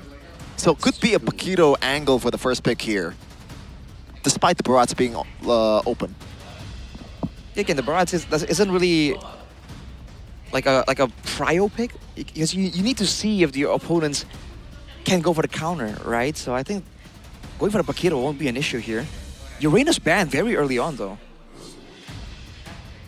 Huh. Interesting. So they let the Matilda go again. Do they take the Matilda themselves now? Instead, they will prioritize the Hirara. Paquito Barats, maybe? Paquito. But yeah, good call. Paquito Barats will be the case here for the Red Robot. So I guess a different route here from BTR. Don't think Matilda is necessary here. So it's gotta be an Alice instead of something like an Esmeralda. Novaria? I think it's not a bad option. Could happen. It's vulnerable against the Paquito, but you know, timing again. They already have crazy tempo with the Hirara. So... Still not sure. Could be a gold lane pick angle, by the way, from Geek Fam. So far, they've prioritized that gold lane in the early. Oh yeah, I completely forgot about Eudora against the Barats though. And the Paquito, bro. I think Paquito is actually not that great against a Eudora. Yeah, but once the Eudora uses the stun skill. Well, that's the idea. You save the stun. Yeah. Yeah. So just for Paquito. Yeah. Let's say there's an assassin in front of you. You don't use a stun. Well, Paquito is the assassin, no? That's true. That's true. Are you trying to rage bait or something? What? Right. Will Bigatron go for the Novaria though? Because again, usually the combo is just a Daytona's welcome into a huge amount of burst damage. The Novaria definitely fits into that style. And I think Geek Fam will ban it out if it's not picked up now. It's true, or Matilda still. Matilda, oof. Yeah. I don't think it's wrong at all to pick up Matilda here. It's kind of a waiting move too, but at the same time, it is a very, very solid pick, especially in the hands of Finn. Now Shogun has a bit more mobility with the Barats. I think this time though, I don't think it's gonna be a Vengeance Arashi. Just a feeling, I don't think it's gonna be Vengeance. Yeah, no, the Barats? Yeah. I think you need that flicker, man, because it's very much a playmaking type of hero. Technically, you need the unpredictability to gain the respect of your opponents. I'm more curious about Geek Fam's options here, because they have the Hirara, they have the Eudora, a lot of burst damage already. But then their EXP lane is more of a team fight EXP lane, right? I think they want to get some kind of setup. That would definitely be nice. The Kaja does get respected though immediately, and so does the Varia. So far, pretty straightforward. I wonder if there's a Rafaela angle for Geek Fam here. Ooh, Rafaela, huh? It's a bit risky against the Barats, but still. It's the Paquito too, bro. Yeah. You're roaming around, you run into the boxer. It's possible. You get beat up. But, you know, the responsibility of that Alice is going to be very heavy if they do lock in the Rafaela. Here comes the Bellaric ban. Oh, how about a Carmilla, though, for Geek Fam? I like it. I like that. I like the Carmilla. Carmilla, huh? Cloud option. Ban it out. Again, if you go with a Carmilla, you're expecting Bigatron. Are you saying Carmilla to be picked up by Geek Fam? Yes. And we're expecting Bigatron to go, like, all in, you know? With a Matilda, I think they were expecting more of an in and out. Yeah, but still, I think it's a good synergy with the Eudora and also Alice at the same time. And it's also a hero that doesn't get fully bursted down by the Paquito early game. You have some damage reduction in your kit. Can work, can work. That will be one more additional targeted stun for Geek Fam as well. But Bigatron has the first move here. They might hide the mid lane until later, man, because like Noreno has a massive hero pool. Oh no, never Selena. Oh, that's scary, man. That is very, very scary. It's just skill shots after skill shots with this guy, man. Yeah. This kind of hero is just incredibly fun to watch. as a BTR fan.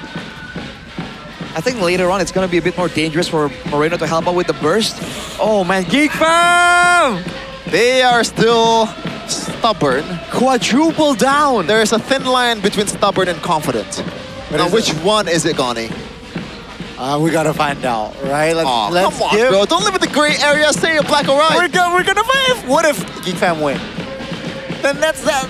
Then they're confident. To be fair, like Pikachu are playing a pick-off style comp. A lot of these tools are like single target damage, single target CC.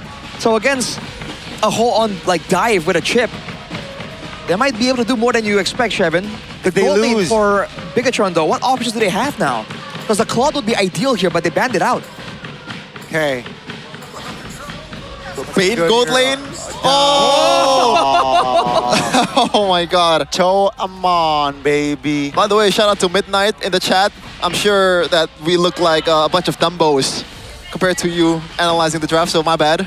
So it's gonna be a Cho Amon. I don't know, I feel like, I guess it's a way for you to evade the initial engage, but this is, in a way, such a throwback, man. Wow. Dude, when you want to talk about a pick-off composition, this is the comp that would pop up. Cho, Selena, Barat, Paquito. They quadruple down. Dude, I would go for something like a Ruby or a Bane, but this is a bit dangerous. It's a single target. They're doubling down, right? I think they feel like going for a team fight at this point with the rest of the roster not really supporting it might be unfeasible. So they're tripling down. If they don't really get snowballing and really destroy Geek Fam in the early game, it's gonna be difficult. Yeah, I feel like this is gonna be a quick game for one of these teams. They have a lot of tempo to work with, man. The Chip, the Selena, but we'll see though. Game 2, BTR versus Geek Fam. Geek Fam is trailing 1-0. Can they force it to 3? Ladies and gentlemen, again, the defending champions here up on stage. They got game 1. Can they close it out with a 2-0 fashion on their debut on the Season 18 stage? Or perhaps Geek Fam can spoil the party by forcing a game 3. Let's find out with Amon on the Cho in this game. Looking at the emblems, inspires for Selena and Mathilda. So it's about spamming the skills out. Same thing for the mid and roam combo from the side of Geek Fam. That is pretty smart coming in from BTR. Same with Geek Fam as well. So both teams are getting all the creeps from the opposing team. They know what to abuse here. Boy, though, that's a lot of damage. Oh! That's a miscalculation. Nazara is in the right place in the right time. That's first blood again. Geek Fam getting the tempo that Hiroro wants. Yeah, good start for Geek Fam. A kill towards Moreno, but unfortunately this hero does not need level 4 to actually pop off. It's already a threat at level 2, so nothing too crazy, the advantage of Geek Fam currently. So far only 500 gold lead for Geek Fam. And it feels like they're trying to get more here. And Finn so far, once again, playing a very defensive game in the early game. Makes sense against this kind of composition. As Nazara will take the crab, and there's nothing that Kenziski can do to stop M1 from cutting the lane. He gets more tempo. He's gonna rotate towards the turtle. This is tough, but Kenziski can definitely use... Wait, it's not level 4 just yet, so gotta watch out. Yeah, Daytona's welcome. Marcel eliminated. So again, not a good sign here. Iman finds a way to drag an awkward angle, but with the stun from the Abyssal Arrow, that will be 2 members off the board from the Geeks.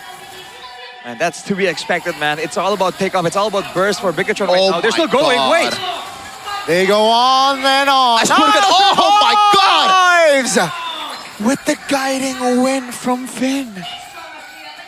Disgusting. That's going to be a 3-1 for BTR again, Finn. That's going to be Audi finally locking him down. That's a kill on the board for the Geek Fam. Mingini, that's going to be Moreno also off the board. Geek Fam, despite them a little bit too late on the turtle, they got 2 kills after. Well, at least there's something that Geek Fam found there. Right. Yeah, but BTR, once again, very clean in their approach there, but Geek Fam, it feels pretty rushed, but that's how they want to play. Yeah, they have to, right? At that point, if they let Bigatron get away with it, they gotta demand the respect from Bigatron, because otherwise, plays like that are gonna keep happening. Fortunately for them, they did get a bit of a trade-off, but they used a lot of battle spells in the process. To get those trade backs, they were using like 3 flickers, right? So they can't rely on having to use those battle spells again and again. Interesting that Kenziski goes for an immediate Sea Halberd here. Oh! Daytona's welcome with the flicker. That's going to be the combination of the arrow. Oh, wait, what? Shortcut! Marcel died regardless, but that's going to be Geek Fam finding a trade. That's Marcel for Niall. Here comes the rest of the members of BTR. That's a stun. Guiding Win Amon to safety. 4 members from both teams left standing. I don't know what the hell just happened there. It feels like creepy. We were fighting in the top lane, somehow, somewhere, we were fighting in a different zip code. So Bigatron we're fighting on the top side, trying to pick off the Alice. But Geek Fam, they had a shortcut in the bottom lane, so Marcel just took the portal.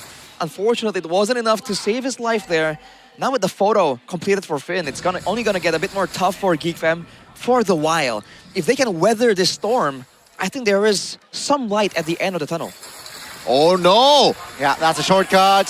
That's a little bit too hasty there from Niall. That's the Daytona's welcome landing. Finn taken care of. Kenzie claiming the double. Signs of life from Geek Fam. Now this is what they pictured when they're up against TLID. Unfortunately, the counter engage from TLID was too huge in the drafting phase. And I feel like for BTR right now, they lack that.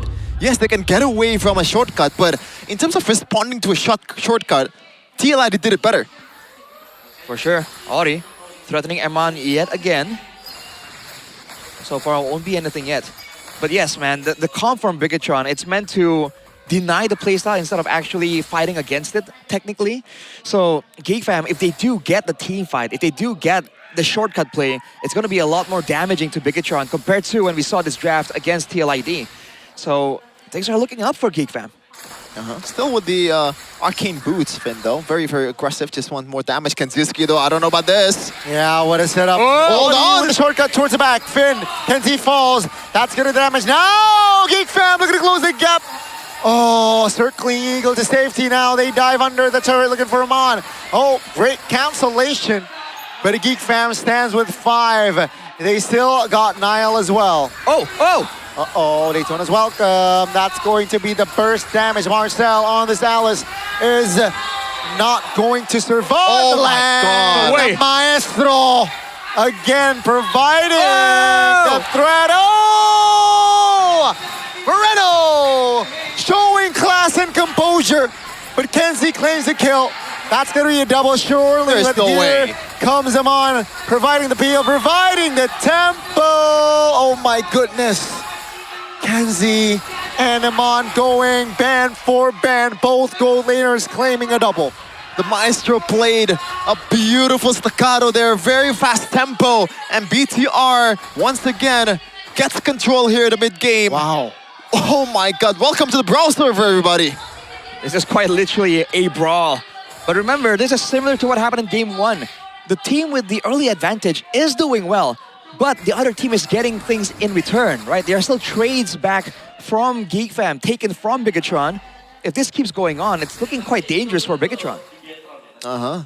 Dangerous is, I think, an understatement. Kenziski rushing that Malefic Roar so he can pack more punch towards the frontliners of BTR. Auditizo, though. Obstacle heal, great awareness here. Bigatron. No flicker. Recollecting. Oh! Shogun misses the ult, uncharacteristic of him. Finds a stun, but the turtle now is completely taken over by the Geeks. Nazara is on it. That's gonna be Niall now looking for the support. Nazara claims it, no problem. Do they want to fight? It seems like Geek Fam says the turtle is enough. Good play by Geek Fam. They know they already got what they want for, but now the ultimate is up again. Yeah, it seems like BTR, they're the ones who want to fight. Marcel 1 HP, Niall looking to close the gap.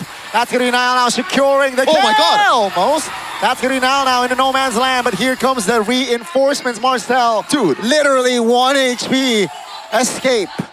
I can't believe he escaped. Like, a lot of escape artists in this game are actually a bit too much for my liking. It's way too close for comfort, man. They're playing with odds right now, right? This isn't calculated gameplay. These are gambles taken over and over. Eman! Yeah, Audi not popping the shortcut immediately. There you go. That's going to be the immune. That's going to be the damage. Kenzie again securing his 6th kill on the board. But that leaves the mid lane turret quite vulnerable here. And that will be capitalized by the red robots. That's value, man. Mid turret for a kill, and I guess another turret in the bottom. But especially with this kind of comp without a shortcut, right? The mid turret going down is so impactful to how you can rotate around the map. And look at the placement of all the traps, man. They are handling the mid bushes here. Moreno just placing all the traps in the right target, in the right place, so that AudiTZ has less space to work with. But AudiTZ is pretty creative with his approach.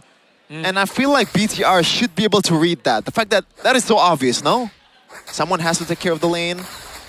Well, do they have a choice? That's the question. Look at Moreno. Right? He's got to be an arrow. There you go. It's so obvious. Yep. Great awareness again. Haughty now will have the mobility to escape. Under 10 seconds for the first Lord of the game.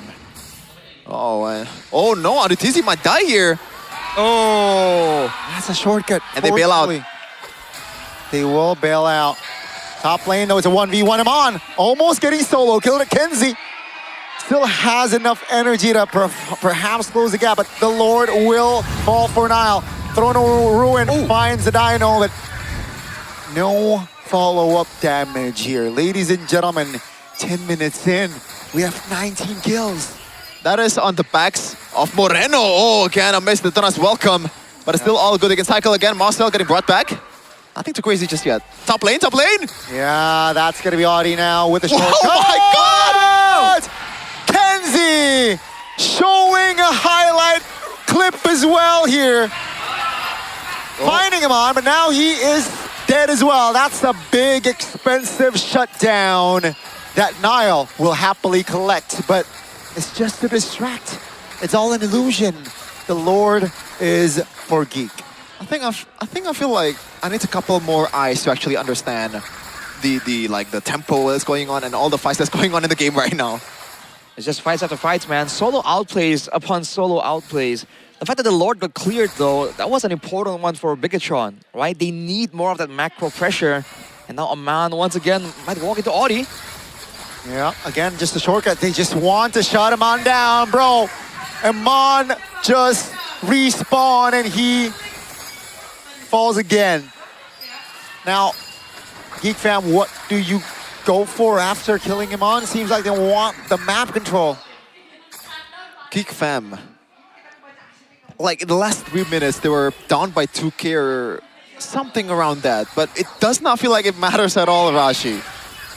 Because Geek Fam, they always have a man advantage. Like this. Shortcut again. Here comes Kenzie. Looking for a target. That's going to be Shogun here in the front. Throne of Ruin. Locking one down. That's Shogun off the board. No Finn on the vicinity. Oh, that's done! A board finds a burst. That's going to be 3 members left standing here for BTR. They should disengage, but it seems like they're confident enough here to find a mid-clear, and they will get the clear. Wow. That's Cassius right there, by the way. Oh! Whoa, whoa, whoa! It's not over! It is not over. They dive again. Nazara, though. Nobody to protect Nazara. And he will fall for 30. Yeah, thank God, though, the timer is definitely on their side. The Lord is still coming up in about 30 seconds. Nazara will be up by that minute. Oh, man. I'm not even sure. I think... Is it crazy to say that Geek Fam has control currently? They do. It's because of the shortcut presence, man. Everyone can funnel through into the fight at the same time. That's a War Axe for Shogun, by the way. I guess he wants part of the brawl, too. He's been ignored, right? For the most part, whenever the shortcut play is being used, it's not onto Shogun. So he's trying to get some more value here, hit back a little more. Even with the Sky Guardian build, just to ensure that he can take less burst and also regen and stay out of the base for even longer. Because again, it's all about tempo and movement, and Geek Fam is just outmaneuvering Bigatron. But they're cheating, they're using portals. Hold on. Oh, they don't want to go for Kanzinski. They know the portal is there. Yeah. They're unsure of the whereabouts of the chip. Wait a minute. Lord Pitt? Yeah, that's info. That's a lot of information that Audi TZ gathered. And that's going to be Nazara now. Oh my God! What? Mirko's GOAT finding the clutch of retribution, and Niall might just save BTR for this game. I would be fuming if I was a Geek fan, which I am. Oh my God! I feel like they got robbed out of a Lord. That was decently played by Geek Fam. Kanziski shows, the whole team shows at the bottom lane, and somehow Niall just tapped the retribution like it's nothing. He cannot keep getting away with this. Highway robbery from Niall on the Boxer, the underground Boxer, the Street Fighter. That is so unfortunate for Geek Fam now. What's the play here, Bigatron? They needed something like this to push with macro pressure. If they don't defend this, wait, Bigatron. Oh no! That's a stun. Beautiful Throne of Ruin, finding 3, but no clear follow-up damage. And Zara falls here. 4 members left standing for the Geeks. And here comes the revenge from the Red Robots. Audi taken very low, and BTR, they smell blood. Niall, he wants to take Audi down. Take a look at the mid lane as well, folks. The mini map. That's getting the base turret falling. Kenzie now perhaps providing damage. That's a flicker shortcut as well. Moreno taken off the board. Wait. Geek Fam, don't count them out just yet. That's a stun. That's going to be the Alice again, just jumping in. 3 members of BTR zoning them away. As, ladies and gentlemen, 15 minutes in, we still got a game. With the burst damage, finally, Alice will be taken down. I can't keep going on with this game, bro. The pendulum really swings quickly. 1 minute, BTR has the control, gets the Lord. Geek Fam somehow strikes back, but in a way, BTR got a lot of things in their hands. The mid turrets are gone. You gotta give Audi his props, man. The fact that he went out there and distracted Bigatron long enough, that really could have been a full-on 5v5 death ball with the Lord to end the game. But now Audi bought enough time, and now it's back to the neutral. It's back to the mind games, and this is where Geek Fam was excelling before that Lord moment. Crazy game, bruh. Interesting item choice here, Rashi. Eman going for C Halpert instead of something like maybe that can elevate his survivability? For me personally, I would go for something like a Rose Gold Meteor or a Wings. I think he's just concerned about beating up Marcel, bro, because like Marcel is surviving for a bit too long in these fights. I think that they're trying to fight fire with fire, right? Instead of having safety measures, they want to make sure that they can hit blows of their own. It's a risky strat by all means. Oh no, this is risky too. No, shortcut spent. 10 seconds on the clock for the Lord. Kenzie now all alone. Oh, 3 members on him. Kenzie off the board. BTR now stands with 5 of the Lord now spawning in the land of dawn. No Kenzie. That is massive, man. They still have burst damage, especially from the Eudora at this point in the game, but it's not enough to threaten dives in the backline. Bigatron can get a Lord for free. A Lord that they desperately required. Yeah, and mind you, this is not a composition that is built to defend or like have a solid high ground to defend this kind of sieges from BTR. To be fair, BTR siege is also pretty bad. Audi not spotted. This is a mid-off between these two. Oh, they see him. They see him. Gets out though. Fortunately for him, that was a bit scary. But yes, this team isn't meant to siege, right? It's meant to just barrel through and dive. If they are at a base defense scenario and an Abyssal Arrow lands on the right target. Oh no, like that? Yeah, maybe. On Marcel though. Oh no. Yep, the arrow doesn't land this time. Audi finds a shortcut. Aman off the board, ladies and gentlemen. BTR, only 4 members on the offense here, plus the Lord. Let's see if they can take a turret, at least a base turret, top or bot. But I think the call is just to be patient. Without Aman, it's gonna be tricky. Shortcut, ladies and gentlemen. Here comes the burst damage. Oh, Geek Fam throwing bodies, and now is caught. That's going to be Shogun. Finn pops the winner crown, but will be taken down. Geek Fam, they completely have taken over, but they got minions to take care of. Yeah, I think the solid turret hit to the top lane is kind of worth it for BTR. A lot of it, actually.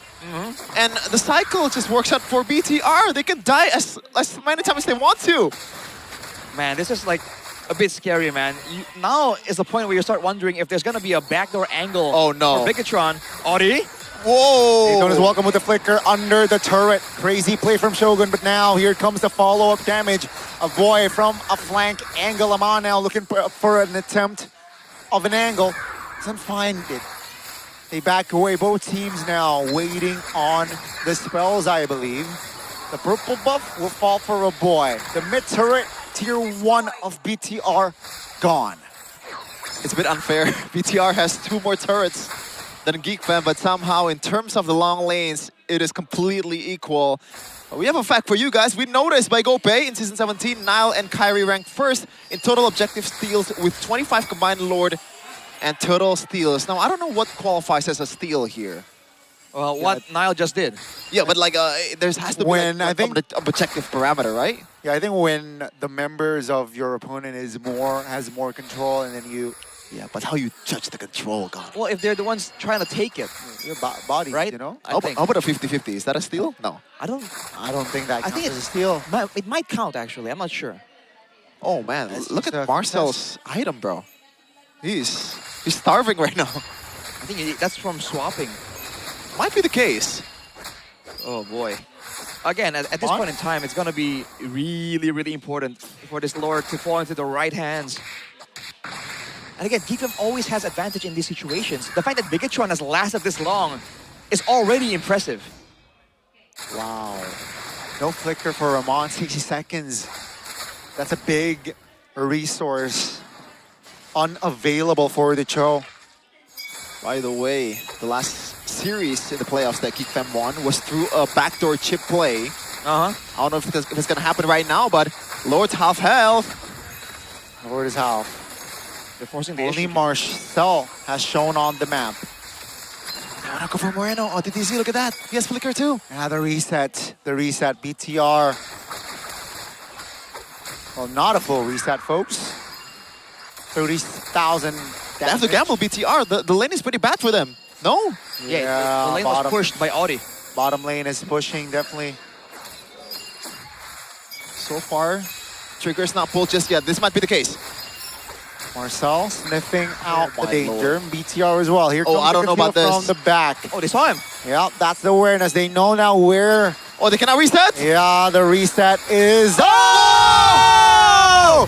Marcel! Steals after steals in this game. And now that's going to be Bigatron lousing, hoping members of Geek Fam falling. That's going to be immortality from Audi taken down. Amon with the knockup, not enough damage. Niall, though, finding one. A boy loses immortality. That's a stun. Moreno off the board due to Kenzie. Now, here comes the fight. The Lord is marching top lane. All immortalities popped and a boy taken down. Niall now providing the damage. And Zara and Marcel now looking for bodies. Only 3 members left standing for BTR. Dude, I'm sorry, but why? What would you chase? Oh, maybe that. Marcel now, very strong with the Evolved Lord now, marching top. Finn and Niall, can they do it?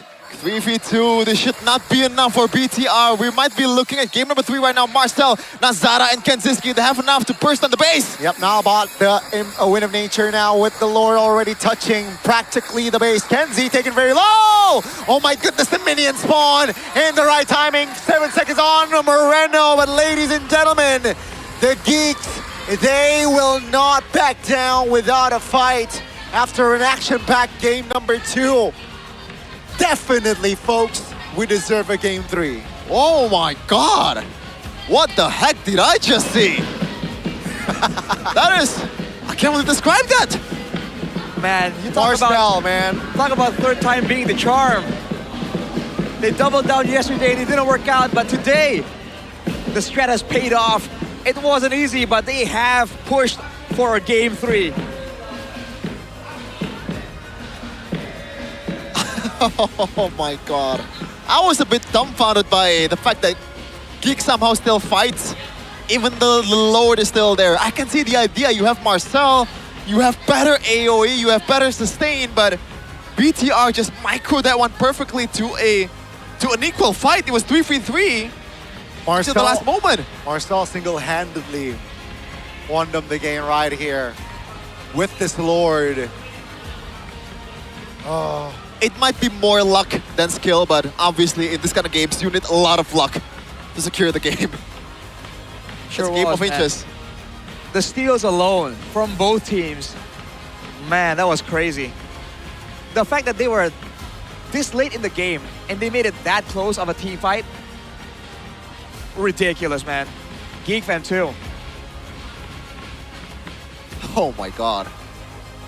Oh, it's a game and a half, man. I feel like that's a bit too much action. Like 2 games action packed into 1. Now, I'm not sure if that can be replicated in game number 3.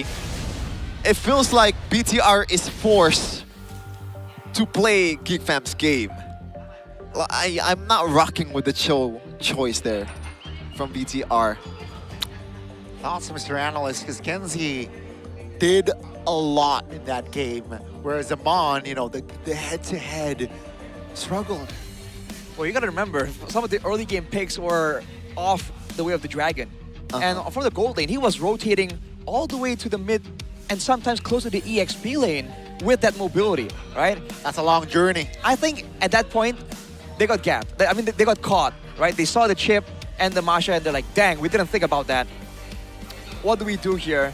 And they thought, we need to impose our own game, right? Because if you go for one gold lane that does AoE damage, it might not have worked out the same way. Yeah. So I think it's a choice they made with their experience and their wisdom. And it got close, man. Yeah. Let's be real, it got really close. Seriously. Still shout out to BTR, by the way. Just like Geek Fam in game number 1, I don't think they played a bad game. Like seriously, in that late part of the game, I thought for sure that Geek Fam would have the control. And in a way, they did. You know, they're the one who is starting the team fight. BTR is forced to respond. It's just that they played that composition way better than I thought it would be because there's a lot of single targets from BTR side, right? Yeah. Geek Fam has AoE, has range for days. BTR has none of that. But by the way, MVP, player of the game, it is Marcel Lethal L with the Alice. 4 for 10. Look at the damage taken. That is a lot of damage. Still not fully topped up on the items, by the way. Yeah, I mean, halfway through, we did mention that he looked like he was struggling to get items. But all different the early game, right? He was supposed to be the front line. He was supposed to be the main initiator. And I think, honestly, in the early game, the positioning from Bigatron were so confusing that it really was easier said than done, right? With all the mobility tools, Marcel was definitely one of the bigger targets. They understand that if the front line gets going, gets items, he'll be tanky enough to withstand a lot of the initial collisions. Yeah. So they made sure that that was not the case, right? They ganked him several times. They want to make sure that Shogun could fight back properly, can be a real presence. But in the mid game, man, that's where the shortcuts start coming through. I don't know if they clean up their act better, if they learned from day 2, Geek Fam, but the shortcuts looked a lot more effective here, partially due to the composition as well. But it's just so confusing, man. Even for us watching as spectators, this game was all over the place, and that's exactly how Bigatron wanted it, right? And it's only until the late game where Geek Fam finally was able to get a bit more of a linear control to end out the game. To shout out to Moreno, man. He's hitting more arrows than anyone could have thought. This is just ridiculous. The amount of time that he bought. I want more of this. Despite it not being the cleanest game out there, but it is fun for some people. I don't know if some people is vomiting watching this game, but I'm not. Yeah, or for motion sickness. Yeah, motion sickness. That's what I'm talking about. Oh, man. I think it's really impressive, again, that they decided that, okay, we need to avoid, Bigatron decided we need to avoid the initiations, but the stun coming in from a boy, I think it's a bit underrated here. Because, you know, depending on the order of the spells, the Eudora's spells hits differently, right? Oh, this is... The moment he gets the AoE stun, it's so important. But Niall says... That is so... That's all cool and all. Let me yoink this real quick. Not even getting the damage from the... I don't know what's the second skill called. Jab? Strong It's punch? Yeah, it's just a pure retribution from Niall. And he gets it. I thought with the Lord, Vacation were going to force a proper like collision with a numbers advantage, using the Lord as an extra member. But they decided against that, for better or worse. And from there, I think, man, it's just a brutal fight for survival. At this point, I don't think there's any real big chess match. You know, there's not a lot of calculated things. It's only a matter of will, right? Who can be more persistent in attempting to win this game? Persistent and also precision, as we're going to take a look at the items here. I don't think there's anything that's incredibly crazy from both parts. I like the choice of the tough boots always on Eudora, by the way. Just trying to deny the kill threat of Moreno as much as possible, so you can just flicker away before Moreno comes after the arrow lands. And it happened once. I think it exhausted a flicker from Moreno. He died at the end. Oh man. What else is there? Moreno, Eman though, man. I mean, Kenzie with the 12 kills. You gotta mention that, bro. I completely this Whoa, guy. What? And again, 3 deaths. 3 deaths, considering the way the game was going, I think is quite impressive. Because, he was one of the main damage dealers. He is the damage dealer. Well, yeah, Masha. And this is what we were talking about earlier, right? When you get 1-for-1 trades, equal trades, the comp that wants to scale really gets so much value. And you're seeing that previously when we saw this Masha chip combo, it's slow, right? You're like, oh man, when is this Masha going to do damage? In this game, it was pretty early. Yeah, incredibly early. And that Sea Halberd rush was also pretty good as well. And he didn't even have boots at the end. It's bare feet Mai Shiranui, which a lot of people like. Some people are very happy about that. Like you? Me? Like you, maybe. Be both. Yeah, let's take a look at the Game 2 draft though. Like, especially the bans here. It's... You don't... What change? From where? From generally. A lot. A lot, bro. It's like they almost like flipped compositions. No? Yeah. From both sides, actually. Like, they're not even playing... Oh, yeah, I get it now. But it's much more faster now, Geek Fam. They turn up the I guess like the gas to the maximum potential with how fast they're playing. Surprisingly, like it's just funny to see that the Hirara wasn't really a key player in this game. Yeah. You know what I mean? Because we've been hyping up Hirara in the first 2 days. First day not so much. Second day was really good.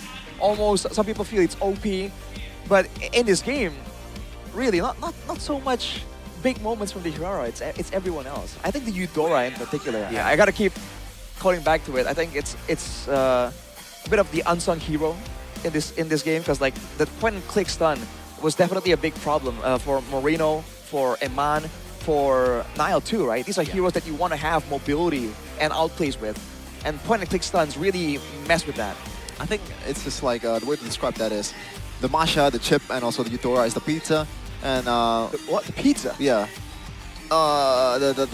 Who's the guy again? The Zara is just the ranch. You know, a good ranch. So just it's a good condiment. Just the sauce. Is this a reference that Asians would understand? I don't think so. So I don't think we eat pizza with ranch over here. Well, I do, but it's hard to find. Okay, all right.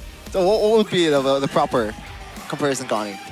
Yeah, I'll just fries and you know what? I have a better example for Indonesians. American, he brought out fries, bro. Okay.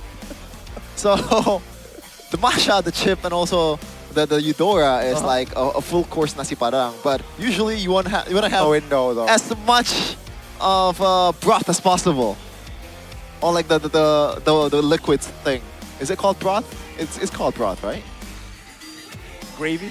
Yeah, gravy. I would go for gravy for padang food, man, because sauce just sounds like more liquid. That played I don't earlier. know what I'm talking about, but yeah, we're losing the plot. What you should know though, it's GoPay weekly diamond pass. It's free. Only on GoPay games. Use the code GGWDPMPL to get WDP for just around 19K. So apparently it's not free. My bad. Don't forget to click use to claim the code before you proceed with the payment in the GoPay app. Get your WDP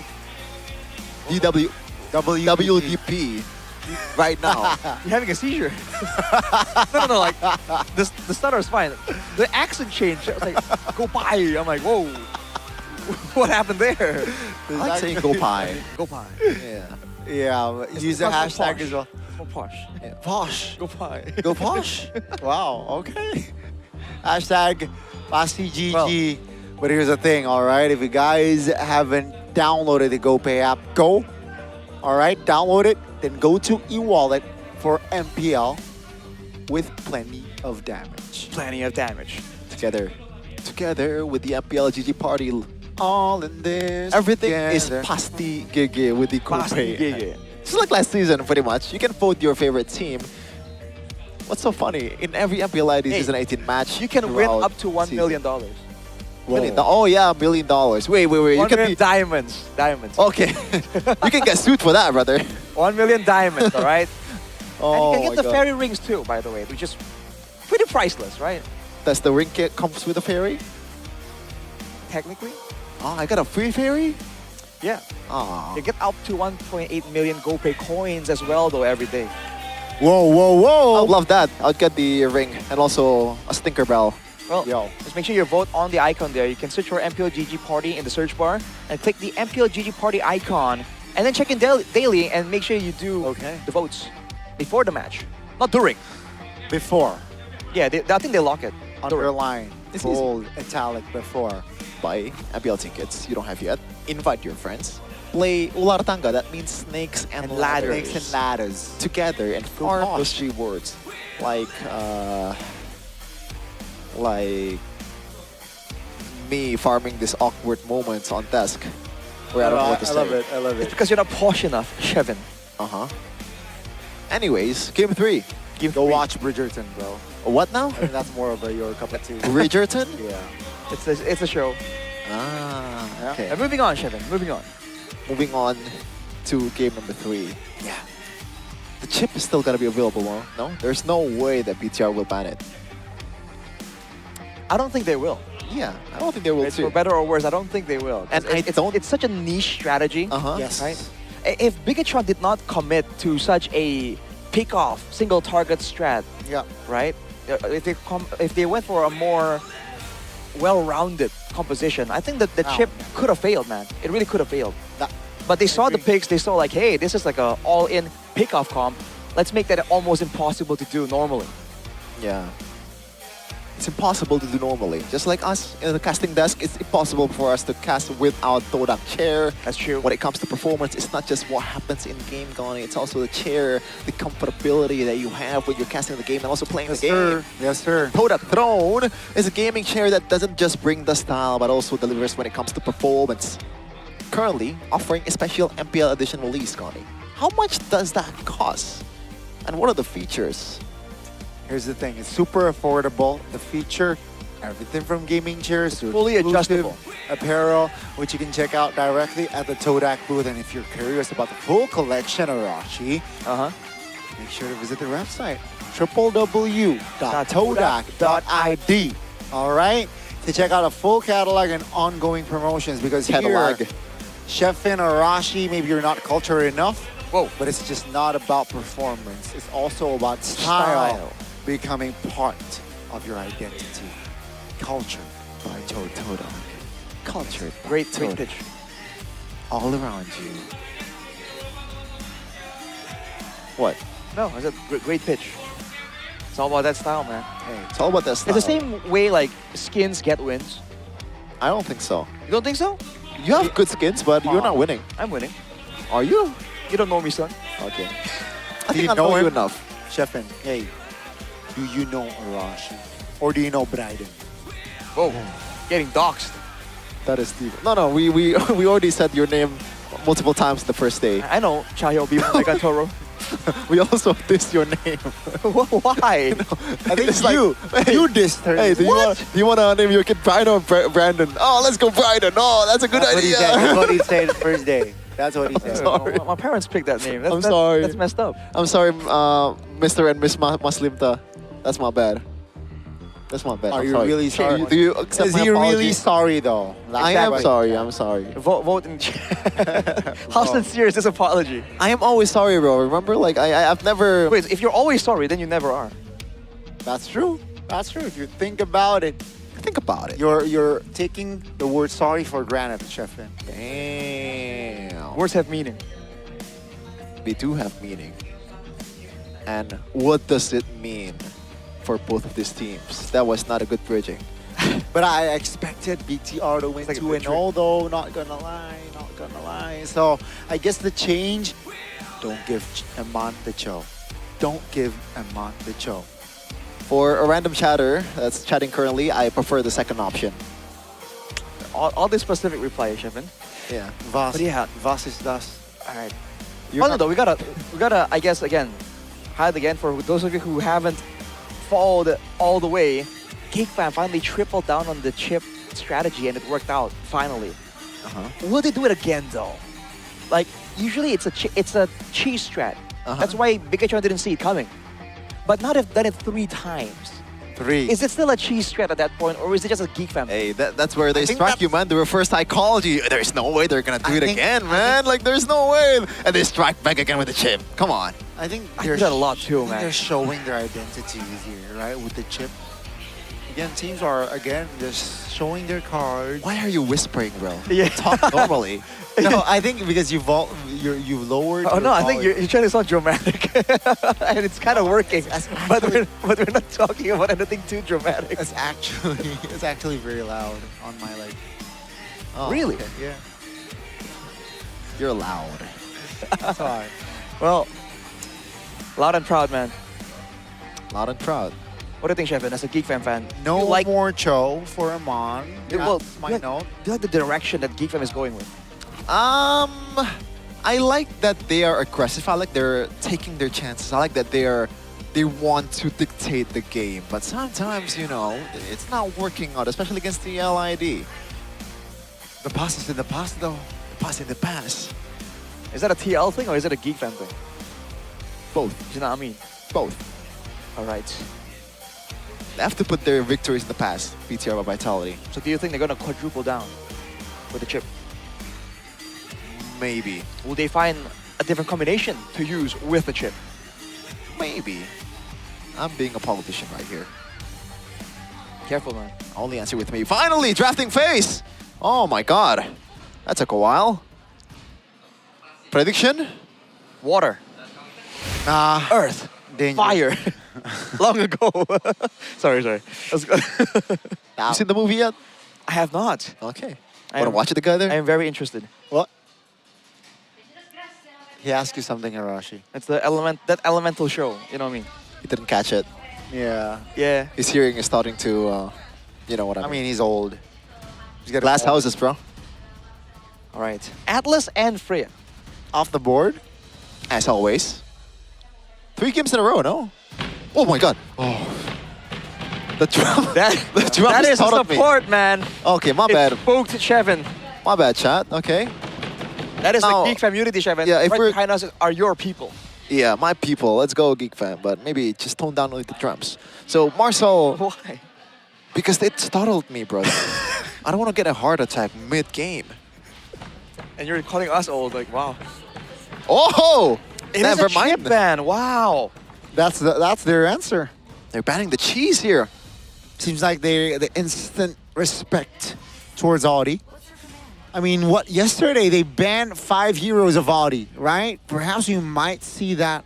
Yeah, and one of the games. Right. Are they going to leave the Kaja open this time, right? Because I think the Kaja had a degree of respect from Bigatron before.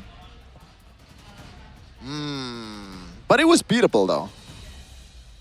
It's not like it's a huge problem. Same with the chip. It's actually beatable, but just the draft, I don't think it was working out for BTR. Might be a Marcel ban here for BTR, or do they want to pick it themselves? Keep the options, and Finn plays a nasty Marcel as well. Matilda? Might be. Might be in the picture. It's been used by Bigatron like twice, right? Dude, I really like this meta, man. Like, the bans, Ooh. in a way, it's kind of predictable, but there's a lot of ways that you can play this game, man. You can play the sustain, like, with a healer mid lane, like a Rafaela. You can play super, like, long range, kind of like Mage. There's a lot of things they can do to be able to secure the victory here. Yep. Now, GeekFam, Red 3, Paquito ban by BTR. Geek Fam. Okay. Marcel? So right now, the go-to like prio picks as Melissa, Hirara, Mathilda technically. Mathilda with BTR first, in this particular game, yeah. Those are the options Geek Fam are juggling right now. But do you really want to open the Marcel, man? I feel like that's a bigger problem. Airpunk has twice the heart rate of K-Dot, bro. Yeah. Oh, wow. Hirara. Okay. Okay. What's up? I think the usual go-to with Mathilda. Yeah.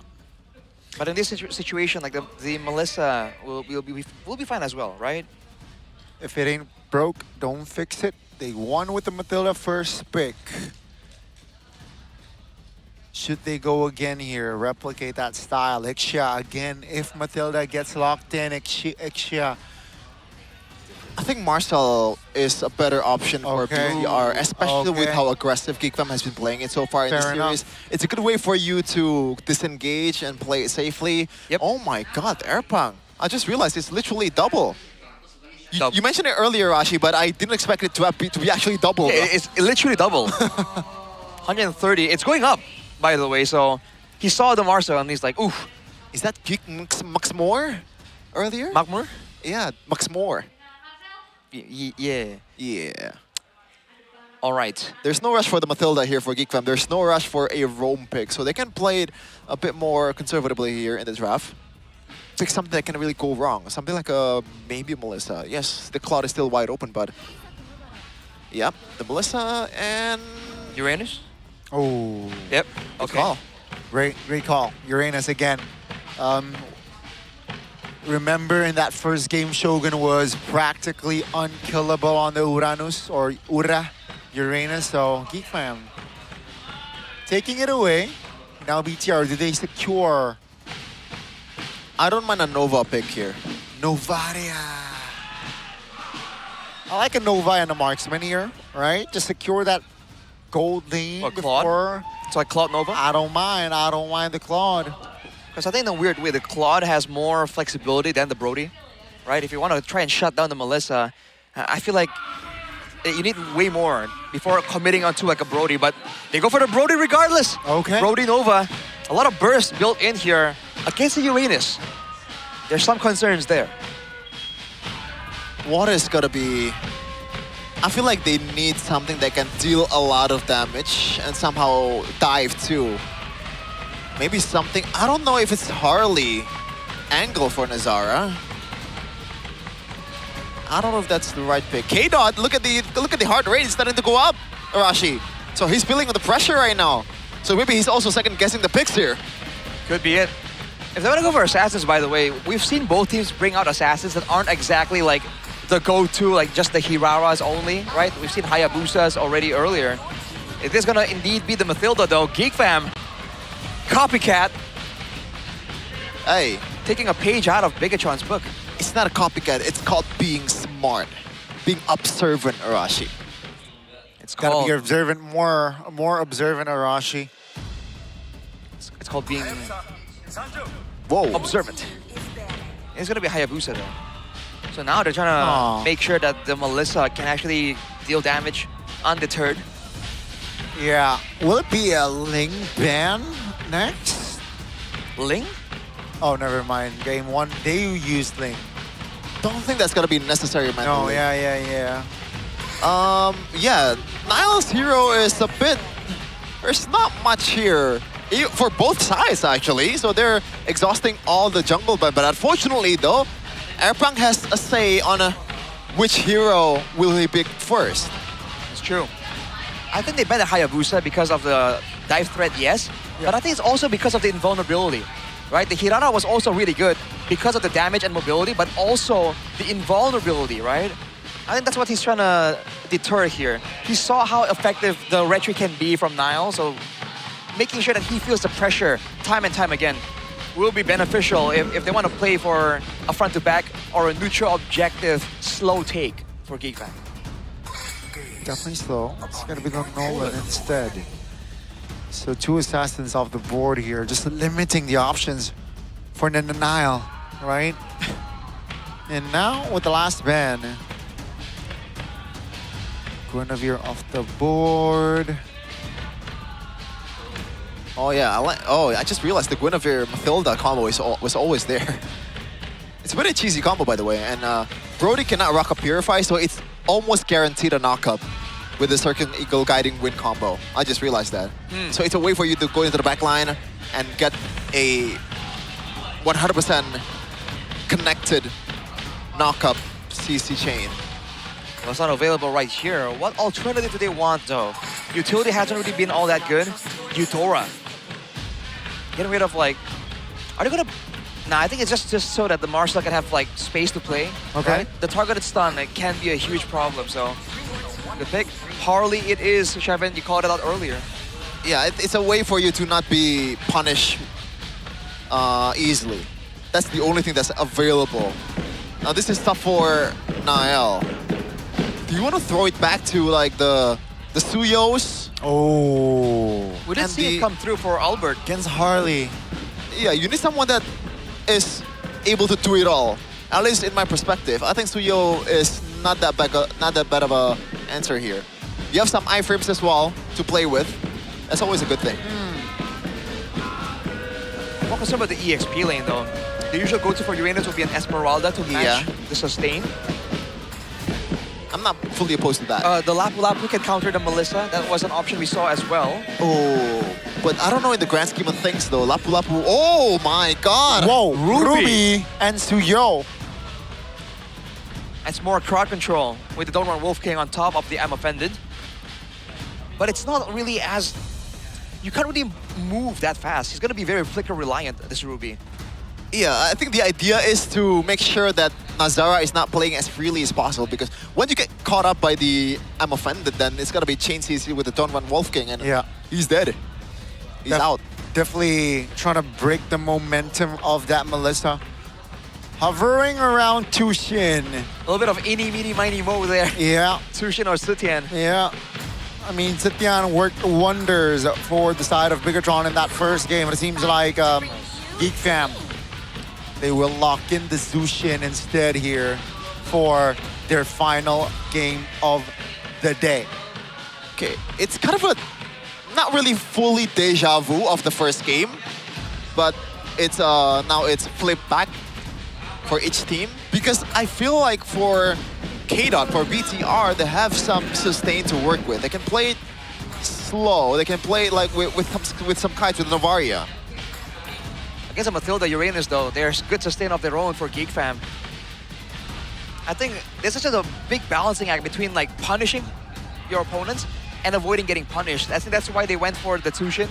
It's a bit safer here. It's all about minimizing mistakes, because both teams can really start snowballing. Right? At any point, if Nazara or Nile picks up some 1 or 2 kills, it can get really out of control really fast. But the 4 purifies, though, dang. Eat your greens, kid. Woo! Eat your greens. Feels like Geek Fam is going vegan right now in game number 3 right here. With the amount of purifies, the greens that they are consuming right now, as we're gonna jump towards the Land of Dawn. Game 3, last game of this series. Leg 1 of Geek Fam versus BTR. Who will take the W this time? Yeah, this one plays out, ladies and gentlemen. It's the final game, indeed. Keep in mind, Geek Fam has yet to win the season. Will this be their first? BTR, after traveling abroad, will this debut on MPL ID Season 18 start with a positive journey? Looking at the emblems right here, tenacities for the side of Geek Fam. Breeze Smite as well for Marcel. All the sustain that he can get for sure. For Bigatron though, there's a bit more value in rotations, again with the Wilderness Blessing, right? Agility as well for Finn. Common emblems for the Marcel. But this means that Geek Fam have to be careful, especially in the early game, right? They have more sustainability, but early on, with good ganks and rotations, with a numbers advantage, the extra sustain won't really save you. 4 purifies though for Geek Fam. Oh, I just realized there's a sprint for Moreno. You are the sprint glazer here, Rashi. Like, what's your take on this? Well, I think there's not a lot of... Yep, that's a knock-up now. That's the cover by Finn and Nile. Nothing too crazy, but that flicker for Moreno might cost them. He cost him dearly. Amon, just if not on the Cho, man. He's a lane bully on this Brody. Here comes Audi TZ. Here comes now under the turret. Amon takes the 200 gold neatly. Yeah. Clean dive there. All that, it's from Eman, right? Just whittling down the HP first and just Nile finishing the job. It is strong laning with the Brody. So now they go for the turtle play. Wait a second though, Marcel. Yeah, that's a pull. I'm offended. Nazara cannot move and Nile gets the turtle. That's a knockup from a boy. Crimson Beacon to the back. Now, that's gonna be the, oh my goodness. Astral projection from Moreno will find a kill there with the help of Shogun. Now, do they go for more? That's going to be Matilda surviving. Oh man, this is a terrible, terrible early game for Geek Fam. There was some inkling of brilliance here in the mid lane with the possible pickoff. Oh boy. Hold on, Nazara. Eman has the force to use the flicker. It's all G for BTR. They're up 2K in 3 minutes. Bit too much. Right. Back to a bit of a standoff. The fans are going crazy here in the building, by the way. They know what's at stake. They want to make sure that their team knows the support is there. To answer your question, Chevin, the sprint's on a shorter cooldown. And right now, there's not a lot of ways. Like if the Nazara jumps on Moreno, with a sprint, he can just cut the angle and avoid the bulk of the damage anyways, right? On top of that, on the Navaria in particular, when you send out the Astral Sphere to set up for the Star Shatter, the second skill, when you sprint, you can cover ground and increase the damage even more. That's the extra benefit of the sprint in this situation. 146 beats per minute from Shogun earlier on, shown top lane though. Hold on. That's gonna be the Astral. Oh! The Echo and the recall lands. And down goes the roamer from Geek. Dude, Auditizi didn't even get to do anything for himself. Just perfect execution with the Novaria here by Moreno and the crew. It's the power of the crowd control, man. It comes out so fast too. Moreno with a rush onto the lightning truncheon here. Not even a glowing wand. Not concerned about the regen possibility coming in from Marcel. He wants full damage on that Star Shatter. I expected more from Geek. Let's see the second turtle take 3K gold behind here. BTR now, Finn just scouting, providing information for the team as well. Now, Suyo is on the turtle. Uranus is actually also there, showing himself. Kenzie joins the fight. That's going to be the two-man caught by Ruby. That's the go away. That's a boy Crimson Beacon towards the front. Oh my goodness. The aggressiveness this guy has. Audi again. They're tilted. Somebody get these geeks out of here, said Finn, as he claims the double. Oh, it's a terrible calculation by Geek Fam. I don't know why they are so gung-ho and taking Eman or knocking Eman up. I don't think that was possible at all, the pickoff. I mean, Eman was pretty low. Audi really could have gotten the kill, but the stun was there, the kiss was still available, and the backup on the team was... Oh! Wait. Almost. Almost. Oh, I thought he got it. Wow. All right. That was almost deja vu from earlier when Finn was able to get Kenzie on the Brody, right? I think there's a bit of like, a bit of ego there. We're gonna get you with the same thing you got us with. It didn't pay out though. Vikatron at 5 minutes are already 5K ahead. They're not stopping now. Ooh. Yeah, they're going for the siege in the mid lane. I don't think they can do anything at this point. 4,000 gold behind and almost 6 minutes in. Just 6 minutes of game time. Top lane already at half HP. Turret-wise, things are not looking good here for Geek Fam. There's no retaliation so far for Geek Fam, man. Dude, look at the gold difference between Kanziski and Eman, bro. Yeah, it's like almost 2,000. Not in day. Marcel. Oh! Purify. Yeah, that's going to be Marcel now taken very low. Still able to get at this time. The recall doesn't land. Findal lands a golden hour. Finds two members of Geek Fam. And boy, oh boy. Mon, who underperformed on the show earlier on, shows the quality that he has here on this Brody. Yeah, this is... I'm not sure if they can salvage this one. Nazar is just trying to find the scraps on the other side of the map. Don't even think he can get that total, especially when the shield is still up. What's gonna be the angle here for Geek Fam? There's really not much catches. Wow, they have to play it slow, but they don't have to do it. Yeah, 4 members caught. 2 men stunned. Now almost takes 1. A boy though. Now stunned up. That's gonna be Marshall shutting Amon down. An important kill, but folks, take a look at Audi taking the brunt of damage, and that's just 4 members bodying him. Marcel now, as the Uranus will be sustainable enough now. They can defend their tier 2 in the mid lane, but Turtle is up, and ladies and gentlemen, take a look at the kill count. It's 10-1.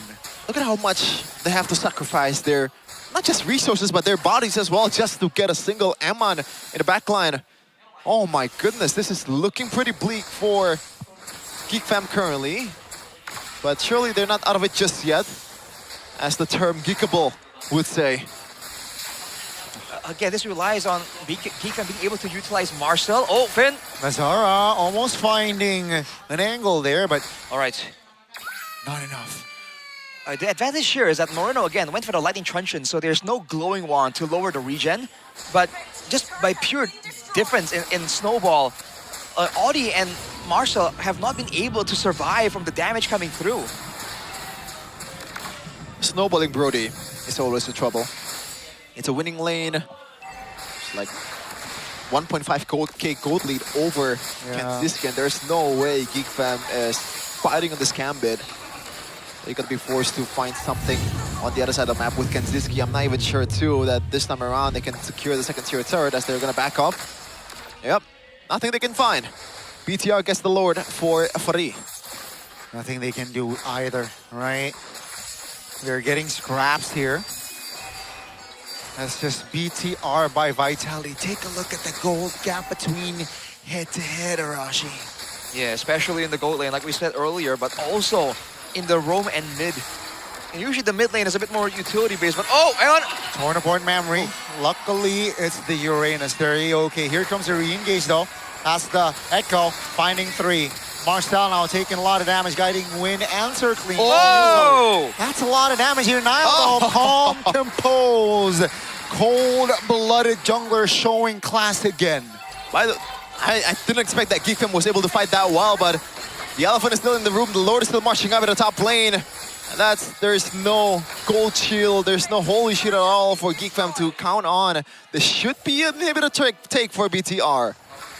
So much good siege here with the Brody and the Novaria, man. Poke is there, turret damage is there as well, and they're starting to work on the top side. Yep, that's the recall. Marcel, the Uranus.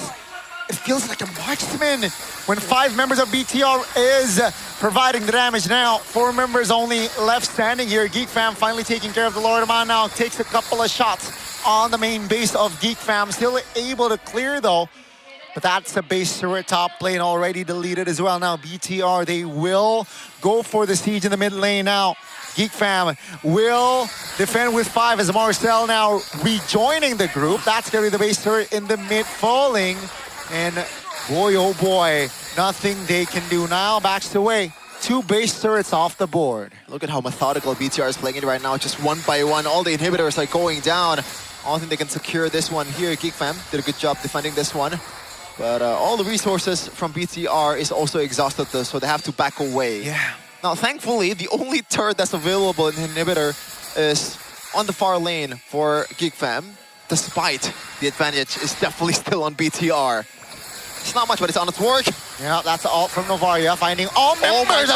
Take a look at the damage. No, finds 1. That's going to be a Harley off the board as Amon finds the last base turret. Geek Fam now trying to recompose. Amon from downtown takes the kill. Now 2 members left standing, and ladies and gentlemen, in a 2v1 fashion, the defending champions, the Red Robots, their homecoming will find victory as their main 5. Amon again, the Maestro, Finn the Human, Shogun, and a cold-blooded jungler Nile. Still reliable, still showing quality. And what a debut here, back on the stage for Season 18. As always, BTR dominating the scene currently, still keeping with their current form after the few internationals that they have participated in. That experience is poured out towards GeekFam. It's a bit tougher this time. Maybe tougher than they expected. But GeekFam unfortunately has to fall through to the 0-2 match rate. Man, that was an intense one, especially game number 2, man. But in game 3, they readjusted. They take away the weapons of GeekFam, and immediately they look just a little bit lost. That is enough.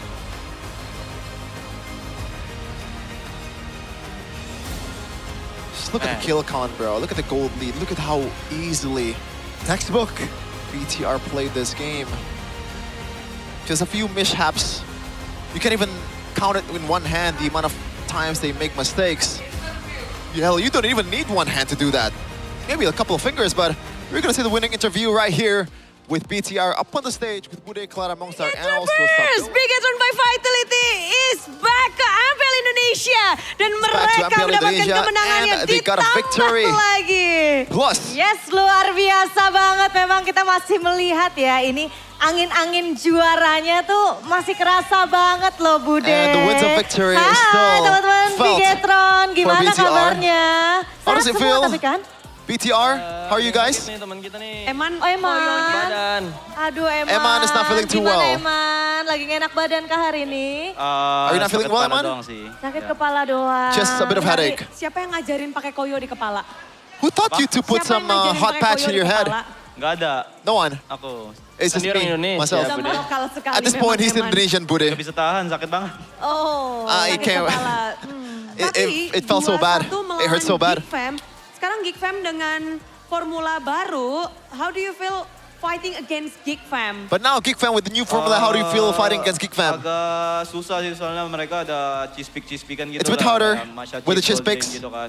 with the mashas. Tadi, ya apalagi kepala gua sakit juga kan ya. And also my head is hurting. Nambah pusing, nambah sakit. Tapi akhirnya setelah dari season lalu kan kalian belum pernah menang lawan GeekFam. But finally, after last season, you've never won against GeekFam. Kalau misalnya dari Eman atau Moreno. But now you won again. Moreno? How does it feel, Moreno? Kan tadi udah interview juga kan sebelumnya kayak. Before this, we got an interview. Walaupun realitanya emang kita kalah season lalu. Although the reality is we lost sekarang kita mulai last season, the regular season. Karena di but now it's the new start. Mereka kan kita bantai 4-1 jadi. Because in the playoffs we absolutely demolished them 4-1. Yang lalu biarlah berlalu. Benar. So let the past be the past. Yang jadi realitanya sekarang ya udah. The reality is now. Geek yang belum pernah menang lawan kita di season 18 kan. Geek has never won against us in season 18. Asik, luar biasa. Tapi mungkin nih Bude ya. Karena Eman kan tadi udah bilang katanya kepalanya lagi sakit Bude. Mending kita kasih aja kali ya Eman ke teman-teman dari English casters karena nanti Eman akan because Eman is having a headache. Now we let them interview or like we let him go towards the English desk for an interview. So we got an interview with Eman after this. So stay tuned. Udah gak sabar buat ngobrol-ngobrol nih. Tapi di sini kita akan tetap ngobrol-ngobrol lagi Bude. But here we're still gonna talk. Banget ya bagaimana ini yang sudah memegang banyak banget kesibukan internasional terbang ke sana kemari. They got a lot of things going on, international tournaments. Untuk prepare season 18 ini sebenarnya? How do you guys prepare for the season? Sehari kemarin doang. Karena kan kita ada media day dari MPL juga kan. We got media day from MPL. Kita full latihannya baru hari Sabtu kemarin. So it's only in Saturday we got to practice a full day. Apa? Belum ada libur sama sekali dari kalian. So you guys got no day off? Latihannya kita udah mulai dari yang di Kazakhstan itu. We itu, ya latihan kita start juga. practice when we were in Kazakhstan. Bawa piala, sekarang pulang dan makin ganas. We got a trophy after Kazakhstan. Kok Yenya lebih semangat dong. Yenya gimana Moreno? Kasihan Eman soalnya lagi semangat nggak boleh berisik-berisik. Lagi sakit jadi nggak boleh berisik-berisik. We're pretty kita senengnya ya sebatas we feel pity towards Eman because we're not allowed to be super loud because he's feeling pretty bad. Teman-teman Bigatron by Vitality ya. Ya nervous lah kita. Nervous banget. Apalagi Nael nervous. Katanya sih gitu, katanya kedinginan dia. I was pretty nervous. Nervous kenapa Nael kalau boleh tahu nih? Why Nael? Karena lawannya Coach Erpang. Because we're up against Coach Erpang. Gimana sih dengan Coach Erpang menjadi lawanmu, menjadi lawan pertama bahkan dari Nanael. How does it feel? Apa yang kamu pikirkan Your first nih? opponent is Coach Erpang. Anything that you want to say to him? Tebak aja sih draftnya bakal nge-ban hero-hero aku semua. It's pretty Tapi expected that he's gonna ban rasanya up my sedih, heroes. sekaligus senang juga lah. Ya akhirnya dia tetap di MPL, sedihnya MPL-nya nggak sama aku. I'm happy that he's still in MPL, but it's pretty sad that he's not with us anymore. Bisa menjawab walaupun hero-heromu di ban. Seems like you were able to answer despite all the bans. Mantan. Nah, sebelum main dia bilang dia nggak ban Fanny gua. Tiba-tiba dia Before we ban played, jangan gitu lapangnya. he said that he's gonna ban my Fanny. Semoga bang, semoga. Semoga bang. Jadi itu ya, udah dikasih notes ya sama Nael, Coach Erpang. Kita Looks tunggu like ya nanti you got some untuk dilepas stick and pick from panennya Coach dari Erpang. Nael ya. Cuman di sini yang tidak lupa juga sudah ada Vin yang ada di tengah-tengah. Halo Vin. Obviously, Iya, we got langsung. Finn Aduh, here mic in the middle. Vin, gimana nih? Kamu How does it bermain feel? di match kali ini, tapi ada yang berbeda kali ini. Playing yaitu today, but ada- there is something different ya, today. audisi di There's the RTZ on the other side Sam, instead of gimana? Poloski. Berasa lah kayak nggak ada baloynya. It feels Jadi the ada lack yang of kurang Poloy dari Geek. is Ada yang kurang dari kita. very tapi much felt. Perbedaannya gimana So nih, what's the Vin, difference kalau between boleh these tahu? two? Gak tahu pasti sih, cuman kayak I don't really know. mungkin dari shot caller dari balonya Maybe kali ya. Nggak shot ada. calling. Jadi Vin merasakan hal itu kah? So did you felt it? Maybe, Satu maybe. suara berarti ya, ketika nggak ada shot caller kan gerakannya nggak serempak gitu. Iya. Tapi menarik di mana kayaknya kalian memang latihan satu hari itu udah ngebaca banget. It seems like after just a day of practice, dengan pakai but you guys were able to read Geek Fam's kajanya, gameplay. Lalu with kalian the Kajas. jawab dengan combo juga. Ixia Matilda You guys had an tadi, answer for that, ditambah Ixia tadi Matilda. juga Moreno pakai Novaria. Even Moreno with Itu memang Navaria. kalian udah ngesiapin ngelawan Geek Fam. Did you guys prepare already for Geek Fam match? Enggak juga sih. Not really. Tapi kita udah tahu lah kayak But we mereka know. bakal pick aja gitu. They're gonna pick Kita the udah tahu Kaja. counternya juga. Oke, terbang dibalas dengan terbang. Iya. Gimana tadi game 1 seru banget kayaknya ya? It was a Paling pretty fun berkesan game. berapa sih buatmu melawan Geek Fam? Which game Paling do you seru felt game 2. the most Karena fun? Is game 2. Ada Masyanya sih. Takut. Because of the Masha, we were so scared of the Sama Masha. Masyanya, bukan sama Kajanya. Enggak. Oke, dicakar-cakar Masya. Oke. Bener. Benar. Jadi memang ya game 2 kalau misalnya menurut Vin. Tapi kalau misalnya menurut Shogun sendiri gimana nih Shogun? For Shogun, Nah kalau misalnya what do dari you think? Shogun melihat match yang tadi. Kalau kita ngomongin match yang tadi ya Shogun Looking ya. at the Melihat match yang match tadi. Kalau earlier. menurut Shogun tuh seru di game berapa sih? Game 1? Which game game 2, was atau the game most 3? fun out of all of them? Yang paling berkesannya yang game 2-nya. It's game 2. Yes. Kenapa tuh? Why is that? Game 2 soalnya Game 2 because- lama match-nya. Terus ada agak horor gitu gamenya. It's a bit horror, the game. Agak horor. Soalnya It's a bit scary. tebak-tebakan musuhnya di mana gitu. Because we have to guess where the opponent Iya, chip is. sama Masya-nya kan sekali pukul hilang gitu. Jadi agak If horor dikit. if we encounter the Iya, Masha, tapi then momen one dimana hit, then it's gone. kayaknya di game ketiga, walaupun Geek Fam udah Game bawa 3? berapa Purify itu Shogun, tak bisa No matter how many melawan kamu ya. purifiers Geek Fam brought, they can't really do anything about it. Gara-gara kita connect aja sih berlima. Because we connected better, Keren I guess. banget. Tapi dari Bigatron by Vitality, kembalinya kalian ke MPL Indonesia, perdana kalian. Ada yang pengen kalian sampaikan gak sih dari Bigat Troopers? Sudah kangen dari Jumat, Sabtu, akhirnya Minggu bisa ketemu kalian. Any message to the Big Troopers Moreno now atau that you Nael? guys finally Bebas. can meet them after the 2 Kata-kata pembukaan days nih. rest? Kata-kata sambutan. Any welcoming Oh, mau words? dulu dia. Oke. 3, 2, 1. Gas. Ah. Halo semuanya. Hello teman-teman. everyone. Ini ngomong ke siapa Bude ya? What are we talking to? Oh ke Big Troopers. Big Troopers. Halo semuanya. Oh, Big Troopers? Hello, all of you Big Troopers.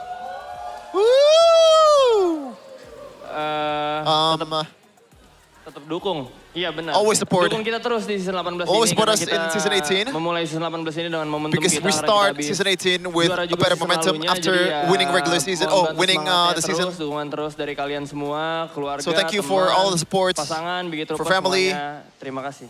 partners. Tapi Thank you satu so lagi, much. banyak yang penasaran dengan A lot of people are Bigatron di season 18. Tim-tim pretty lain banyak yang nungguin kalian wants to juga. know. Apa yang ingin kalian sampaikan kepada tim-tim lain di season 18 Anything that ini? you guys want to say to other Banyak yang teams? nungguin. Iya, banyak yang penasaran sama kalian. Let's see lah. We'll see, we'll Kita see. tungguin kalian juga. We're also waiting for you guys. Ya udah. Oh jadi saling menunggu satu sama lain. We're waiting for each other. Let's see, itu dia yang diucapkan oleh Moreno. Tapi inilah dia hasil pertandingan kita yang amat sangat panas di match kedua pada hari ini. So Big Troopers, marilah kita sambut. Inilah dia. Big Troopers, give it up Vitality. for Bigatron by Vitality.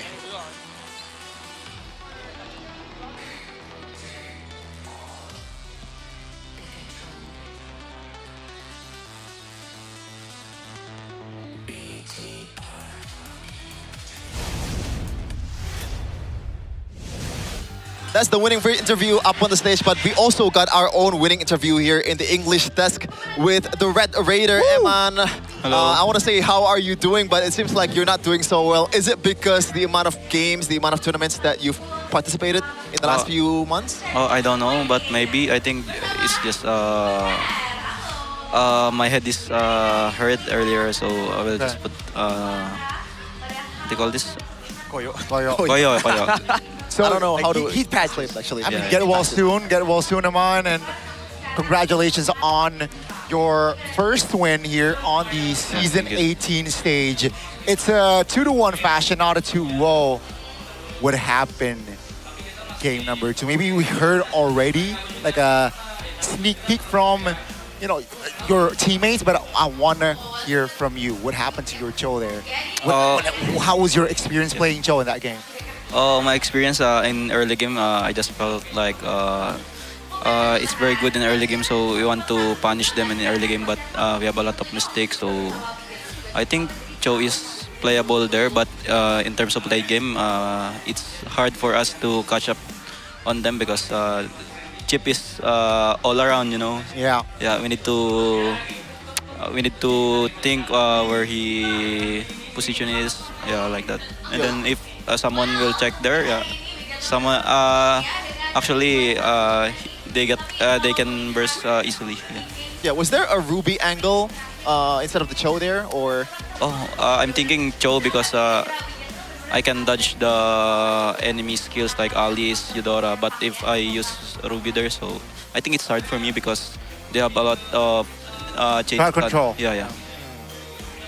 So in game number 1, Eman, you were taken out twice on the Ixia. What was your first thought? Like, oh, I died twice, I'm behind now.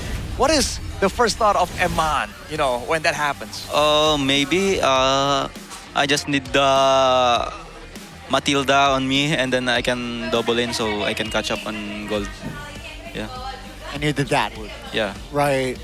Again, the combination of Matilda and Ixia, first time Season 18. Will we see more of that duo? You know, Matilda, Finn, Ixia, Iman. Can we see more of that this season? If there's a chance, I think maybe yes. Yeah. Okay, I want to talk about the Ixia just a little bit, okay? It was a Brody pick first for Geek Fam. Was the Ixia because you guys have a Matilda, or is it because you were up against the Brody, or is it a combination of both? I think it's just I don't have any hero to use there because there's a Kaja, right? So it's hard for me to think like they already banned the other hero like Melissa, Claude, yeah. Yeah, I felt like I can use Ixia there because I have Matilda on me, yeah. So what are your thoughts on the matchup? Because there's a lot of talks about the Brody-Melissa matchup. Do you think it's a Brody winning matchup? You think it's a Melissa matchup, skill matchup, or equal? I think it's depends on the user, I think. So skill matchup. Yeah. But you were able to completely dominate Kandinsky though in game number 3, so what's up with that? What? You were able to dominate Kandinsky in game number 3 though, so what's up with that? Maybe he doesn't know really well how to use the capable of skill of Melissa, I think. Yeah. Okay. That's very interesting. Now, this is the start. You know, it's technically your day 1. Gotta ask. Are you guys going for the back-to-back? How confident are you yourself? Right now, 100% I think we can do back-to-back. But Mirko sends his regards, by the way. Yeah. But we're trying our best every game so we can get the trophy again. Okay, so I want to ask you about the competition here in Season 18. Aside from Onyx, which team do you think has the biggest chance to compete against you guys? I think Liquid because I saw their game style yesterday and then earlier, right? Earlier, yeah. I think they're the one is I'm looking forward to fight against. Yeah. Well, what do you think about the current meta, by the way? Because a lot of people say it's a bit too weird, it's too crazy. Yeah. As a gold lane, we saw how hard it is sometimes to be a gold lane in the current meta that's so aggressive. What do you think about the current meta? I think the meta right now, you can use any hero right now because in terms of playstyle, I think kayak apa ya? Kayak ada cocok-cocokannya gitu lah. Kayak hero-heronya. Hero sama orangnya? Yeah. Oh, so it How do you depends. translate it? Yeah. There's like Play style. affinity between the player and the hero. Mix and match, I guess. Yeah, you have to pick the right hero for you, kind of. Yeah, okay. Now, so you guys, do you think you guys have an advantage in terms of like, you guys already watched Geek Fam played a match earlier or like last day before this, so do you guys in a way have an advantage of scouting on how they play or? Yeah, in terms of drafting, yeah, we already know how they drop and then we expect earlier also they can play Masha chip, but they ban Melissa and Claude, so I think that they're ready also. Yeah. Oh, okay. So I want to follow it up with Geek Fam's potential. Like based on what happened earlier, do you guys think that Geek Fam already, showed all of their potential? Like, was it a decent game still for Geek Fam, or were they playing bad earlier? I think they play good, but at the same time, I don't think they can fight other team like if they play like a normal hero because they win earlier and then yesterday like they only use Chistrat hero, but I think they can catch up later on. Do you think that's partially because we know Voloisky is no longer with them, right? Yeah. How different is it? After this match, do you feel like, what is Geek Fam right now without Voloisky? I don't know. Maybe the comms and then the decision making also in early game. I think when in our game 3, I think that's the big factor. I think the shot call of Baloy. Yeah. Okay. I think that's going to be enough for the questions because we know that you're still feeling pretty bad. So Yeah, thank you so much for taking the time to talk with us. Hopefully we can see you guys in the future here a lot of times with better health, I guess. So yeah, thank you so much, man. Thank you. Again, congratulations, Aman. Get well Thank you. soon. See you, brother. Thank you. Yeah. Mirko sends his regards, by the So way. awkward. Mirko must, yeah. Man, Mirko must be so bummed, man. Like the one time his goat is actually on the desk. Mirko's goal. Oh, he's casting ENC. I think he's still doing pretty fine. His goat though. Yeah. Imagine we had Beloy, but you weren't here. Okay, fun fact about Eman. Do you guys know that Eman, he's a Filipino, right? So you would assume that he is slightly decent at basketball and completely ignores our national sport that is football. Eman is the complete opposite. Eman traveled to Italy to play for Philippines. I think he's almost a national team member of the football team in Philippines. Eman? Instead of basketball. Really? Yes. Are you, wow. Did not know that. Yeah, but that's the fun fact. So we're going to take it to the break. After this, we're going to see another match. It's Alter Ego versus the debut of Onyx. So don't go anywhere.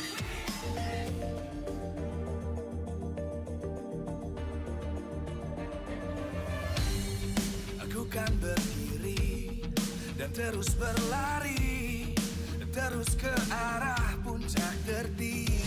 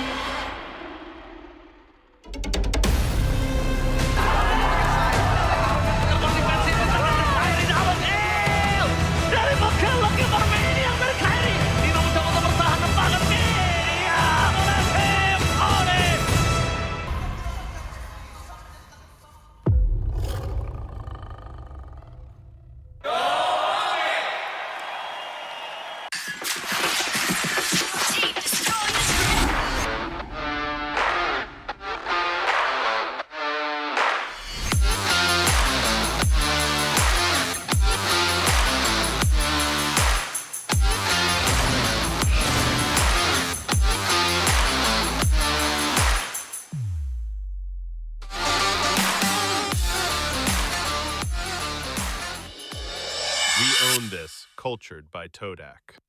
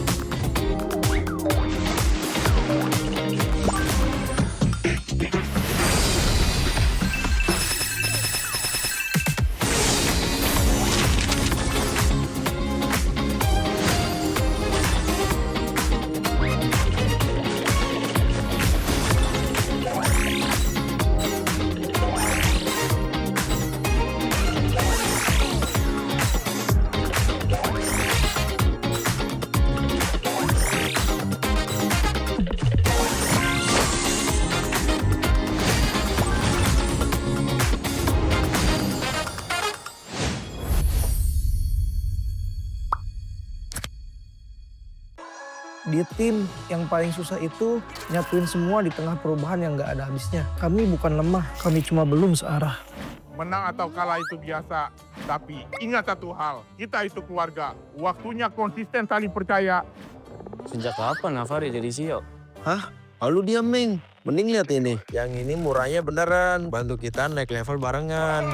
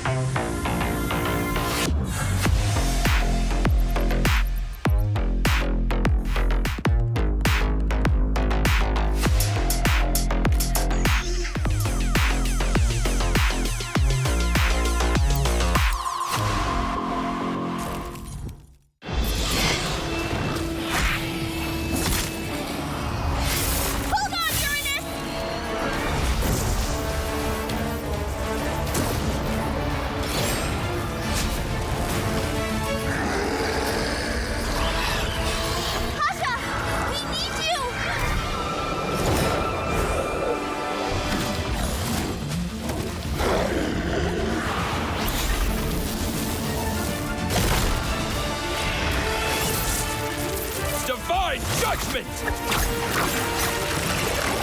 Witness the power of pure lightning!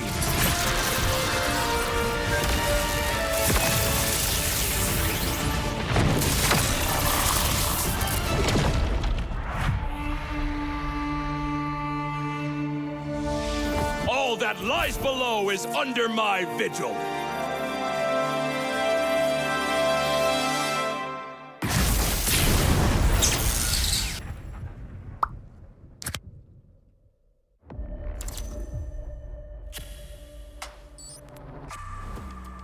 Semua perjalanan mempunyai cerita.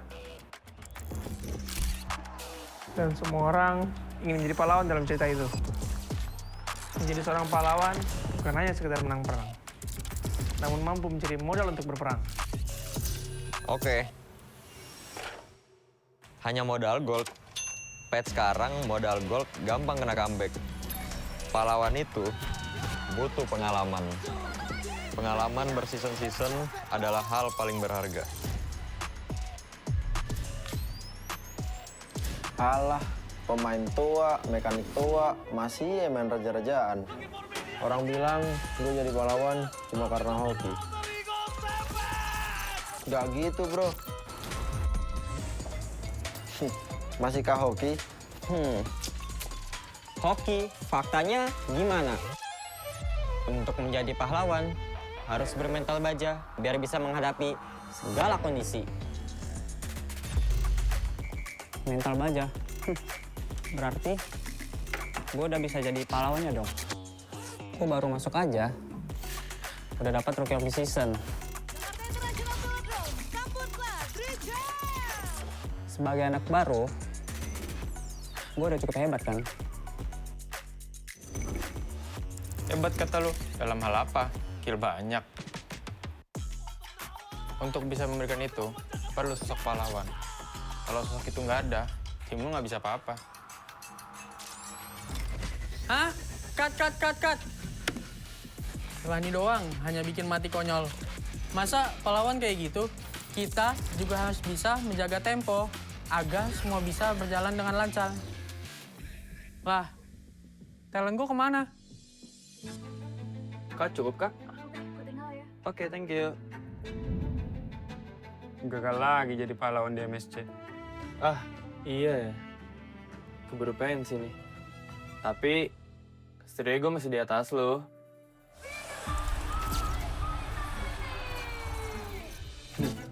Oke doang lo itu mah. Season ini nggak akan semudah itu. Yuk, mulai syuting. Nih, baca dulu. Loh, kok lu jadi Estrada, Man? Magang, Mor.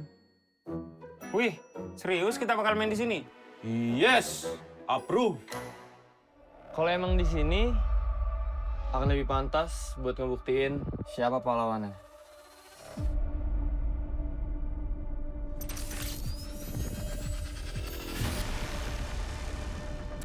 Persiapan kita cukup.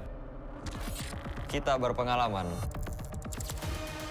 Kita harus sesuai target. Kita punya mental. Kita nggak butuh waktu lama. Kita memiliki inisiasi. Kita bisa mengatur tempo. Kita punya banyak cara. Kita yang ngatur permainannya. Mari kita lihat siapa yang pantas.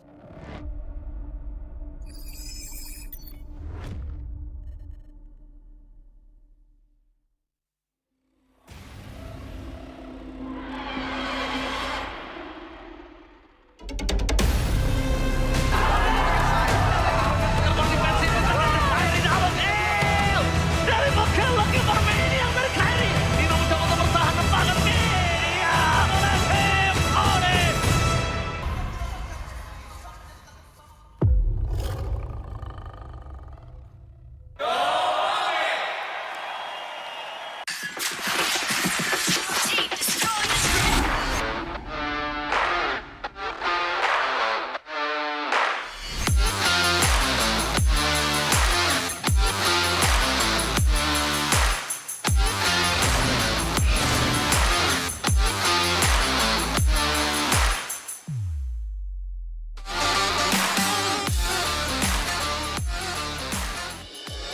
We own this, cultured by Todak.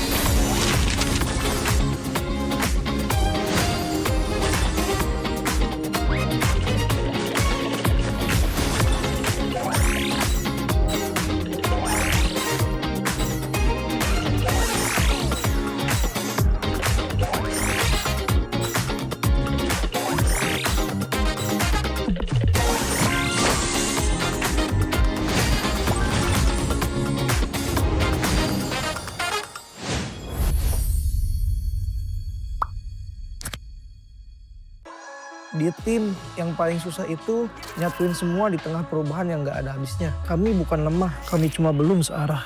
Menang atau kalah itu biasa, tapi ingat satu hal, kita itu keluarga. Waktunya konsisten saling percaya. Sejak kapan Navari jadi CEO? Hah? Lalu diam, Ming. Mending lihat ini. Yang ini murahnya beneran. Bantu kita naik level barengan.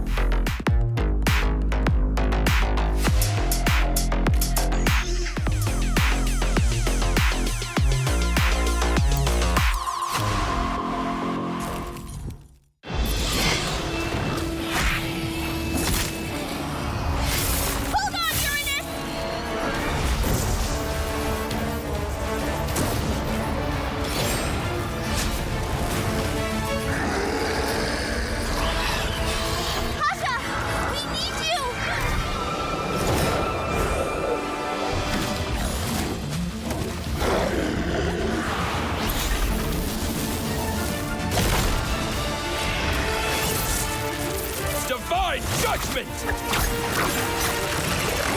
Witness the power of pure lightning!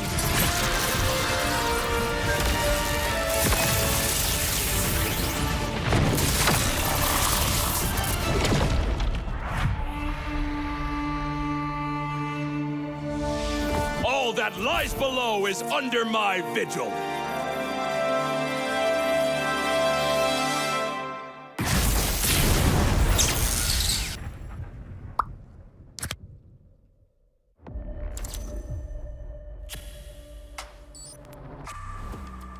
Semua perjalanan mempunyai cerita. Dan semua orang ingin menjadi pahlawan dalam cerita itu. Menjadi seorang pahlawan bukan hanya sekedar menang perang, namun mampu mencari modal untuk berperang. Oke. Hanya modal gold. Pet sekarang modal gold gampang kena comeback. Pahlawan itu butuh pengalaman. Pengalaman berseason-season adalah hal paling berharga. Alah, pemain tua, mekanik tua, masih ya main raja-rajaan. Orang bilang gue jadi pahlawan cuma karena hoki. Gak gitu, bro. Masihkah hoki? Hoki, faktanya gimana? Untuk menjadi pahlawan, harus bermental baja biar bisa menghadapi segala kondisi. Mental baja? Berarti gue udah bisa jadi pahlawannya dong. Gue baru masuk aja, udah dapat Rookie of the Season. Sebagai anak baru, gue udah cukup hebat kan? Hebat kata lu, dalam hal apa? Kill banyak. Untuk bisa memberikan itu, perlu sosok pahlawan. Kalau sosok itu nggak ada, tim lu nggak bisa apa-apa. Hah? Cut. Rani doang, hanya bikin mati konyol. Masa pahlawan kayak gitu? Kita juga harus bisa menjaga tempo agar semua bisa berjalan dengan lancar. Lah, talent gue kemana? Kak, cukup kak? Oke, thank you. Gagal lagi jadi pahlawan di MSC. Ah, iya ya. Keburu pensi nih. Tapi, setidaknya gue masih di atas lo.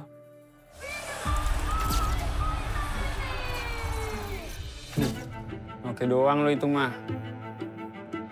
Season ini, nggak akan semudah itu. Yo, mulai syuting. Mi, baca dulu. Loh, kok lu jadi Estrada, Man? Magang, Mor. Wih, serius kita bakal main di sini? Yes, approve.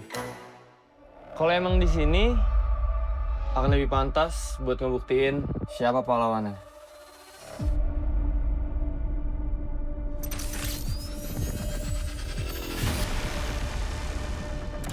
Persiapan kita cukup. Kita berpengalaman. Kita harus sesuai target. Kita punya mental.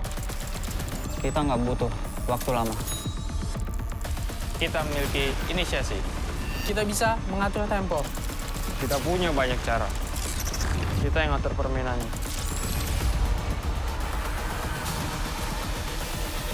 Mari kita lihat siapa yang pantas.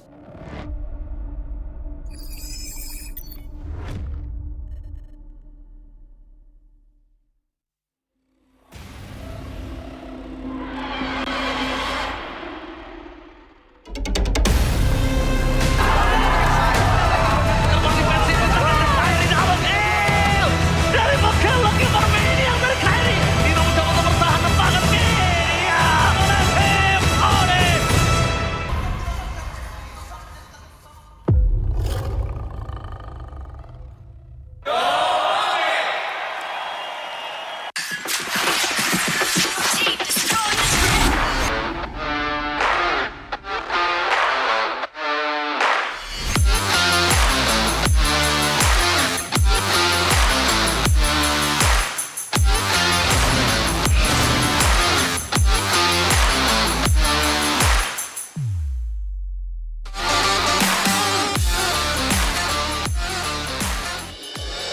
We own this, cultured by Todak.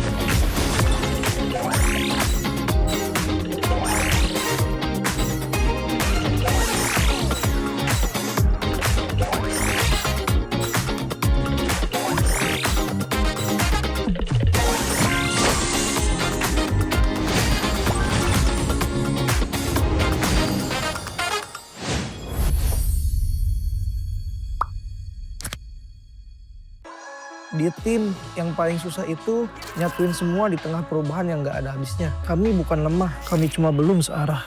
Menang atau kalah itu biasa, tapi ingat satu hal, kita itu keluarga. Waktunya konsisten saling percaya. Sejak kapan Navari jadi CEO? Hah? Lalu dia Ming. Mending lihat ini. Yang ini murahnya beneran. Bantu kita naik level barengan.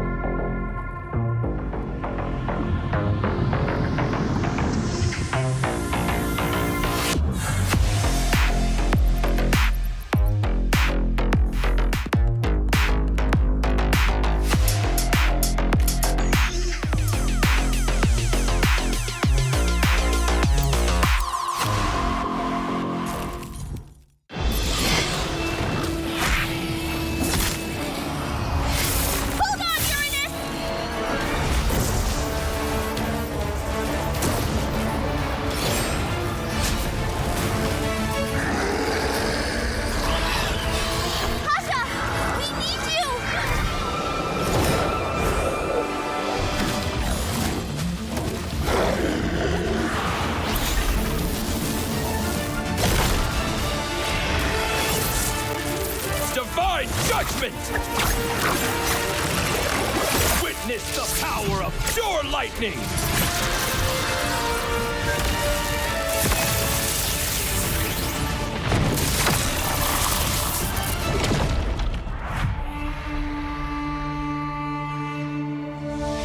All that lies below is under my vigil.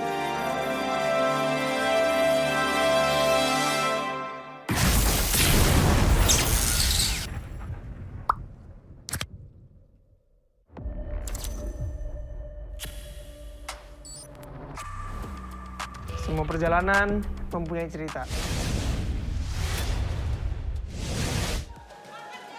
Match penutupan di minggu yang pertama MPL Indonesia. The closing season 18 match MPL Arena for pada our suaranya. last day of week 1. Ladies and gentlemen, Luar let me biasa hear your sekali MPL voices. Arena hari ini terasa begitu penuh karena tentunya di match kali ini Seems like match full antara house. Onyx melawan Alter Ego. Onyx Rasa-rasanya going up against seperti Alter Ego. deja vu karena melihat dari Feels Grand like Final deja vu. season 16 mempertemukan Alter Ego dan juga Onyx. Namun tentunya banyak sekali yang berubah, banyak sekali yang A berbeda. lot of changes Jadi di season in the 18 past. ini tentunya penuh Season kejutan, 18 siapakah full of yang surprises. sekiranya nanti akan keluar sebagai juara. Who Namun, will tentunya get seperti yang out kita tahu as a winner? bahwa MPL Come out as a Arena winner. Dan MPL Indonesia sendiri memiliki official gaming phone yang selalu MPL menemani kita. Indonesia Jadi has kayaknya our Alsa pengen official bagi-bagi hadiah gaming terlebih dahulu phone. nih. Now, Soal Infinix, kira-kira di sini ada yang tertarik gak ya buat dapat hadiah? Oh, we are oke. going Boleh to gabung bersama give Alisa away nih. Kita kasih mic dulu nih, kenalan dulu namanya siapa nih Kak? Perkenalkan, nama saya Haris. our official sponsor, Haris, Kak Haris Infinix. dari mana? Saya dari Batam. Dari Batam, Haris, jauh Batam. banget ya. Ini He's spesial from datang Batam. ke MPL Arena, Iya, benar. nonton langsung. Iya, nonton langsung. Ini pertama kalinya atau seperti apa nih? Is it the first time visiting Pertama kalinya. MPL Gimana Arena atmosfernya off-site? nih? Yes, his first Atmosfernya time. seru banget sih. Seru banget. Ya, seru banget. Lebih So seru exciting. lagi kalau kamu bisa dapat hadiah nggak sih dari aku? Hadiahnya apa? It's gonna be more Oh, exciting hadiah spesial if nih dari Indonesia. I, Tapi jawab dulu Alyssa, pertanyaan can dari aku give ya. Boleh. Udah siap? Siap banget. Answers. Langsung aja kalau gitu. Kalau MPL adalah panggungnya dan pro player adalah pemainnya. If MPL Dear is pro the player stage, as pro player official is the gaming phone players. MPL adalah Infinix Official GT gaming 50 phone is Infinix GT 50 Pro. Ih, bener Infinix banget lagi, lengkap banget. GT50 Pro. Oke, untuk pertanyaan pertama udah benar ya. Kita langsung That's ke the pertanyaan first kedua ya question. kalau gitu ya. Boleh. Kalau ngomongin soal smartphone gaming flagshipnya Infinix, Flagship kalian pasti Infinix udah nggak asing dong. Seri phone. apa sih yang What jadi series andalan Infinix buat is the dipakai most bertanding reliable di MPL Indonesia season 18? series to be Infinix played GT on? series. Infinix GT series, GT bener banget. Lagi boleh kasih tepuk tangan dulu nggak sih That's MPL the Arena? answer. Ini last question Two ya, correct sebelum akhirnya kita answers. akan kasih Number hadiah 3 dari now. Infinix. Udah siap? Siap banget. Oke, Third kalau and gitu, final answer. GT Third 50 and Pro final question. bisa kasih pengalaman gaming hingga 144 FPS. 144 FPS FPS itu is sebenarnya singkatan the experience you dari can apa get sih? with this Nah, phone. apakah A, face player speed, B, frame per second, C, What's FPS? first person shooter, atau D, full power system? What's FPS in this context? Frame per second. It's B. Bener banget lagi Frame jawabannya dan per selamat kamu mendapatkan hadiah dari second. Infinix. That's correct. Kita All langsung three kasih aja nih answered hadiahnya ya. correctly. Here's Sebenarnya di sini a datang sebagai gift Alter Champs from atau sebagai Onyx Infinix. sih? Alter Champs You come here dong. for Alter Champs. Mana Alter Alter Champs Ego or Onyx? I Ini came kan here as an kalian Alter datang langsung Champ. dari Batam, aku kasih kesempatan kamu buat kasih semangat dong pastinya untuk Alter Ego. Silakan. Any words of Untuk Alter Ego, semangat any untuk hari messages? ini. Tetap jadi yang lebih baik dari yang kemarin. Dan untuk Nino, saya fans kamu, fans berat kamu. And for Nino, fansnya Nino datang like, good jauh-jauh luck. dari Batam. Semoga Hopefully you bisa guys ketemu win. bareng And ya for sama ya. Nino, Kita akan I'm a tunggu huge nanti tentunya fan, he dan harapan said. terbaik pastinya untuk Alter Ego maupun untuk Onyx. Dan kita akan melihat di match penutupan match yang ketiga di minggu yang pertama MPL Indonesia Season 18 MPL Arena.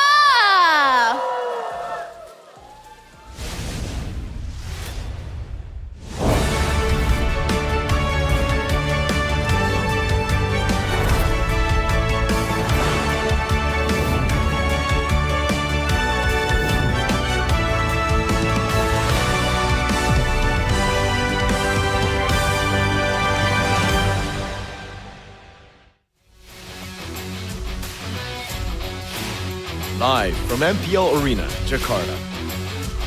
MPL Indonesia Season 18 is powered by Muto. Supported by Esports Federation of Indonesia.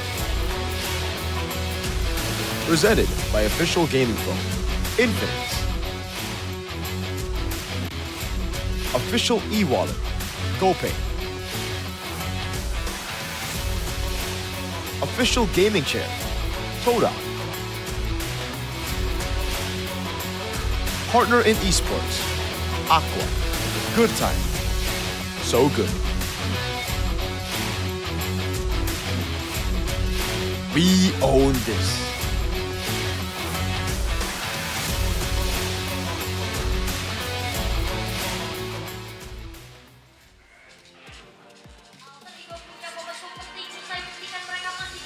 Alter Ego versus Onyx. The last game or the last match of the first week of MPL Indonesia Season 18, and we finally get to see the most decorated team in Indonesia to finally fight in this new Season 18. Gani, how are you feeling? I'm ready, right? We just saw what the defending champions on their debut on the Season 18 stage, they got a win, right? They got a full win. Now, yes, the runner-ups, third placer of MSC. I expect nothing less. That is not the flex that you think it is.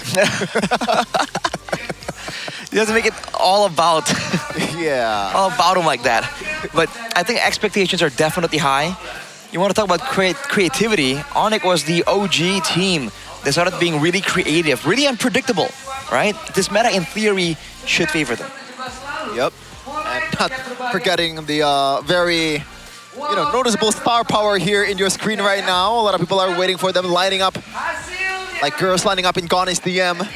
Keyboy, Sans, Lutpi, Keller, and Kyrie.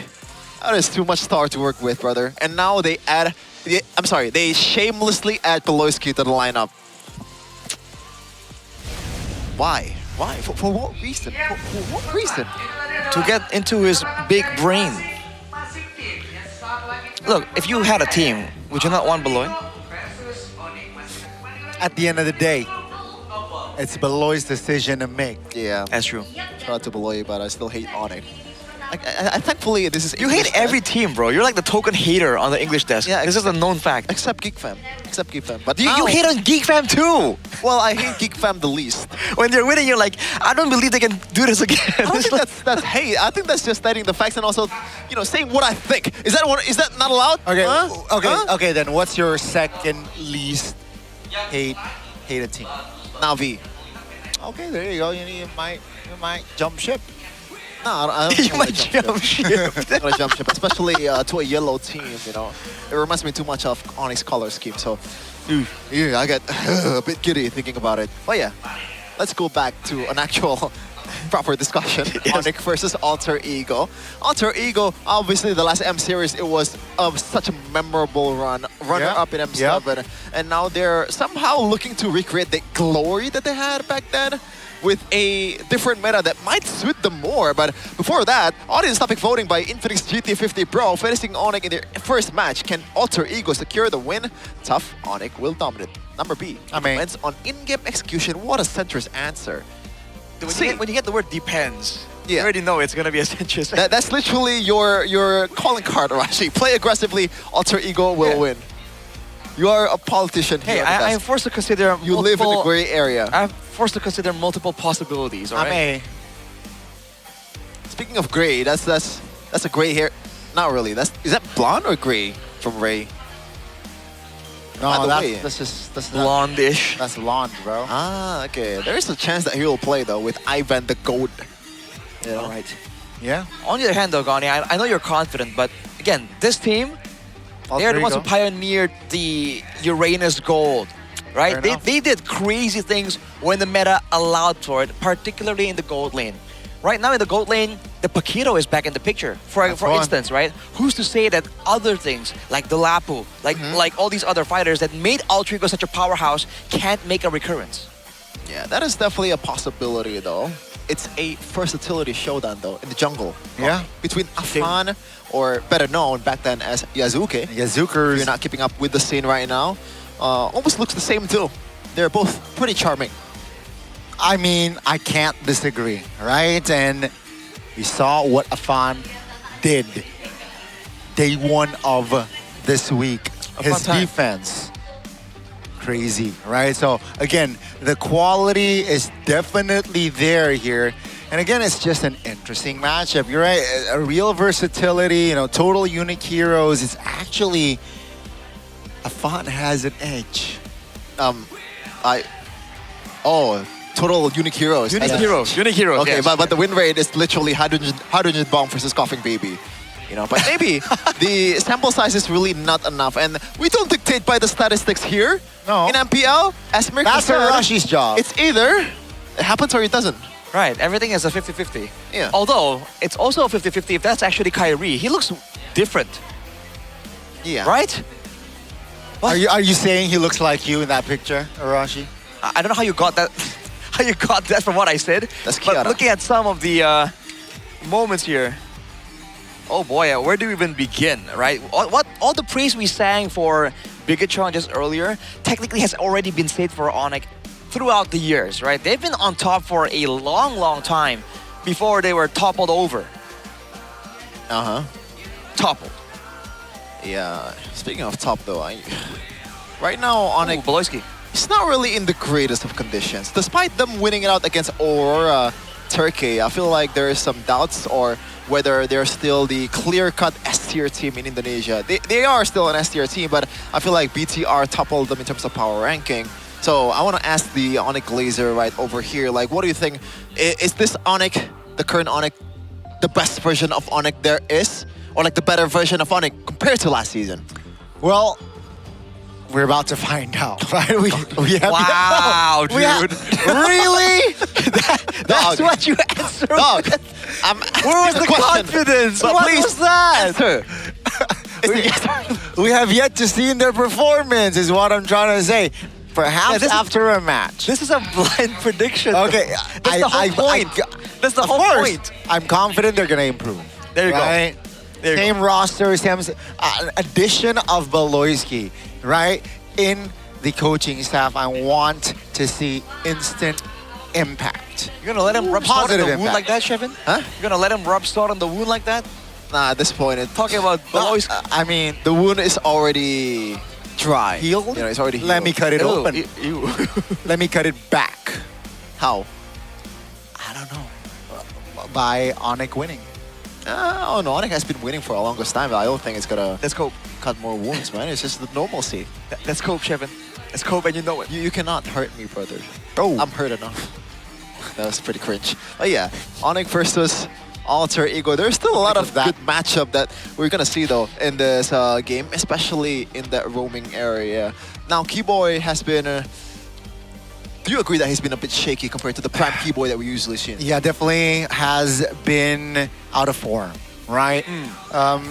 Perhaps even from last season playoffs, the duo I think stands. Yeah. And E-Boy, we always seen them as on this level. Yeah. On this level. So Which level is that? that's very high. Okay. That is very high, Arashi. And suddenly, there's a dip. And then it's so evident. It's clear. That's why maybe, the expectations so high. They underperform a bit. Okay, it looks worse than it actually is what you're trying to say. I think they or Stans and Keyboy can come back to that same level of expectation. I think that's a reasonable assumption. Yeah. Why are you disagreeing? Or are you... I said it's a reasonable assumption. No. I'm looking at okay. No, Shevin is like, oh. I didn't disagree. I was just about to say something. I feel like you could also apply the same thing as well. Sans individually, not just synergy-wise with Keyboy. Sans, I think EWC was not a tournament to remember. Would you agree with that? Yeah. Not a tournament to remember? Yeah, in terms of like individual performance, he could have been a lot better. I think a lot of people feel like that's the case for like the team overall, right? I think the expectations were really high, I mean... Not just for them, by the way. Still they got third, by the way. Thank you for pointing that out. Who's asking? Like, but I think generally... Where's the person asking about third place? Like, is he in the room with us right now? Like, where is this guy? No one is asking, but I got some insider info that one of the coaches in EWC really believes that the two best team in terms of scrim performance and also overall in that tournament was Aurora Turkey and also by BTR by Vitality. So it's such a shocker that both of them did not make it to the finals. Below Onyx but as well. Before that, Onyx will take the stage here in Season 18 for the first time with their main five right here. No Samuel in the roaming area. Most probably it's still going to be Keyboy, Sans, and Kyrie. The trio mid combined with Kelra, the gold standard, and Lutfi in the EXP lane. They are looking to reclaim what's theirs over BTR by Vitality last season. And today is going to be their first day on the job. Season 18, we welcomed BTR earlier and they got the dub. Will Onyx, the runner-ups of the previous season, be able to follow that trend? This is Team Onyx. For the longest time, Might has been right in this server. The tyrants of MPL ID, Onyx, ruled for a long, long time. Now that they're on the bottom, it's a whole different perspective on the other side, though. Alter Ego's never said this meta is theirs. It's fully suited up for their personnel. Can they actually use that to the utmost potential? The three-faced mask, the ceiling is higher than ever. It's going to be Nino Yazuke, or I'm sorry, Afan, Dolphin, Alexander, and Dingarai, starring for Alter Ego.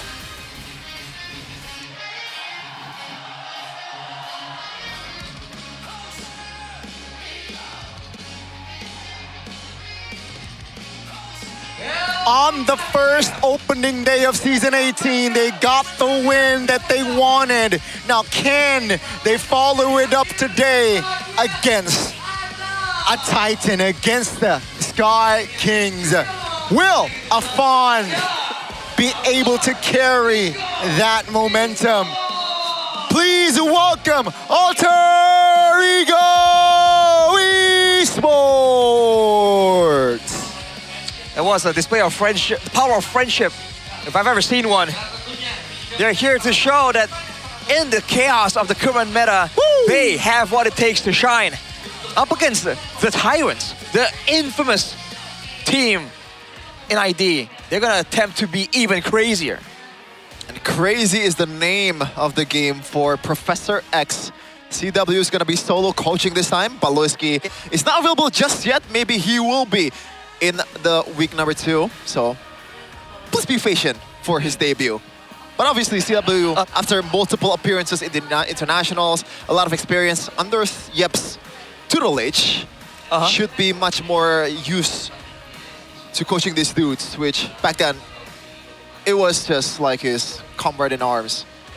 Right, it's definitely someone, these are people that he is familiar with, to say the least. Man. We've seen already the surprises coming in just previously on match number 2. But honestly, I think we're gonna see more surprises, right? It's so early in the season, it almost doesn't make sense for both these teams to not experiment. Oh my god, audience topic voting though by Infinix GT50 Pro. Tough Onyx will dominate with 64% of the vote. A lot of A. Yep. I'm pretty upset that it's only 64. Because it was 70 for GeekFam earlier. I'm just scoping right here. But yeah, play aggressively. Alter Ego will win 16%. Definitely not the most popular vote, especially with the amount of Filipinos here watching the broadcast. 4 times. 16.4 is 64, Gani. Quick maths. Wow. That is, again, good on you. No wonder you're a geek. Now, Asian community. Again, top 5 heroes pick, though. Take a look at the versatility on this guy, right? 4 assassins, 1 tank. Yeah, even when the utility meta was there, Kyrie is still one of the best junglers in the game, at least in Indonesia. But on assassins, he is much more dangerous, Rashi. Give him everything. Give him Hirana, give him like some random assassins out there that I can even, name. He's still gonna be great. On the other side though, a much less experienced Afan, but still respectable. Respectable, someone that has to be anticipated by Onyx lineup. I think when it comes down to just craziness, Afan has occasionally outshone Kyrie. But Kyrie has had moments where it's like cleaner moments, you know, clean escapes, clean executions. Afan, there are some moments where you're like, what, how? And not even how, why would he do that? But it works out, right? That's exactly why I want to see an assassin clash between both these teams, because they have a really good assassin player and they have a strong roster around it to set up. Alter Ego. Not much changes. Or barely any changes, just Ivan as the sub. But he's not even playing right now, so both of these teams are still sticking to their original roster in Season 17, looking for different result. Onyx obviously still topping the regular season, but obviously they were champions that season. But Alter Ego, much more miserable performance in regular season, Arashi. Did not even make it to the playoffs. That was a tough situation, man. We heard afterwards, right? In hindsight, they even felt like, oh, we took it easy, right? We had success, and then we felt that we accomplished a lot already. We took it easy just a little bit, and that was enough to really make the performance dip quite significantly. So I think now, after that painful experience of making it to the playoffs, when they were hyped up to be the team that was going to do it all, I think they're going to come back a lot stronger, man. Onyx might be in for a surprise. Yeah, I mean, the highest of highs, the lowest of lows, they have experienced it all. And all in a span of what, 3-4 months? That's crazy. I still believe in Coach Zephyr, though. So yes, I do agree. I think this team still has that direction moving forward positively. Now, again, to double their standings, their win standings, is the Sky Kings. And in the Sky Kingdom, there's Kelra. Will there be flying clouds, though? Yep. I think so. I don't think so, Rashi. I got a hunch that's gonna be broken walls, bro. BW, let's go. Damn. There'll be a lot of aggression coming in the current meta. The broken walls, it's a fitting stage for game number 1. Yeah. Looks like the bans are still mostly going to be the same, just like the previous match. This time around, Paquito will be priored by CW on the banning phase. The Freya on the Fanny, as usual, on second picking team. Kaja ban, that is something that, interesting, for me, outside of my expectation. If it's Geek Fam, then it makes sense for Kaja ban, but we haven't seen Alter Ego play in the Kaja, I believe. Likewise, I agree. I think I did not expect the Kaja, of course. The Melissa being open. Zephyr, he must have realized that, you know, the CW, being an ex-Melissa player himself, will definitely draft the Melissa priority. That's going to be the Hirara, though, traded off. Yep. The Barats is still open. Like Uranus. Oh, Tushin. Signature. One of the signatures of Dalvin as well. All right, then. So they want to go for the brawly approach. They want safety in the mid lane. And so far, this is looking more like a divey type of situation. Now for Onyx, though, they want to go and get ahead on the EXP lane. The Uranus can work fine. We know that Elite P can play it. Or perhaps they want to go with something a bit more aggressive. It's going to be a Harley. Oh, okay. So feels like they're trying to play through Kyrie here with the amount of safetiness that he has. And obviously, the ceiling of this hero is pretty high. And Uranus, as expected. Now, Alter Ego on the other side. Esmeralda is still open. But do you want to go for something like a Brody? Someone that can win the lane against Melissa? Man, again, like Eman mentioned, it's a bit of a skill matchup, man. It doesn't guarantee a win, but they want to go for it. They think they have what it takes. I believe Coach Sever also told us in the English desk that for him, it's a bit of a good matchup for Brody. It's like 70-30 for the Brody. Afterwards, he did confirm, though, it depends on the user, by all means, right? Again, both gold laners are really good right here, though, so we're going to really see that matchup tested. But aside from that, now going into the banning phase, EXP lanes are definitely going to be targeted just a little bit by Onyx. I wonder again if the Lapu is going to show up anywhere here, or whether it's going to be picked or banned away. Oh, Lapu. Lapu, huh? could be the case, but the Valentina ban seems to signify that maybe Alter Ego wants to go for the Bellaric here for the Red 4. I think it's a decent pick. Against a Melissa, you deal some mirror damage towards the Melissa as well if you build that Blade Armor too, but we'll see. Mathilda's gonna be the ban. One of the highest commodity hero, Bomer, so far currently in the metagame. Yeah, the back and forth is the last thing that Onyx want to allow Alter Ego to be able to do. They're no strangers to the pull and push game. Valentina, though, is quite interesting. I wonder what else. Are they concerned about mid laners that can fight, that have survivability? Do they want to get Onyx on a mid lane that's a bit more vulnerable? They also ban away the Hylos, though. Huh. I think the Hylos ban is mostly because they're on a Brody, so you don't want to get run down into the ground with the Glorious Pathway and exhaust the Flicker every time the Hylos pops the ultimate. So I guess that brings you a bit of safetyness, but I don't know if that's... Minotaur instead for the ban.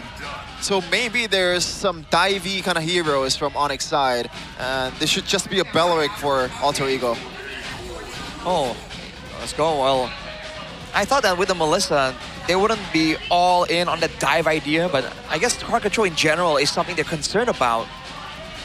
So I think more mobile heroes with some outplay potential that can be deterred by the card control is coming soon. It's crazy that they're stepping up the mid and roam for the last two picks here. This could be something that synergizes well with each other, knowing it's gonna be Sansa and Keyboy, the one that's using it. Is there a Novaria or Farsa angle, someone that can deal damage from I like long, the long Novaria, range? but I like the Lilia pick. Oh, Rafaela mid lane. I'm not fully opposed to that. They got magic damage already. Yeah, and two tanky, beefy boys in front of the pack as well. Uranus and Gatot Kacha. Well, it's crazy. This is my first time seeing the Rafaela mid in action. I know it did pop up, but I haven't seen it myself. So I'm looking forward to this one. By the way, this Bellaric pick is still can be flexed by Alter Ego. Oh. Right. So be wary about that, but I'm not sure if that's even gonna be the option here for Coach Sever. What to get here? Like a glue? No, not a glue. No way. I'm not opposed to the glue actually. Oh. Oh, Tyroth! Against the tankiness, they have the physical damage, they want the shred. Dude, I like that. Right now the Tyroth has an insane amount of sustain. Yeah, and honestly, it's kind of annoying. This is a fully front-to-back comp from Alter Ego, except for the Hirara. It's just gonna wreck down the backline, I guess. So in the late game, especially the Gatot Kacha and the Uranus will have to play much more safely than it usually is just because of the shred. And this is a Brody and Hirara whittling your HP down. So they got the game plan. It's all about the execution. How about Onyx though? It feels like, as the Filipinos would say, is it a bit walang lemek pre? Oh man, it depends on the Melissa, right? Melissa can output damage to everyone at the same time. That's the big strong point. Aside from that though, yeah man, quite a bit of lack of AoE. I would say they're really relying on being able to maintain the front line and use and abuse the sustain. But that's an old meta. Let's see how it plays out now. Well, people say save the best for last, and the last game or match of week number 1 is Onyx versus Alter Ego. Let's have a good one, ladies and gentlemen. For the last match of week 1. Let's see if Onyx can find a win on their debut here on the Season 18 stage. And let's see how Alter Ego handle the pressure. To remind you folks, Alter Ego did not even make the playoffs last season. Let's see, going up against the Sky Kings, will the pressure get to them? Okay, that's a real example, Rush. Apparently, it is a skill matchup. Oof, Dingarai with a clean escape right there. Looking at the emblems, only one tenacity on Alexander. Everywhere else, it's the firmness and the Festival of Blood for Lutpi though. This is a new, different emblem setup. Whoa. Technically, there's more built-in sustain, but all right. Along with that, the police are together for Dingarai, but Nope. Nino here understands the Tyroth damage very well. The jump doesn't land on towards Kyrie. Lutpi dealing a lot of damage now. Both the XP laners going head to head here. Kai forced to use a recall, so the jungle camp was defended by Nino. Talk about calculation. I didn't think he would survive that one, man. He is kind of low, but fortunately the wave is pushing towards Alter Ego, towards the Darath, so now that Afan is here, Nino can push up, get the clear, aim for a level 4, but it's gonna be a little bit low, right? I think he might want to find a recall maybe, if possible. Maybe he can heal up with the passive from the wave clear. That does not apply for the Onyx team though, because they have Rafaela, so they can stay as long as they want to. Nino though. Yep, and have fun. Yep, that's a great one with the Unbreakable. That's going to be the turtle finding Kyrie's hands. Now it's a 4v4. Oh, that's a flicker from Dalvin. I don't think that's the right call. That's, again, Kai with the knockup. No first blood here, but the sole casualty from that trade was the turtle. Doesn't look like it's Walang Demek. No. So far, not so much. Ooh, Dingarai winning the gold buff battle. Looking at the votes here, only Omwawa and Papulong going for Alter Ego. We'll see how that one plays out. And only Papulong went for a 2-0. Do you think it's possible, Gani? The score? Yes. See how it goes. Right now for Alter Ego, they have threat for sure. Yep. Uh-oh. Sounds like very low there. Still holding on towards that flicker, so he calculates that he will survive. Oh my god, Kelra is actually winning the lane against Dingarai.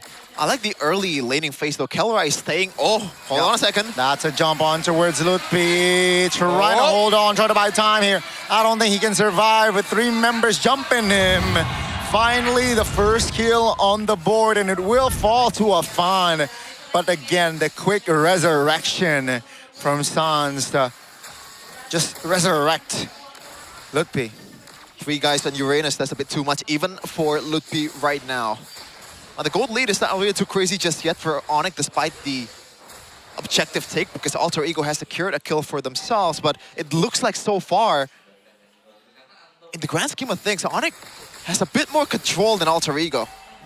They have more ways to scout out and get into areas because they have 2 really strong frontliners, right? For Alter Ego, they have more damage, but again, they need the right setup in order to use that damage efficiently.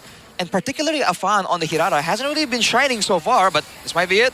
Nope, Keyboy gets away from the lift. Dude, the mobility boost is so underrated. Nino, though, jumps in onto his Keyboy. On towards Keyboy. Melissa is coming towards the turtle, towards the mid lane at least. That's the miss from Alexander. Wrath of Dryad doesn't land on anyone. That's a knock up on towards Keyboy. Nino finds a kill. Take a look at the damage from Melissa. Kyrie finishes Nino. Here comes Dingarai from the flanks. Now Afan looking for an angle. Dingarai finds the turtle, and Alter Ego re-engages now with the flicker and a knock-up, finding Sans. That's gonna be the go away pop by Kelra. Pops the Purify as well. Dingarai taken very low. Kyrie escapes, but Lutpi still on 2 members of Alter Ego. Now Alexander forced to use the flicker there as he was threatened by the presence of Kelra, but the fight there is so long. Seems like we're still keeping up with the momentum of match number 2 with how chaotic it is so far in the first game for Alter Ego versus Onyx. Already 5 kills in 5 minutes. Afan with a sneaky steal right there, but Onyx rotating. Won't get to punish him, but how did Dingarai get the turtle there? It was a basic attack, no? I believe so. It was just like that. So we're still dead even.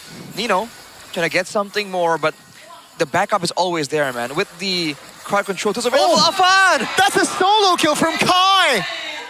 He's a level ahead and he shows who's boss here. Afan, the versatility poster earlier on. It seems like Kai still has the final say, at least so far.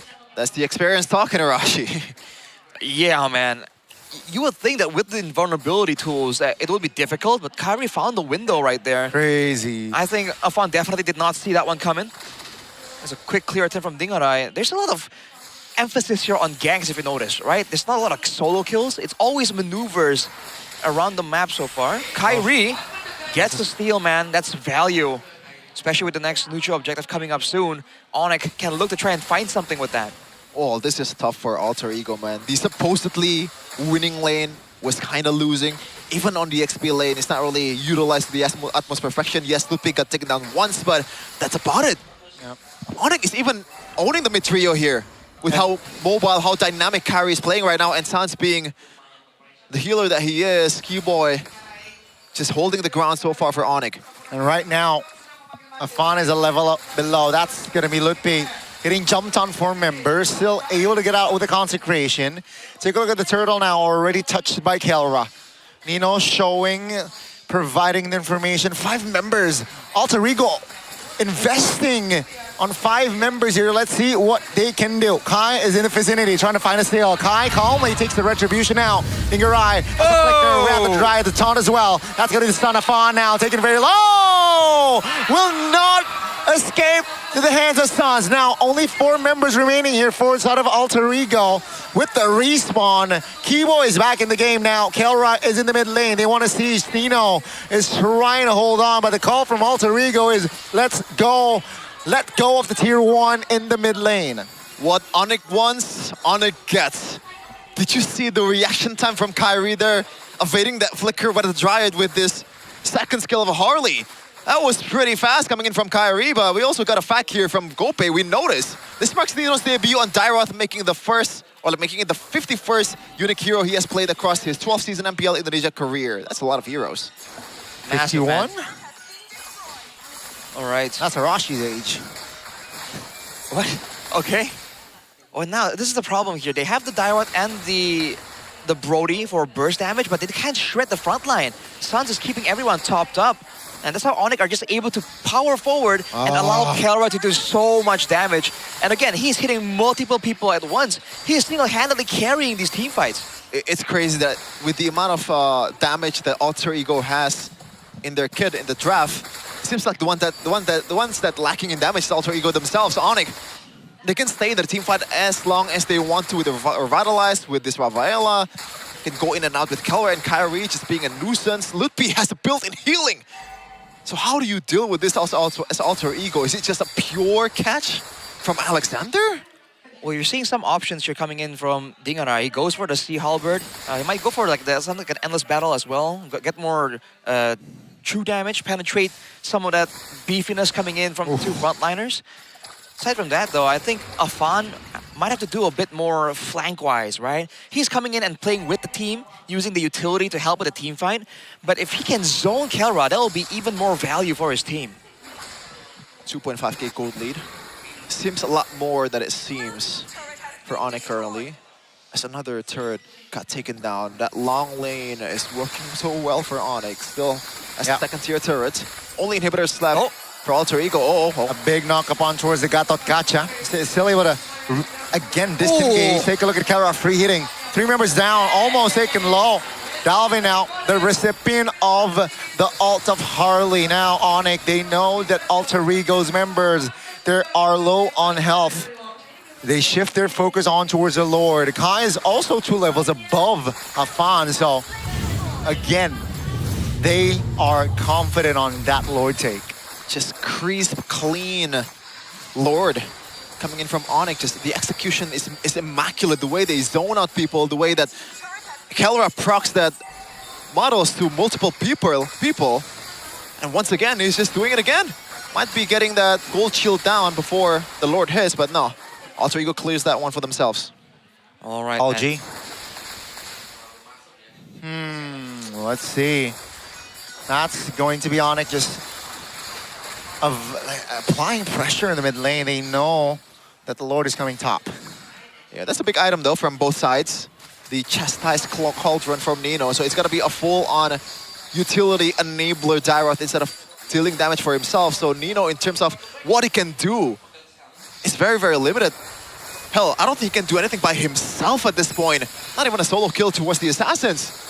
He has to somehow enable his team to be able to be effective now. Alexander at the front line for Alter Ego. Has the flicker here, Alexander. So you could expect a sneak attack from Alexander with the flicker and Wrath of the Dryad now. In the bottom lane here, can Onyx siege and apply pressure? I don't think they have enough resource. That's the clear. Alter Ego you know, not too shabby, losing top lane turret. But bad news is that's the far lane, folks. It's getting woes and woes, almost 5k gold lead. That's a big item for Kyrie, and they're just knocking on Alter Ego's door. Yep, that's the siege in the mid lane. Taken quite low. That's a retribution to clear the wave. Now bottom lane shoves Alter Ego this time. Still able to stabilize at least again with the defense. Still standing with 5, 2 base turrets remaining. There's definitely still some damage available for Alter Ego, and Onyx respect it. But honestly, we've seen the Melissa being prio, but I think Kara is really showing the potential of this hero to solo carry. We were concerned about lack of damage, but Onyx is not having any issues with that whatsoever. And he's zoning everyone with the muddles. Take a look at Kai's positioning, looking for a possible flank there. But again, it's just a reset. 40 seconds on the clock for the next Lord, and that's going to be the next aim or goal for Onyx and Alter Ego. Take a look at the gold cap already, Arashi. Honestly, the big difference in the jungle gold is what's really sticking out here. We were looking forward to Afan on a hero like this, Hirara, possibly looking at some crazy outplays, but with Calm Cool slowing down of the team fight tempo, Onyx is able to just deny any kind of benefit. Afan is stuck trying to help the front line stave off the Uranus and the Gator. Yeah. Kerala is just taking everything for himself. I think one of the reasons why Keller has been so effective in placing the muddles is this is a front-to-back comp for Alter Ego, so they're, like it or not, they have to clump up for themselves to be able to be effective, and that's working out for Keller like this. Yep, Keller, as long as he keeps the spacing, keeps the positioning. If I'm looking for a jump there, that's a knock-up on towards just the Gatot Kachis, just towards Keyboy. That's a flicker from Nino, a valuable resource now spent. Alter Ego hovering around. They know that the top lane is shoving on it, playing the Lord dance intelligently. Yeah. Didn't even force anything. No risk taken for Onyx. They played super slow. It's a 4-4 now after a chaotic first minute of the game. The kill count hasn't gone out by much. That's the Magician's Trinity finish for Kyrie as well. Look forward to some assassinations coming through from him. The other side, I think Alter Ego, they're just trying to go for burst, right? They need the Dairoth and the Brody to delete someone, but look at this damage. Yep, that's just Kelra and on towards Alexander, the Valeric. Now, bottom siege actually successful for Onyx. They want the mid lane turret as the Lord was marching top. Alter Ego still defending with 5, but for how long is the question? All base turrets now down, and Onyx, they're not too hasty. I like it, right? They're waiting. They're so patient now. Afan below 50% HP. That's a flicker. That's a great reaction time from Stars! Once they pull the trigger, Onyx won't stop. And that's going to be the base taken down. The Yellow Porcupines, their debut here on the Season 18 stage is immaculate. And they got game 1. Wow. That is too clean, even for Onyx standard. We were doubting the draft, but they showed the potential. Alter Ego got nothing. There's no answer that they can bring to the table to the question that Onyx has posed to themselves. Professor X has to cook up something else to face off against these 5 giants. In day 3 of the first week, when the chaos and the pendulum swings are all over the place, back and forth again and again, dare to be like Onyx, that goes for this calm, cool, methodical playstyle. There was no risk. It doesn't seem that there's any risk, any big moment. No one was quote-unquote making a play. It was just calm, cool, collected. You can't get any cleaner than that. How do you deal with this? It's just like, there's no angle whatsoever once you get to the late game. Even then, Alexander tried multiple times with a flicker and a Wrath of Stride combo. Reacted in time by Sansa and Kyrie with their own flickers. These are some micro monsters, and their macro is not a slouch as well. There's a reason why they are the most decorated team here in Indonesia. Yeah, then they're reminding a lot of the non-believers who they are, right? Again, nothing too crazy. It just seems like they simply outclassed the opposition. And this is Alter Ego. We were just talking about how Alter Ego themselves right now have pretty high stocks in Indo. And yet this is how it looks. It's only the first game, but yeah, you get a feel that they're setting the tone for the rest of the match too. Boy, it's... I feel like I'm an Onyx fan after that match, man. After that game. Really? Only after that game? Oh man, okay. I gotta shout out Calva first though. It's he played that one perfectly from the start until the end. What impressed me the most is we talk about Sever about the matchup, Brody and Melissa. Most of the time, a good Brody will outclass a good Melissa, but that was perfect coming in from Calva, brother. One of the reasons why he was able to win the lane is he stayed inside the gold shield when he's trading with the Brody. So that's why he was still very much survivable. Because of the passive. That's true. In the early game. Yeah. Somehow winning the lane, bro. I mean, of course, there were ganks involved in that as well, but showing again that in the right hands, yeah, that matchup is not a done deal.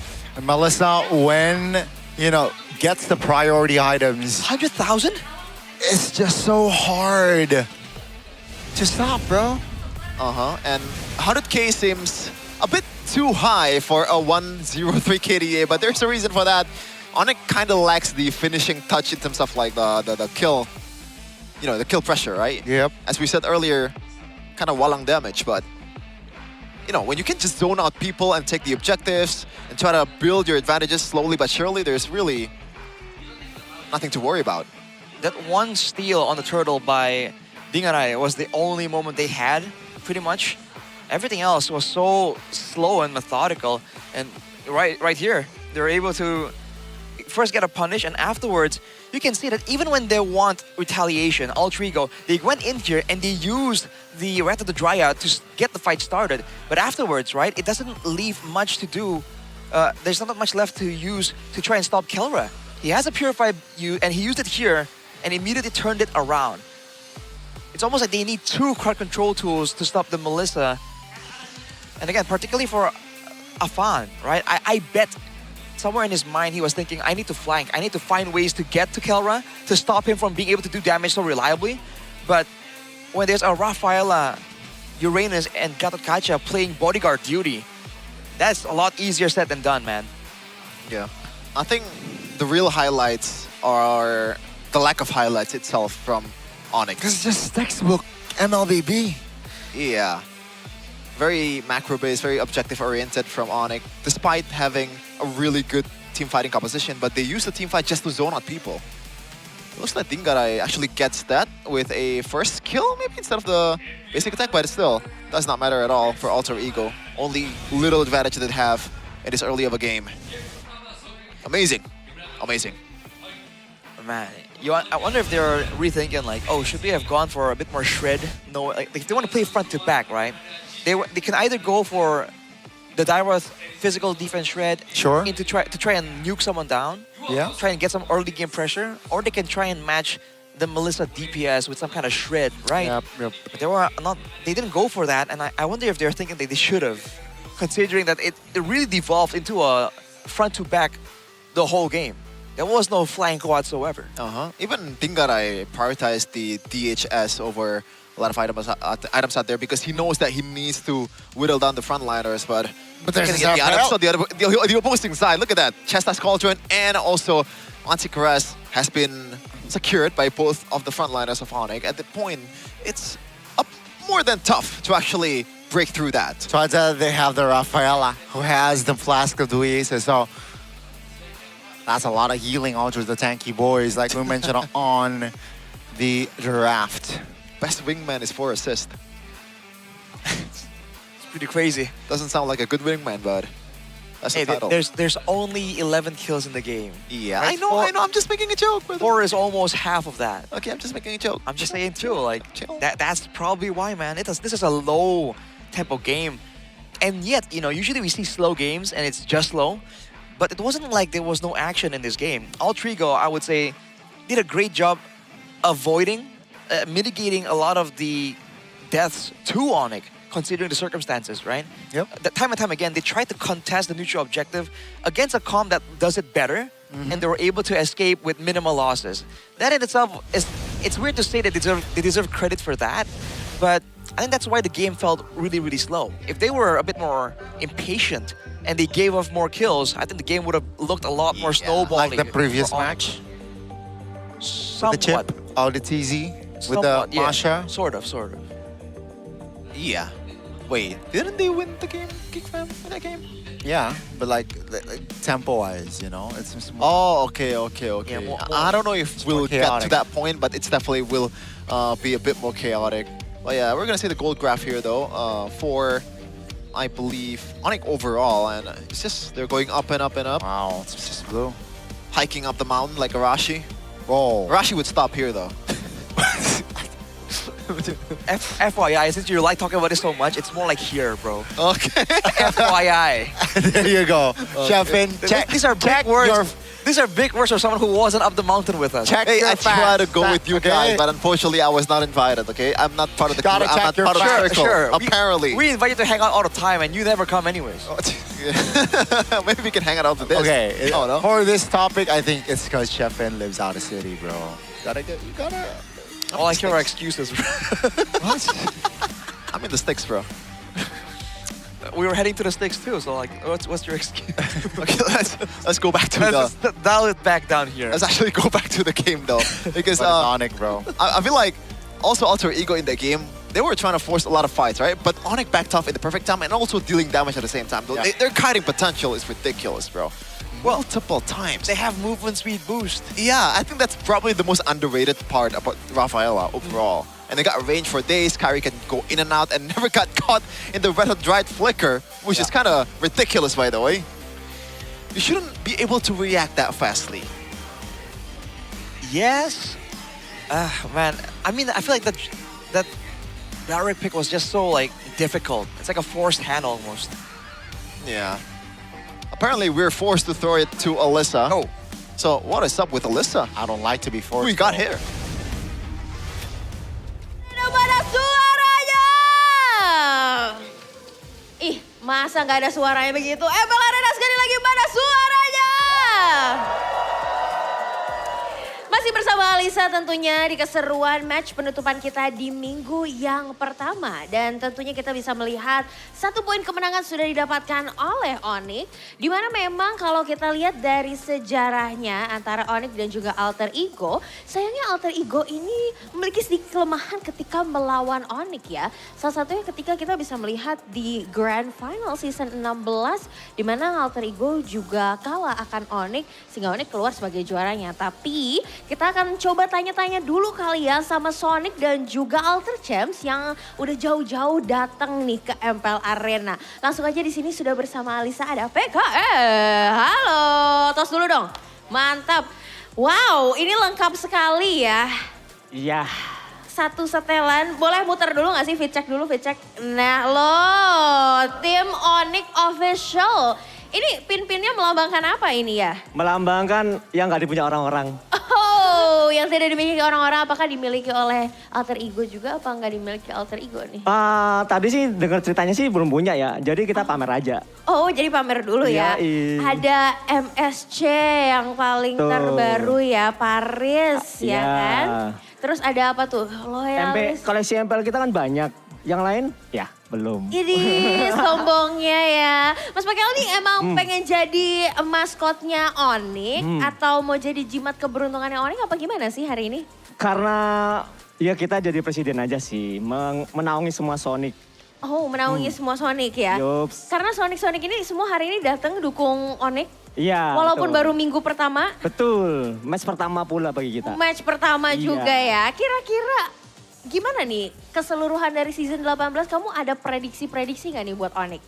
Kalau buat Onyx tentu aja kita akan selalu yakin kalau Onyx bakal memberikan pertandingan terbaik dan mereka pasti bakal terus berusaha untuk jadi lebih baik lagi tiap pertandingannya. Tiap pertandingannya, kalau kamu datang kira-kira bisa membawa keberuntungan sedikit luck untuk Onyx apa enggak nih? Kalau PKL datang 2-0 tenang aja. Semua kru bakal cepet pulang.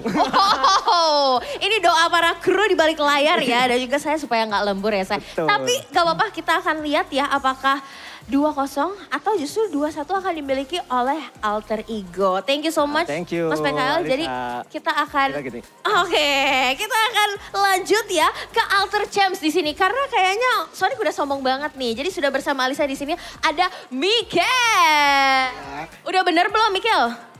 Udah. Udah bener ya? Udah bener. Mikel apa kabar nih? Long time no see. Alhamdulillah baik. Alisa apa kabar? Baik dong, luar biasa. Mikel, ganteng banget sih hari ini kamu pakai batik gitu. Mau nyari makan di kondangan. Oh, mau nyari makan. Oh, sebelumnya tuh sebelum datang ke sini tuh udah kondangan dulu ya hari Minggu Iya. gini ya. Jadi biar biar ngisi perut. Dukung Biar Alter ngisi. Ego semangat. Biar semangat ya. Tapi kayaknya nggak cuma kamu yang pakai batik, kayaknya Iya, semuanya ayo. pakai batik Ayo, nih ayo. ya. Sepeda Mana hias, nih sepeda pasukan hias, Alter ayo. Champs hari ini batik-batik ya Ayo, luar sepeda hias. biasa. Ini Ciro. Ciro batiknya batik Nah, modern. Oh, Bukan Koko Ciro, Cim. Koko Cim. Oh, Koko. Iya, Ni hao, Koko ni hao. Ni hao. Ni hao. Koko hari ini temanya apa nih Koko? Aku hari ini timnas. Ya. Oh timnas, feed check dulu dong, coba-coba balik-balik Koko. Apa? Balik badan. Nah, hari ini kenapa kalian semangat banget menggunakan batik dengan semua tema kemerdekaan? Karena hari ini apa Kel? Karena besok kita 17 Agustus. Yaitu Jadi nggak adalah, ada MPL, jadi di hari sekarang aja. jadi hari sekarang aja ya. Merdeka. Jadi untuk merayakan kemerdekaan Indonesia juga ya, Alter Champs boleh nggak sih minta supportnya sekali lagi untuk Alter Ego? Let's go! Kalau gitu, Las, kalian bisa kasih pesan-pesan untuk Alter Ego? Silakan, Koko. Main yang bener dong, udah semangatnya udah. Main yang bener, udah slow. Main yang benar, Iya. walaupun 2-1 gak masalah, Alter Gak Champs tetap masalah. setia mendukung. Dan kita akan lihat di match kali ini apakah Onyx atau Alter Ego yang akan memenangkannya. So, we'll see you. Bye-bye.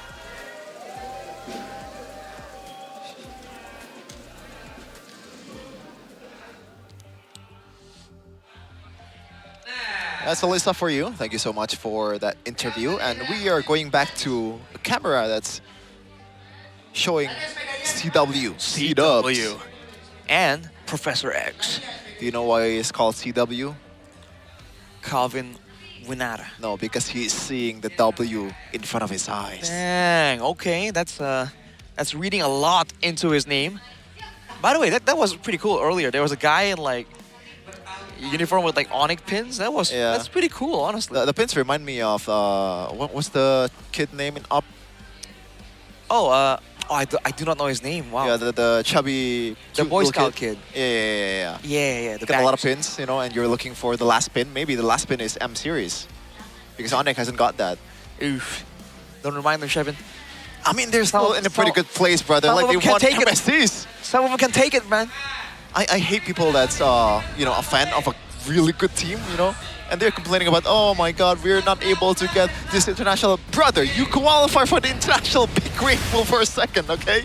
Some teams only qualifies for that a single time. Some teams has not even qualified at all. I mean, to quote the wise, some men drown while others suffer. Yeah, it's all about perspective, man. Gotta enjoy the little things, but when things go south, don't be too saddened. All right then. Going back here immediately. This is a whole different look in the batting phase, no? Haja Barats. Maybe they want to go for something like a Eudora in the mid lane here. But there's still a lot of heroes that benefits from the lack of Kajas and the lack of Barats. And it should be a Fanny ban here for Alter Ego unless they want to bite on the Fanny Gambit here. I don't know if that's the a good strategy against Kyrie and Onyx overall. Yeah, I don't think that would be a wise idea. Right here for Alter Ego though, again, I'm guessing the front-to-back approach from Onyx was fresh in their minds. Do they want to try and find a way to face it and let Onyx go with the same thing? Or are they predicting, because of the bans here, that Onyx are doing something completely different? That's the Melissa ban. Hold on a second. They're still trying to feel it out. Maybe Fanny can be let go. Whoa. In the minds of Professor X. Just maybe. It's on a different team though. Because Fanny. Because maybe. Because maybe.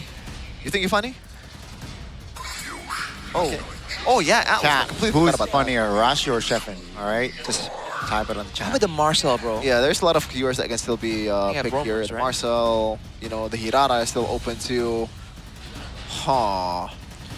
And the Okay. Fanny obviously is still wide open.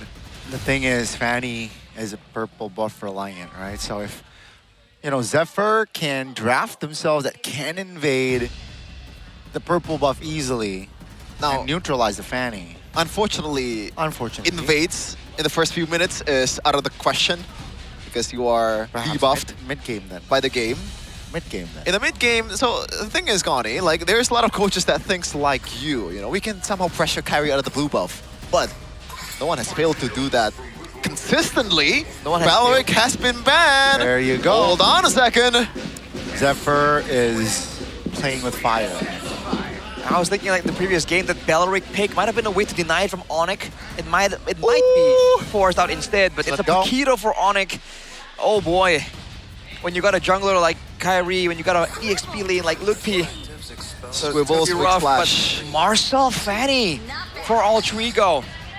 Questions on the synergy between these two heroes, but they're both very prio, and Alter Ego has them to play around with. I don't think it matters. The synergy, man. Like, Marcel can work on his own, Fanny can work on his own. It's very micro-reliant. What if the Fanny cables into the golden hour, though? That's the Fanny's fault. I mean, that's the negative synergy that can happen. Hey, if you're good enough micro-wise, you can just circle around the golden hour, right? Yeah, if. That's... we have our faith in Afan for this game. And, of course, Alexander. Alexander. Very much expected. Eudora against the Marcel and Eudora. Yeah. And the Ruby. Now, I like it. The flex is crazy here for Onyx because Ruby. Rudy. Okay. Ruby can fill out 3 lanes here. Gold lane, EXP, or Roam. So can the Paquito. Yes. Maybe not Roam Paquito, but Jungle Paquito. So 3 Are you sure about that? lanes possible for Yeah. these 2 heroes right here. Well, not for the Eudora. It's going to be in the mid lane. Now, what's Are you sure about for Red 3? What's for Red 3 here? Alter Ego. Oh boy. Got the roam, they got the jungle. Gold lane, no? I think gold lane. Or... Yeah, but if they pick up a gold laner here, I guess I can assume it's going to be a top matchup already. Right. But Novaria, not bad, right? Yeah, so far I'm really liking Alter Ego's draft. It's Novaria. It's a lot more flexible because you can pick, you have more mobility to pick and choose, right? The Novaria, again, it's not just the damage, it's the slow, it's the reveal. And against a Paquito Eudora Ruby, it can hook you in and like burst you down. That extra vision is gonna be important for Alter Ego. Yep. And they're denying the Mathilda here. A good hero to pair up with this Ruby and Eudora and Paquito. Pretty much a good catalyst to any composition, this hero. You wanna play safely, just go back with the Guiding Wind. You wanna play super aggressively, Guiding Wind into a Circling Eagle. And the Rafaela next. Rafaela? Oh. Could be the case. There's 2 ways for you to counter the Fanny, which is either to beef up yourself to the point where Fanny can really burst you down. Rafaela fits the table, or just lock down the Fanny. I feel like Onyx's approach has been to just shut down the Fanny, like crowd control. Can you still go for Kalea in this day and age? Oh, good call. Definitely on the table, that Kalea. Interesting. Now with the Phobias banned out though, are they hinting that this is gonna be a Paquito in the EXP lane? Regardless, with the Ruby in the picture, that's a lot of dashes that they probably don't wanna allow Alter Ego to take advantage of. So they're still thinking about the flex here. And Harley's a decent matchup against the Novaria or the Marcel. And can get away from the Fanny as well over the walls with a second skill. For Kyrie, someone that surprised is maybe Grant like Brody. mobile enough. Can something like a Suyo work here? Or a Ling maybe? Nah, Ling is too much. Against a Novaria, I can see that, but in the grand scheme of things, I don't think so. I would prefer the Suyo. You go Alice though? Oh, wait a minute, Hirara is still open. I completely forgot about that. Hirara is still open. But I feel like putting Hirara on the Onyx roster now would be a bit too much. Getting a Moskov here, good peel, kite ability. Good late game insurance as well. Now for Onyx, they finally want to reveal who goes where. What comp is this? It's gonna be a catch comp. Is it gonna be a full-on dive comp? Can you YSS with something like a Kalea? I don't know about the Kalea, man. I feel like it doesn't really fit with the meta, but still. I think the Ruby might be roam. That's my assumption. I don't know. I think you need some kind of like... Not to say that Ruby is not tanky enough, but there are more tankier heroes in the mid lane. I feel like it might be an EXP laner coming up here, no? No. Oh, wait. Oh, YSS and... the Badang is actually pretty good. I like that. So Badang... Where? Badang roam. Roam for sure. Badang roam. Almost certainly. If you really think about it, all 5 heroes from the side of Onyx has some sort of crowd control. Okay. Yes. Very tricky here for the Fanny. And the Badang in particular really counters that Fanny, right? And I like this. They haven't revealed the EXP lane, and they can pick a good matchup. Do you want the Ruby in the XP or the Paquito in the XP? Flex till the end. This might just be like a boring hero like Uranus here. That's also boring hero, right around in the same area. They need the front line, man. If they want to have...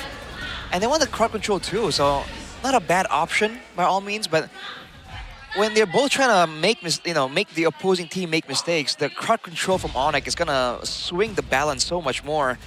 With the golden hour though, they should be able to really make it difficult for Onyx to engage easily. Yeah. That's a big should.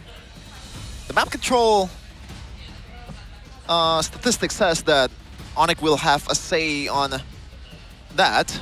They'll be dominating the river and the jungle, the bushes much more. And that's not really a good thing as a Marcel user. Alexander has to be somehow aggressive enough to make a difference, but at the same time not really getting punished by the amount of CCs and early game damage that Onyx has. Quick thoughts, Rashi, what do you think? I was about to ask. I think especially because it's expanding river, it's gonna be a lot more dangerous for Alter Ego in the early game, right? I think Onyx has the say in the early game. All right, game 2. Alter Ego is looking for a W to prolong the series to 3 games. Yep. And this might just be the last match or the last game of the week. Week 1 in Season 18. Well, boys, it's going to be a fun on the Fanny now. Will he be able to cook or get cooked? Let's see and find out as we are witnessing the Lana Dawn. And gold lane matchup as well. Gold lane Paquito. We haven't seen it too much. Finally, we're seeing it here against a Moskov. They're self-peeled decently, but it's going to be a bit tough for Dingarai in the early stages. The pokes are going to favor Kelvar for sure. I don't think he showed an incredibly solid Paquito in EWC, but one thing for sure, he knows the Moskov in and out. So that is something that he can use to his advantage. But Emblems though, not a lot of thought defensively, right? No tenacities. It's all about movement speed. It's all about cooldown, especially in the mid lane with the Inspires. I bet both laners have different boots in mind. They don't really want to get bogged down trying to get regeneration of mana from all the other items as well. Yep, nothing too crazy. Alter Ego and Onyx so far, nothing much happening, and Nino is looking for a cheeky little stun maybe towards Sun. Set up by Alexander, but they didn't get that. Sans played that quite well. Afan though is gonna go in. Yep, that's a flicker from Keyboy. Valuable resource spent before the first turtle. Astral Recall doesn't land, and here it is, the first turtle in this game. Look at Afan just baiting out the CCs coming from Onyx, but now this is where Kyrie shines, or the Onyx compositions shine. I don't think Fanny can contest this one. You know? Okay. Nah. Bit too much. It's okay if Alter Ego lets go some of the early objectives. They're up against this comp that's super aggressive from Onyx after all. Alexander? Wait. He's taken very low. Throne of Ruin used. That's the pull. I'm offended. And that's first blood for Onyx. Down goes Nino. That is weird to say the least. Yeah, what happened there? It's unfortunate. Oh my god. Was it a miscommunication there? It was so sudden, the play from Alexander. Even more sudden, the attempt to follow up from Nino. What was there was no the big AoE tools for Alter Ego, so even landing the Throne of Ruin what exactly was the plan there? Yeah, was Afan even there to follow up? I don't think so. He was Because like, that's the only thing that can kill them in the early game, probably. Because Dalvin does not have any items to actually be a threat just yet. some questions left unanswered right here. Kelra, they're doing a great job zoning. This wave is pushing towards him. Dingarai is going to be stuck without gold or EXP if this continues. He needs a gank to really break the freeze. Yeah. Uh-oh. Mid lane, there you go. Oh. E-Boy will be the casualty now. That's a cable towards the mid lane. Sounds good. Jukes still hold on towards that flicker as well. Kelra! Almost a solo there in the bottom side of the map now. The recall, Astral recall doesn't land. And Kelra is A-OK, forcing Dingarai to recall himself. Dude, you know what's crazy? Like, after the kill towards Kiboy, it was like 1K gold lead. All of a sudden, it was 1.9K. What was the turnaround for Onyx? They got the turtle, though. Keep in mind. Yeah, it's just that, along with the fact that, again, Kelra, look at the gold diff here. There's no kills just yet in that gold lane, but just by pure laning, by zoning. Oh, all alone again. The second time this game, the last pick, Alice. So far here, 4 minutes in, not having an ideal time. Man, they read him like a PDF file. They were waiting in the exact burst that he used the flowing blood to get into. And right before the neutral objective as well. Because of the pressure, there was no real information available for Altrigo, and that's how they're able to set up traps like that. Kelra is quite low right here though, but I don't think Altrigo dare to try and contest for the neutral objective. Yeah, it's also surprising that Alter Ego dares to open the Fanny and play the Fanny against the team that utilizes the Fanny the best in Indonesia. Crazy. I mean, it's Afan's Fanny, you know, it's pretty good too. Oh! Now that's the mobilization on towards Lukpi. The cables though on towards Sans. Now Sans forced to use a flicker in the mid lane, but still able to survive. Now the turtle is going to be the focus of Kai and Lutpi. Can Alter Ego delay? It seems like Kai is fine, composed enough to take the turtle, no problem. Man. Oh, hang on a second. Yeah, that's going to be the stock. That's the golden hour. Buying time for Afan to get away with the cables. Clutch by Alexander, top lane. Oh! Hello, says Keyboy. And Dingarai taken out. Keyboy going from the back now. Afan looking to secure that one. It's a 2 versus 4 now. Lutfi forced to use the flicker. Kelroy quite low as well. Take a look at the mid lane now. The recall just to give damage towards the minions. That's the stun on towards Nino. Now that's stun in the mid lane, but nothing else. They are outclassed. I mean, in every aspect of the game. Right now, it's just like the approach from Onyx is so staggered, right? They don't go in with like 5 ultimates, 3 battle spells. They go in one by one and look for moments like this that leave Altrigo vulnerable for someone to show up. Like this exact way they got Dingarai earlier. Dalvin forced to back away as well. That's going to be a mid-tower take. Kyrie threat. It's too much for him to handle without backup. Yep, that's... Afan out looking for it. Boy. Crazy. Almost with the read there, but the read actually happens in the mid lane where Dalvin, who spent his flicker earlier on, caught Keyboy! Almost finds the right tempo there to lock Afan into place, but still has cables to get away. Dude, Dalvin, like, I know that he does not have vision, but that was way too overextending, man. Give that guy a map. Where are you going? It's crazy to think that even with all the information gathered using Novaria, like, Onyx are still able to find moments like that. It really should be a lot more difficult. Wow. But then again, when the whole team is always in danger, always forced to move back, this is what Onyx can do. You want to talk about an early game where you need to snowball and your opponents are not letting you. This is how it's supposed to be done, right? You deny everything and make Altrigo, well, your opponents, work for every single thing that they can get. The buff, the minion wave, the turrets. It's all just denied, contested by Onyx. In the mid-game, in the first game, it was 4-4 in a kill count, but the gold lead favors Onyx by a bit. A bit as in like 2K or something. But now Onyx winning it out in the kill count, and they are 7K gold lead ahead. Yeah. And there's no way Afan is getting all his buffs. No purple buff as well for Afan here. So again, that's the spot. That's Kelra looking for the solo. Still able to get out again. Man. No deaths on Afan, but 0 impact here so far. That is ridiculous, man.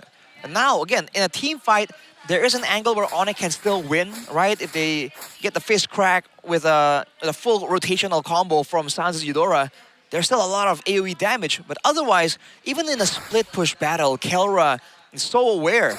And he has the tools and damage available to punish like that. That's an Alice, brother. That's an Alice. Yep, that's going to be the cables jumping in. Kelra use the flicker. That's going to be Kai with the Mountain Chalker now. Throne of Ruin will be used. Kai finds an angle to find the kill. That's going to be Keyboy now trying to provide cover. Kai dies regardless. That's Bingarai finding the double, but he is in stock position. That's going to be the trade now. That's a stun by Alexander. Forced to use the flicker again. Cables from Afan. It's actually 2-4-2. An even trade. Alter Ego striking back. Yeah, I don't think there is a shutdown there, but from a 7K to 5K, I'll take that if I were Alter Ego. I mean, they were ahead, and the two members that died were the gold lane and the jungle. That's almost worst case scenario. But because most of the gold advantage comes from the farm difference. Oh, Astral Echo used up. No, nothing too crazy. That's a stun on towards the roamer though, Kai. Great Mount Shocker timing, and down he goes for 20 seconds. And he's on a Sky Piercer. Dude, every bit of space, every single cooldown gets punished. Afan, can he escape death yet again? Oh, Kelra and Keyboy get spotted. Altrigo are going to be able to go for a contest if they want to, but without Alexander, it's just not possible. No way in hell it is possible, and Kyrie is just going to take this one. All fine and dandy. No contest. Not even near the Lord Pit at all. And it feels like, once again, Onyx is just... or Alter Ego is waiting for the inevitable. You can only hope for mistakes like what Kelra did earlier, and Kyrie also overextending in the front, in the top lane. But I don't think that's going to happen again, bro. They should learn from their mistakes, Onyx. I mean, if Alter Ego are counting on that to happen to win the game, I think it's a bleak future awaiting them. But right now, the Lord isn't really controlled, guarded by Onyx, so there's an opportunity here to clear it out. Lutpi's looking for a chance, though. Yeah. Oh, man. That is quite literally the Lord by himself getting the second tier tower. Does not even need the assistance of anyone. Two different moods right here. Well, I expect Skylar to be a bit more cheerful with this kind of situation, but maybe he just has that face. Yeah. Like that resting face, Rashi. Well, maybe he's just focused on what's going on right here. Berserker's Fury on Kyrie, by the way. It is the burst. Correct me if I'm wrong, but that's not the usual build we've seen in past times, is it? Yeah, I'm sure DODs. Oh, hold on. Oh! Kelra in a 1v2, still able to get out, but he's low though. Oh. Off-camera kill, actually, Kai takes the kill, 28 seconds. That's a double. Kai under the turret. Clean again. It's somehow similar. Feels like game one. Oh my god. That's a pull, that's a purifier, that's big information that will be relayed by the Onyx players. Dude, at this point, it's not even Alter Ego space. Just Onyx is living in it without any consequences whatsoever. And they're not even paying rent. 9-3 on a kill count. 10K gold lead right now. This could be the end. Astral Icon recall has been popped. Mid turret still stands, but Onyx, they know they can play it safe. 60 seconds on the clock here at least. They will get a turret down there, Alter Ego, because of the wave setup. Oh, Nino barely stopped that recall, didn't quite get it. Alexander's looking for something, but the backup's too far away, man. The opportunities are so slim in between for Alter Ego. They didn't even get the turret on the bottom side. Alter Ego fans, don't look at the screen right now. It's not good. 4K? 4K? 4K gold between the junglers, man. That is ridiculous. That's kind of what you get from Infinix GT50 Pro screen. Oh my god. Oh boy. All right, now Alter Ego are just playing it slow. Again, there isn't even a real good target to go for the pickoffs because they tried to go for Kelra multiple times. Yep. Him being the gold laner. it has to be Sans. He's the only real vulnerable one, but when he has a point-and-click stun, whether it's Alexander or Afan, when you get anywhere close to Eudora, it's a gamble, right? You either get him or you get got. Oh, by the way, speaking of getting something, I love this route from Keyboy, man. Every time Keyboy knows that he is tanky enough to somehow weather the storm in the front line, he builds this one Fury Hammer, maybe going towards something like a Heptasis for himself to make sure they can burst down the Fanny, potentially. Oh my lord. Wow. There's going to be a 10K gold difference here, ladies and gentlemen. You know what that means. Soon it will pop up on your screen. Alter Ego now, they can't do anything being this behind. All right, if they can survive from this Lord, then maybe they can still do something, right?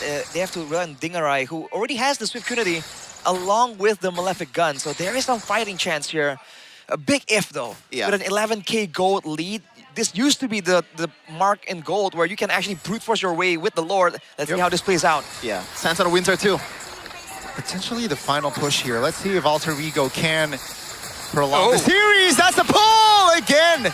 Now it's a 5v4. Cables, Afan now finds Lutpi. That's going to be Afan now looking for an escape. Lord will be taken care of. Whoa. 2 base turrets though will be taken out. Now Onyx, they will take it slow. They know they have all the pryos needed. No risk should be taken at this point. You know what? All in all, good defense by Alter Ego. I feel like Onyx is a bit too overzealous, but now, bottom lane, there's still waves coming in. Keyboy leading the charge for Onyx. All right. Oh. Yeah. Okay.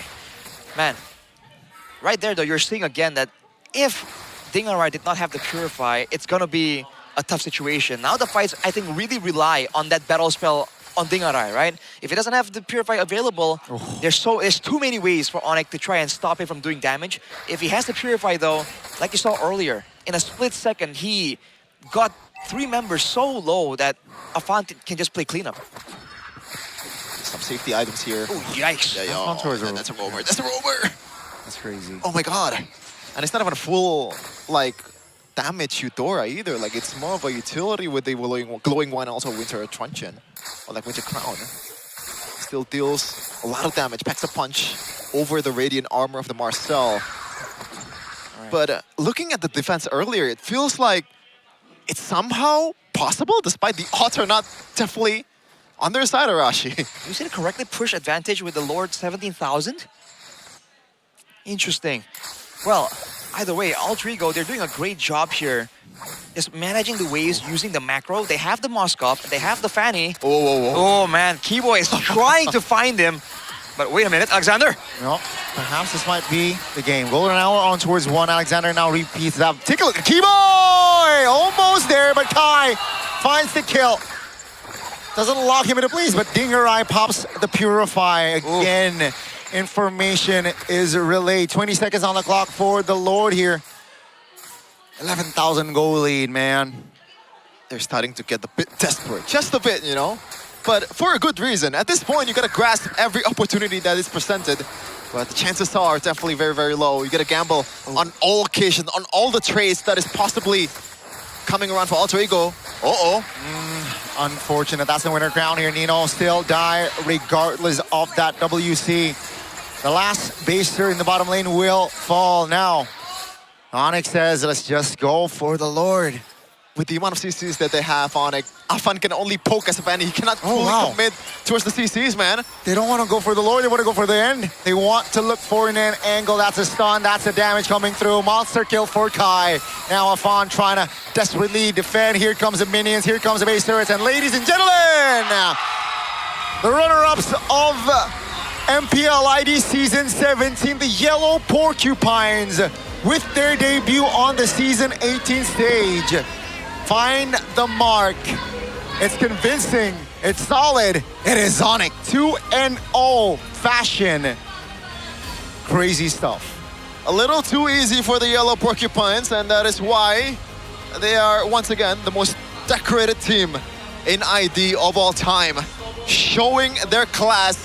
It is not even close. We thought after seeing Alter Ego's potential in the first game, they have a slight chance against Onyx. But the Sky Kings said, nada, nuh-uh. Sky is still way above you. They had moments there, and it's not like they just sat around twiddling their thumbs. They actually tried a lot of different maneuvers, but Onyx slowly and surely, again, in the same fashion that they did in Game 1, just found a solution. Towards the end there, even with the late game Moskov, they burned the Purify, and then they just denied him from moving forward for the last fight. Look at that, man. The flanks, the backdoors, the engages, the calculations, everything is just perfectly placed, perfectly played by Onyx. It really feels like it is not the same version of Onyx that we are seeing in their worst part of last season's playoffs, in the worst part of TOTF or EWC. But we'll see them once again. As always, as per usual, your Onyx up in the stage, interviewing with Bude, Clara Bongstar, and Sabila. Sonic! Sonic! Onyx yang langsung memporak-porandakan MPL Indonesia 2-0 mereka dapatkan di match 2-0 you perdana guys mereka. gain in this debut season For you 18. guys. Ini sebagus apa sih menurut kalian starting match untuk tim Onyx, Kairi? Kai, do you think this starting point is good? Let Kylra answer, said Kai. Gimana Kelra? Baik. Baik. Good, Sesuai standar he Onyx. said. As Onyx standards, yes. Betul. Tapi lawanmu baru loh, Avan. Afan, going up against Afan, Kai. Gimana Kairi melawan Avan dari Alter Ego di How season ini? do you feel going up against Kafan? Mirip ya? He's good. He actually looks like Izuki, said Kai. Different person? Is he a different person? Itu adalah kunci rahasia dari Would Alter have said Ego. it's a secret. Oke, tapi membuka match kalian menjadi tim terakhir yang bermain di MPL Indonesia. For you Kairi, how does it feels like menjadi tim terakhir yang bermain?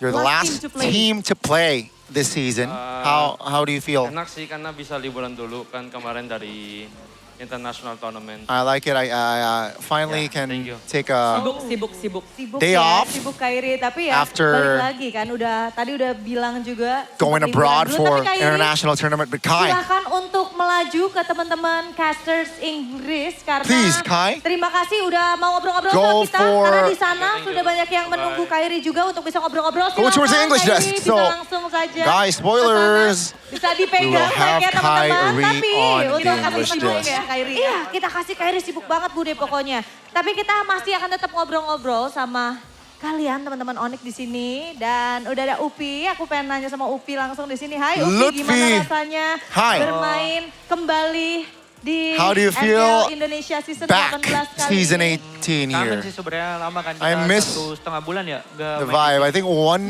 Kurang lebih month and a 1,5 half? bulan gak main kesini udah rindu ya.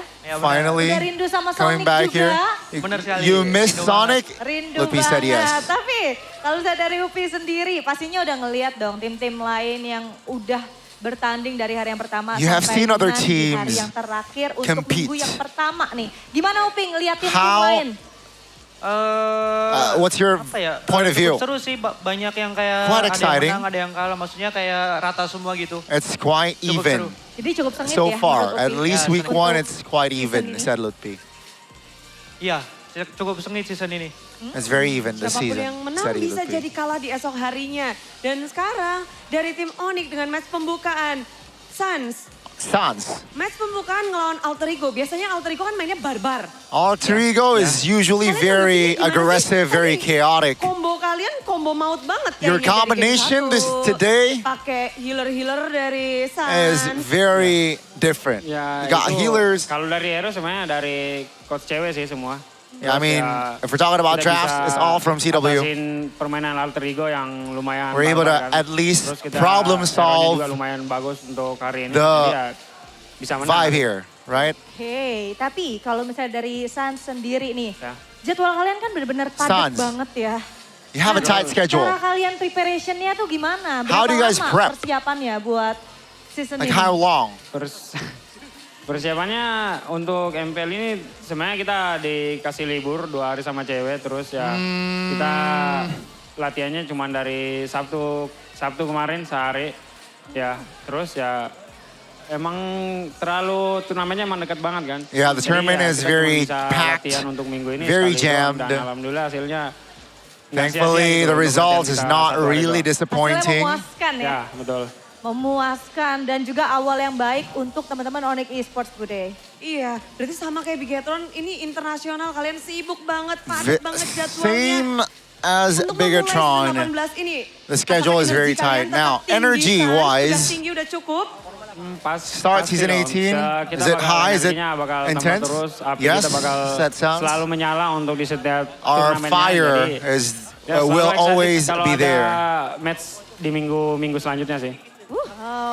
Cannot wait Selalu for the excited untuk upcoming ada match di minggu-minggu matches. berikutnya. Dan kita akan menanti, akan ada kejutan-kejutan gak, Sans? Di Any minggu-minggu berikutnya. surprises perhaps? Harusnya ada karena kita latihannya udah bisa Of course, because we lumayan banyak dibanding minggu ini. have a Jadi lot ya, of kita tunggu aja preparations, untuk minggu so depan. let's just wait Lebih till mulai next kemarin week. dikasih libur 2 hari, kayaknya minggu ini gak dikasih libur. Tapi langsung kita lanjut ke arah Kelra. Kelra, Are you happy to be back here? Because you smile a lot, senyum terus dari Kelra. you smile a lot, Kelra. It's good to be back, as he said. Dong, Sonic yang dari tadi udah teriakin nama Kelra, disapa-sapa dulu. Say hi to Say hi. fans. Halo Sonic. Masih banyak buat support kalian. Ya. Wow. Memang rame, tapi hari ini Today, match pembukaan or tonight, minggu pertama, first week first against Alter Ego. week. What is your plan? Apa planmu? Apa rencanamu lawan Alter Ego? What was your plan? Pengen menang aja. We just want to win. Pengen menang. Dan terbukti ya, Bude ya? Terbukti. They Tapi proved kalau it. dari Kelra sendiri, Kelra. terlihat kan nih, happy sekali. Bener, Bude. Karena Kelra hari ini tuh beda banget, happy banget. Tapi semua sehat kan? Kelra sehat? Sehat. Are you healthy, Kelra? Dan Yes. kalau misalnya melihat match yang tadi dari Kelra, Kelra. udah cukup puas belum sama Are hasilnya? you sama satisfied with the resultnya? result? Udah cukup satisfied sama hasilnya, happy? Are you happy with the result? Kalau hasilnya pasti senang, tapi belum Outcome is ekspektasi. satisfied, but Belum you sesuai know, ekspektasi. Ekspektasinya not gimana emang? What's your just expectation? yet. I'm happy that we won, but my expectation gua pasti menang terus. his expectation Harus is menang terus, ekspektasinya we memang gotta tinggi win it all. sekali ya. Sekarang udah menang terus, tapi Kelra masih bersama Onyx di sini akan bertarung lagi untuk minggu kedua, tapi minggu pertama berakhir dengan 2-0 Keyboy melawan Alter Keyboy Ego. 2-0 against Game Alter satu Ego. Kayaknya kalian Game main rapi, one, di game kedua juga very, awal-awal asal very pelakon. neat, very Point kill juga textbook. gak begitu banyak, gak brutal. Point kill wise, not Gameplay really Onyx di season action 18 packed, ini not really berbeda atau gimana sih far. Boy? Is it Bekal dari different? internasional kemarin kah? Is it because of the international matches? Keyboy said because of Diajarin Coach Beloy. What did he taught you? Banyak lah diajarin A kita. lot. Terus ya kita And nggak mau main di temponya AE lah. we don't want to play in Alter Ego's tempo. AE yang biasanya kan gerasa-gerusu.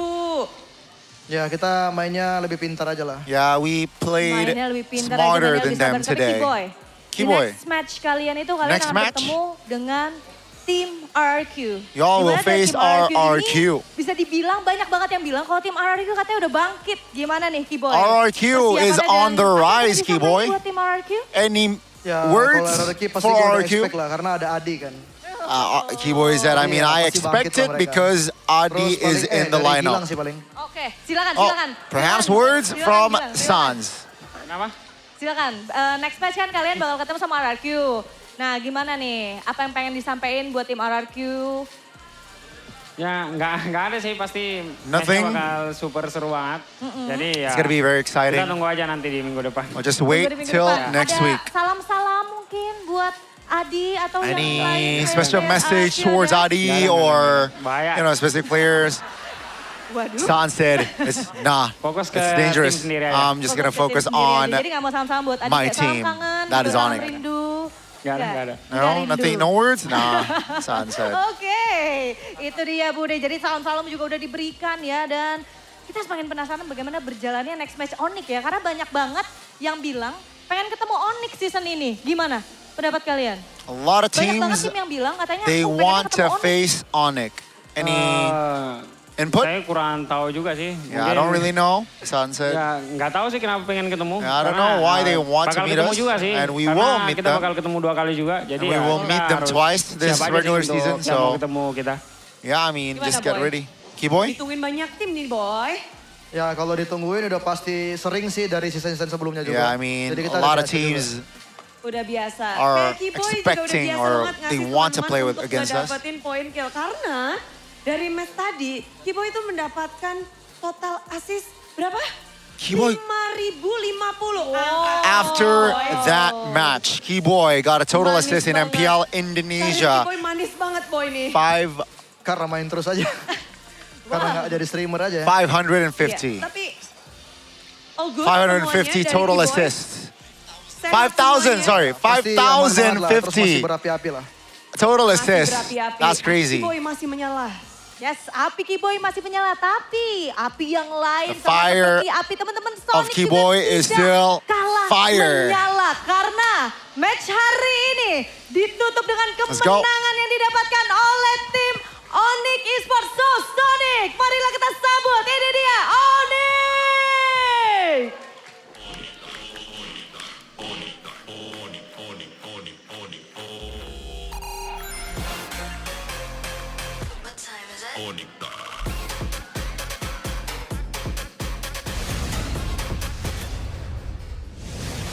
What's up, ladies and gentlemen? We got a special guest right over here. After waiting it out against Alter Ego, we got the God in the Jungle, Kyrie. Hi guys. What's up? What's up, Kyrie? How do you feel after the win? Yeah, Congratulations. What's up, Kai? Feels good to win our first match here in Spain. Yeah. This is the Onyx fan, by the way. This is the Onyx fan. He And I knows, want to he tell knows. you before anything else, I am a Geek fan, okay? Okay. So I have a bit of beef with you because you stole Beloy from me. What do you have to say? Yeah, that's fine. That's fair. Okay, let's actually get to the questions though, because that was a really good victory. Do you guys think that, what do you think when the Fanny was let go in the second game? We actually didn't want to prior pick the Fanny since the way Alter Ego plays, they know how to counter Fanny. So that's why we just opened it for them. Okay, so you were surprised that they picked Fanny themselves? Yeah, Okay. actually. Interesting. Right, so that was all part of CW's coaching plan. Now, Kai, you know what, let's just go to the chase. Can you beat BTR this season? You failed to beat them in the finals last season. You failed 2 times at the final. Yeah. What is going on? What happened? And now it's personal for God. Have you guys repaired it at least? Or what's your effort to repair it? So like just the way we usually do it, we prepare a lot of things for every team, and yeah, we'll know next week. We're gonna be facing RQ and BTRs, and yeah, they've beaten us 2 times in the grand finals. I mean, they're a very strong team, so props to them. Okay. Well, as a follow-up question, what do you think about the current meta? Because a lot of people think Bigatron are going to be really strong because they have a really big hero pool. Yeah. Right? The same thing can be said about Onyx. So, considering that's the case, what do you think about the current meta that allows so many more creative strategies? Sorry, what? I didn't hear. So many more creative strategies, right? How do you like the meta? Yeah, the meta is very complex right now, so even a lot of Filipino players don't understand the meta that much. I mean, they do, but not like how the Indonesian players or the Europe players understand it. Ooh. I think Aurora Gaming and BTR and us, Onyx showed it in the recent 2 tournaments, recent national tournaments. That's interesting. So I think the PH teams are still figuring out with the current meta. Too much chaos? Too much. I think too much variables. Now, okay. Yeah. Specific Rafa Uranus Gata combo. Whose idea was it? I mean, all of us, I guess. Oh, with wow. TW as well. The brainstorming. Okay. Yeah. Now we're gonna shift towards the player of the match though. That was Kelra, player of the match, started by Infinix GT50 Pro. I want to talk about the versatility of Kellera, because a lot of people seem to think that he is only good, or like he's especially good on marksman, but on fighters he might be struggling. Do you think that that's not true, or is he as good on fighters as he is in marksman? I think it's good at using both of them. Since, we can see like how his Freya is never open for us, even in the international stage. And yeah, I think people judge him just because he doesn't play that much fighter. So people doesn't know how really good he is in using them. Okay, about Kellera as well. We actually asked Coach Zephyr about the Brody and Melissa matchup. It seems like a lot of people, or at least Professor X, thinks that Brody is actually a winning matchup against Melissa, but somehow Kellera was able to win the match in the gold lane. Like, what do you think about that? Like, what's so different about Kellera? I'm not even surprised because whenever both of us talk, two of us, I always ask him like, which goal lane counter this goal lane, and he doesn't know it really. Because he knows how to play every hero. I mean, he does know, but he just knows how to counter. It's just I'm not even surprised anymore because ever since he can, own the lane in every hero. Exactly. The lane. That's exactly. Crazy. So okay, Baloy is already in the lineup. Yeah. What type of impact does he already bring early on, at least from so far? I think that you can share, of course. What, sorry? Yeah, well, everything that you can share, of course. Yeah, I think one of the few things that he fixed first was our macro. Yeah, our map movement and the way we, move in the map. Operate. Yeah, that's the first thing that he fixed when he came in Onyx. Interesting. All right. Well, when you first got here, you seemed pretty surprised at the whole setup. What do you think about this whole segment and having a player to come in and address the stream directly, or even the casters? Yeah. You know, if you heard something about us, you can be like, "Yo, I heard you said this." What do you think about this segment? Yeah, it's really surprising since it's the first time since I came in Indonesia, and That's true. It is also my first time seeing this big TVs in front of the casters. Oh, you didn't know? I didn't know. I see. This is new as well, by the way. So we can actually pause and play like the this highlight. one, but That's cool. That's cool. I actually imagined myself being an English caster. Way there you before. go. Always welcome. How far back? Um, Before you were pro, like when you were starting pro. when I was just curious about how it feels, But I think I would do it, but just for fun, not my normal job. Right. So let's say during playoffs, you had time. If we invited you as a guest caster, would you be interested? I think I would, the finals, bro. Yeah, I don't think. Or panelist, yeah. I don't think Onyx would let me though. Yeah, I mean he's playing. Yeah, I mean if I'm not. It's an if he had the time and the chance. Okay, I want to ask you a question that might be a bit too personal, or it's outside of the game. Whoa. Did you imagine the little you back then? You would imagine this kind of future where you have your own movie. You are literally a superstar in Indonesia, one of the biggest ambassador of the game. Like, did you imagine this kind of scenario playing out in your life? Not even 1% of my life I imagined. Not even 1%. Not even of 1% I have right now. I never thought that I would have. That's when I was a kid. I thought I would just be a normal guy, like working forever. Right. Right. Okay. Be humble, Arashi. Be more humble like Kai. Okay. I mean, he just said that he doesn't technically have to work. No, I mean my work right now. I mean I'm a very busy guy, but I get it. I love my work, so I'm very grateful for that. Okay. Man, it's pretty cool to see. Because we share the same sentiment. We also like gaming, and this is like a job, but not really. No, right. Joe. Yeah. It's been a really good time, Kyrie. Thank you so much for gracing your presence here in the English desk. Hopefully, we can see you guys more in the future. Hopefully, yeah. Kai. Thank you. Good luck for your. I mean, this is just the first day. Good luck for next week. Thank you. On preparing. Cool. All right. So Stay just healthy. go. This guy likes the RQ, by the way, so beat the RQ. Stay healthy. Stay healthy. See you, man. Just leave it here. We're still figuring things out. That is Kyrie. That's my twin right there. Excuse me. Wow. I'm the Japanese Kyrie, brother. A lot of. Bro. Almost as bold as Onyx. The way they play today is so good. There's nothing that you can nitpick. That it feels like it's almost perfect the way they play today, at least.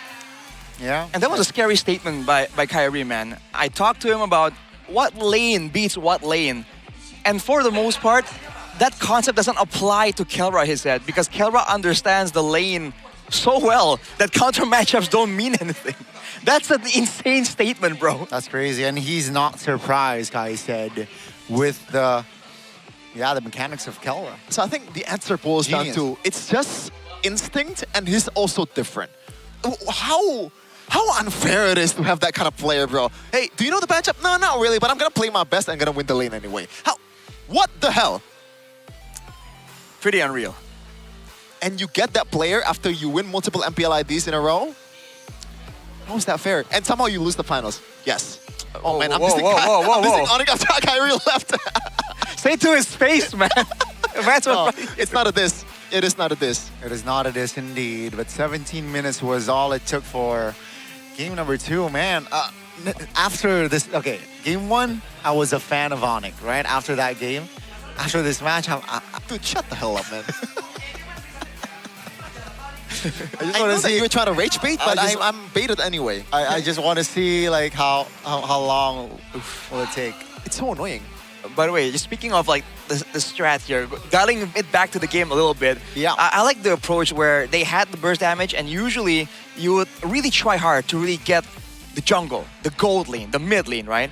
But they figured that, hey, with a Marcel out there, he is also very squishy anyways. If we keep jumping on Nino, he just gets removed from the game completely. Look at the damage numbers. And if you saw the gold earlier, he had like, what, 7,000 gold, where everyone else was at 9? So man was hardcore struggling, and I don't think that's a coincidence. I think that was a planned approach coming in from Onyx.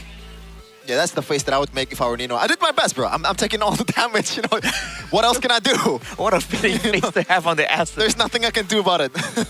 That's right. Nino always has the best photos, I don't know, every year. He's got personality, man. Yeah. You guys got the jokes. Yeah, something that Onyx players do not. Just kidding. Whoa. Say to his face, he was here. What the heck, bro? You too, Rashi. I have an interesting thought to say to Kyrie, hey, this guy right here on your left, he said that you're overrated. Just for straight up lying to you. Oh my days. Oh man, I would do that next time. I'll do that next time. We're gonna meet him a lot. He's so humble, guys. I like the energy that Kai is giving. He's very like humble. Very chill, very friendly too. Very honestly. Yeah. Very humble, very chill. That's probably the first real conversation that I had with Kyrie. Really? Yeah. You had a conversation the first time he came here to Indonesia, right? Yeah, so way back when he first got here with Coach. Yeah, Mirko and I were in this, like we were like, oh, let's take him out for food, you know, as a gesture. Welcome to Indonesia, and that was it. I don't actually get to talk to him all that much, so that was pretty nice. That was a letdown. That's interesting. What? Okay, what do you mean?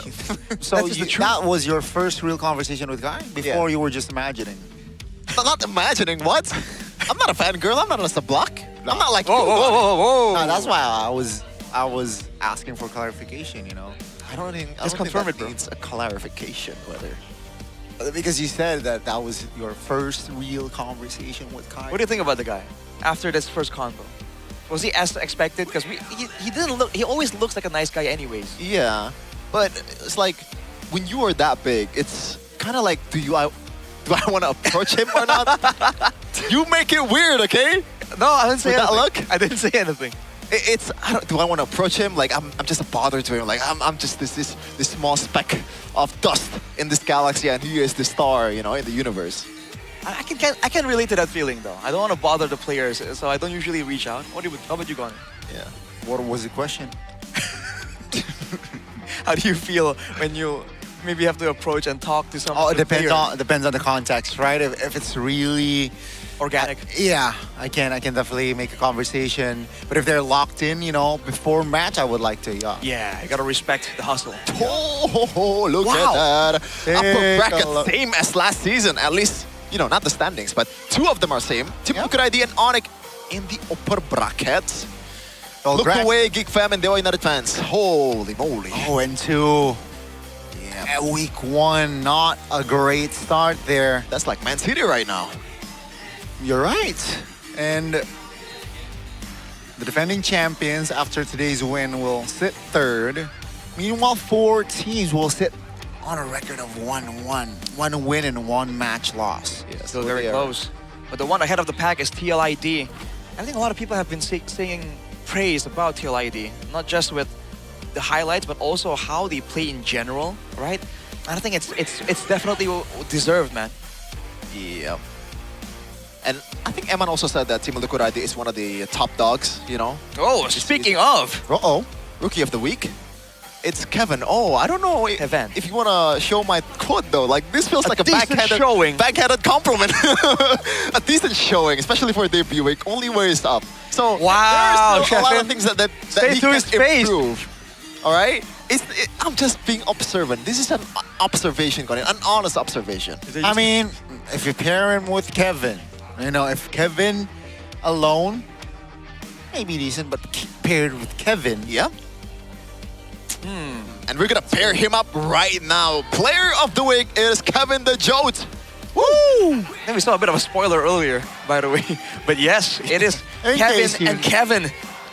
That's crazy though. Wow. Like that's just how good they've been. The GOAT back on the Assassin. I didn't even realize that's my quote. The GOAT back on. It's not GOAT, it's Jote, man. I typed in Jote. Okay. But yes, back on the Assassins, because when he first showed up, everyone was talking about how his Fanny was going to be crazy, his Yisun Shin is going to be crazy, mechanics is what we were expecting, and now we're finally seeing it, right? After he was playing a lot of Fredwins for a while. Yeah, that was the worry that I have coming into the season. Like, can he actually match up to all these junglers that's mechanically really sound? It was not a problem, especially on Hiraragoni. That is... And the Paquito. What was your quote, by the way? I didn't have time, so I just wrote Kevin. That's fair. That's fair. Okay. No one asked, but my quote was, "The Jote is your favorite player's favorite player." Interesting. The Jote is your. That's a bold statement, though. Yeah, and we're gonna see the Jote immediately to start the next week. First match of the next week. Wow. Against Friday and Navi. Saturday. Oh boy. Man, Saturday is looking kind of tough, man. I'm not gonna lie. We're gonna go up against Navi, Mr. Famunity, and also Evos. Ooh. Meanwhile, we'll take on the Kings of Kings and also BTR. That's a tough match, I gotta say. It's tough. Yeah, the BTR one, definitely. Not the first time I'm praying bad for Aldo. I'm just kidding. Whoa. I'm just kidding. That's my kind of humor. You have to trust, bro. You have to trust. That's my kind of humor. My bad. Aldo, I love you, bro. I love you. Not that way, but yeah. Oh, that's crazy. Superfan standings, though, as always, RQ Kingdom is just too good. Bang! You know? Are they going back to back?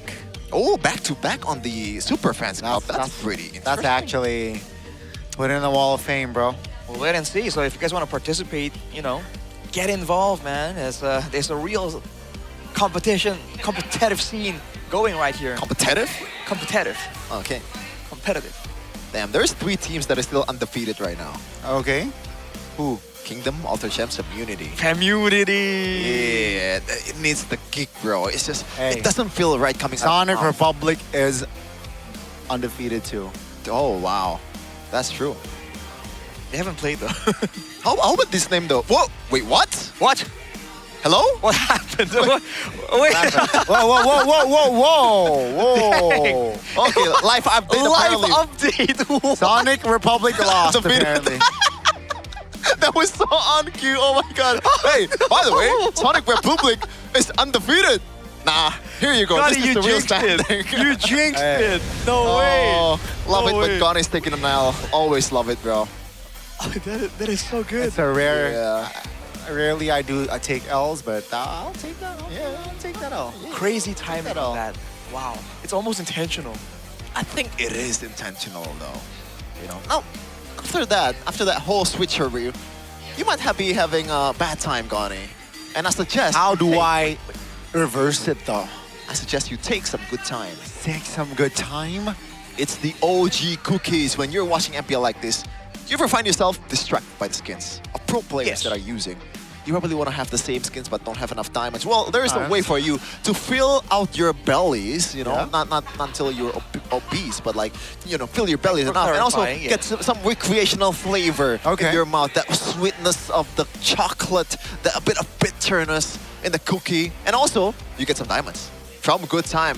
For just 2K, for the low price of 2K Mula, you get a chance to win millions of MLBB diamonds. It's easy. Just scan the QR code that's gonna be showing or like already showed on the screen.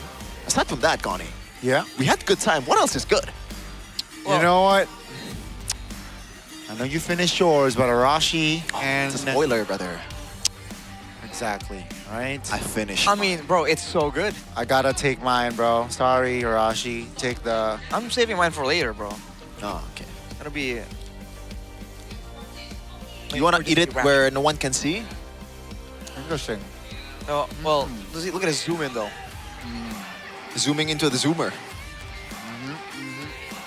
I don't know what a zoomer actually, but yeah, so good. You know, all of you ranked warriors, not warriors in ranked. Remember, fuel up first with So Good Sausage. It's in the name. It's so good because it is so good. Packed with plenty of meat, you know? Before you go for those stars, it's perfect to snack before war, so you can stay focused while grinding ranked and chasing Immortal. By the way, fun fact, the only caster that is Immortal currently is Realize. Props to him, man. Yeah, but that's a bit unexpected, brother. I thought he sucks at the game. Well, he's been playing a lot. Let's put it that way. Yeah, but it's a respectable win rate. Yes, you know? yes. He's been grinding. Of course. Gotta shout out Realize, and he said it to my face. I am in love with Mobile Legends. That is passion. Almost as passionate as this guy right here, gobbling on the Glizzy. The Glizzy Globber. This is the Glizzy Gobbler. Globber. What's your favorite flavor? I like the smoked cheese. Smoked cheese? I like the spicy one. Yeah, the hot sauce one is pretty good. Spicy one's pretty solid, man. Well, we're gonna give some time for Arashi to enjoy his sausage, but you know, it's been a really fun week right here with Shefin, Arashi, and Gani to close out the week number 1. There's still 8 more weeks of MPL Indonesia Season 18. So don't go anywhere because MPL Indonesia Season 18, we own this! Bye-bye. Ciao. Sayonara. Goodbye. Dadah. Dadah. Happy Independence Day, by the way. Woo! It's coming. Tomorrow. Bye-bye. Arsenal won!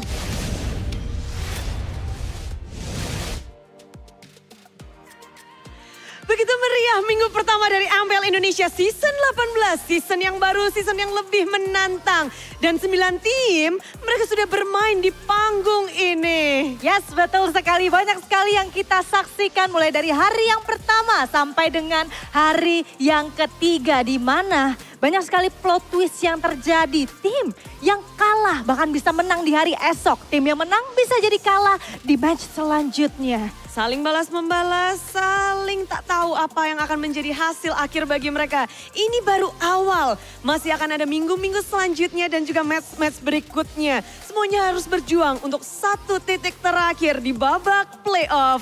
Karena kita akan terbang jauh, Sabila. Yes, betul sekali. Karena untuk playoff dari MPL Indonesia Season 18 kita akan terbang langsung saja ke Kota Pahlawan.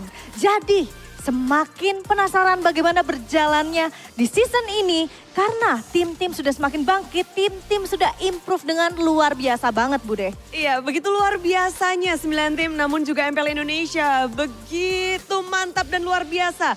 Karena ada dukungan para sponsor dan partner, kita ingin mengingatkan bahwa MPL Indonesia Season 18 powered by Moonton, supported by PBSI, presented by Official Gaming Phone, Infinix, Official e-wallet, GoPay, Official Gaming Chair Todak, serta untuk partner ini sports kita ada Aqua, Good Time, dan juga So Good.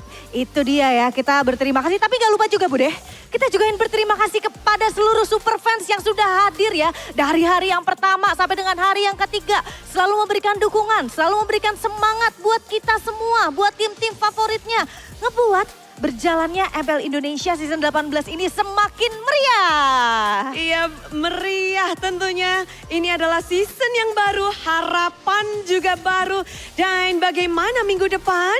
Yes, itu dia bagaimana minggu depan akan berjalan. Jadi kita berdua pengen ingetin lagi kepada semua super fans yang udah punya tiket ataupun mungkin yang belum dapat tiketnya nggak masalah. Terus dukung tim favorit kalian karena di minggu depan kita masih akan menyaksikan tim-tim akan terus berjuang. Tim-tim akan terus bermain di minggu yang kedua dari MPL Indonesia Season 18.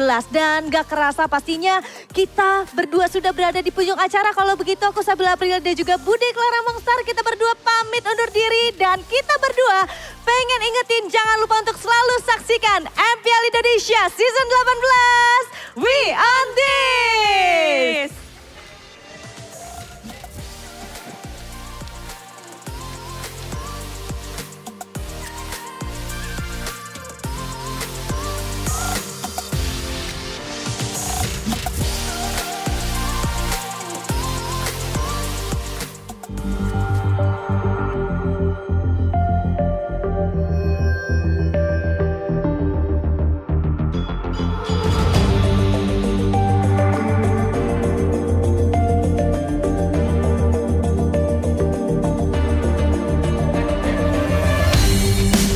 Kan berdiri dan terus berlari, terus ke arah puncak tertinggi.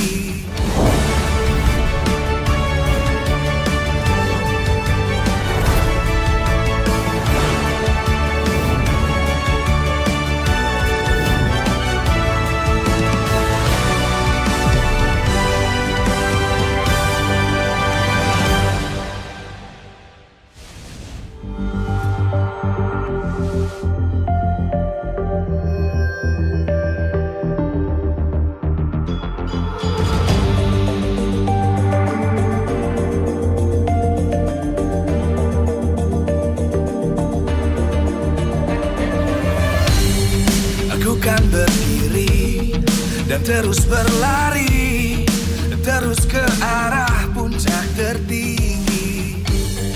Ku takkan berhenti, hanya sampai di sini. Kemenangan abadi menanti. You know we won't miss if we unite our focus. And if you haven't noticed, we all live. Nyalakan apimu, hadapi semua tantangan. Hadang semua serangan, jatuh bukan halangan. Bakar semangatmu, janganlah engkau menyerah. Kita akan buat sejarah. We all this, we won't miss. We all this, we won't miss.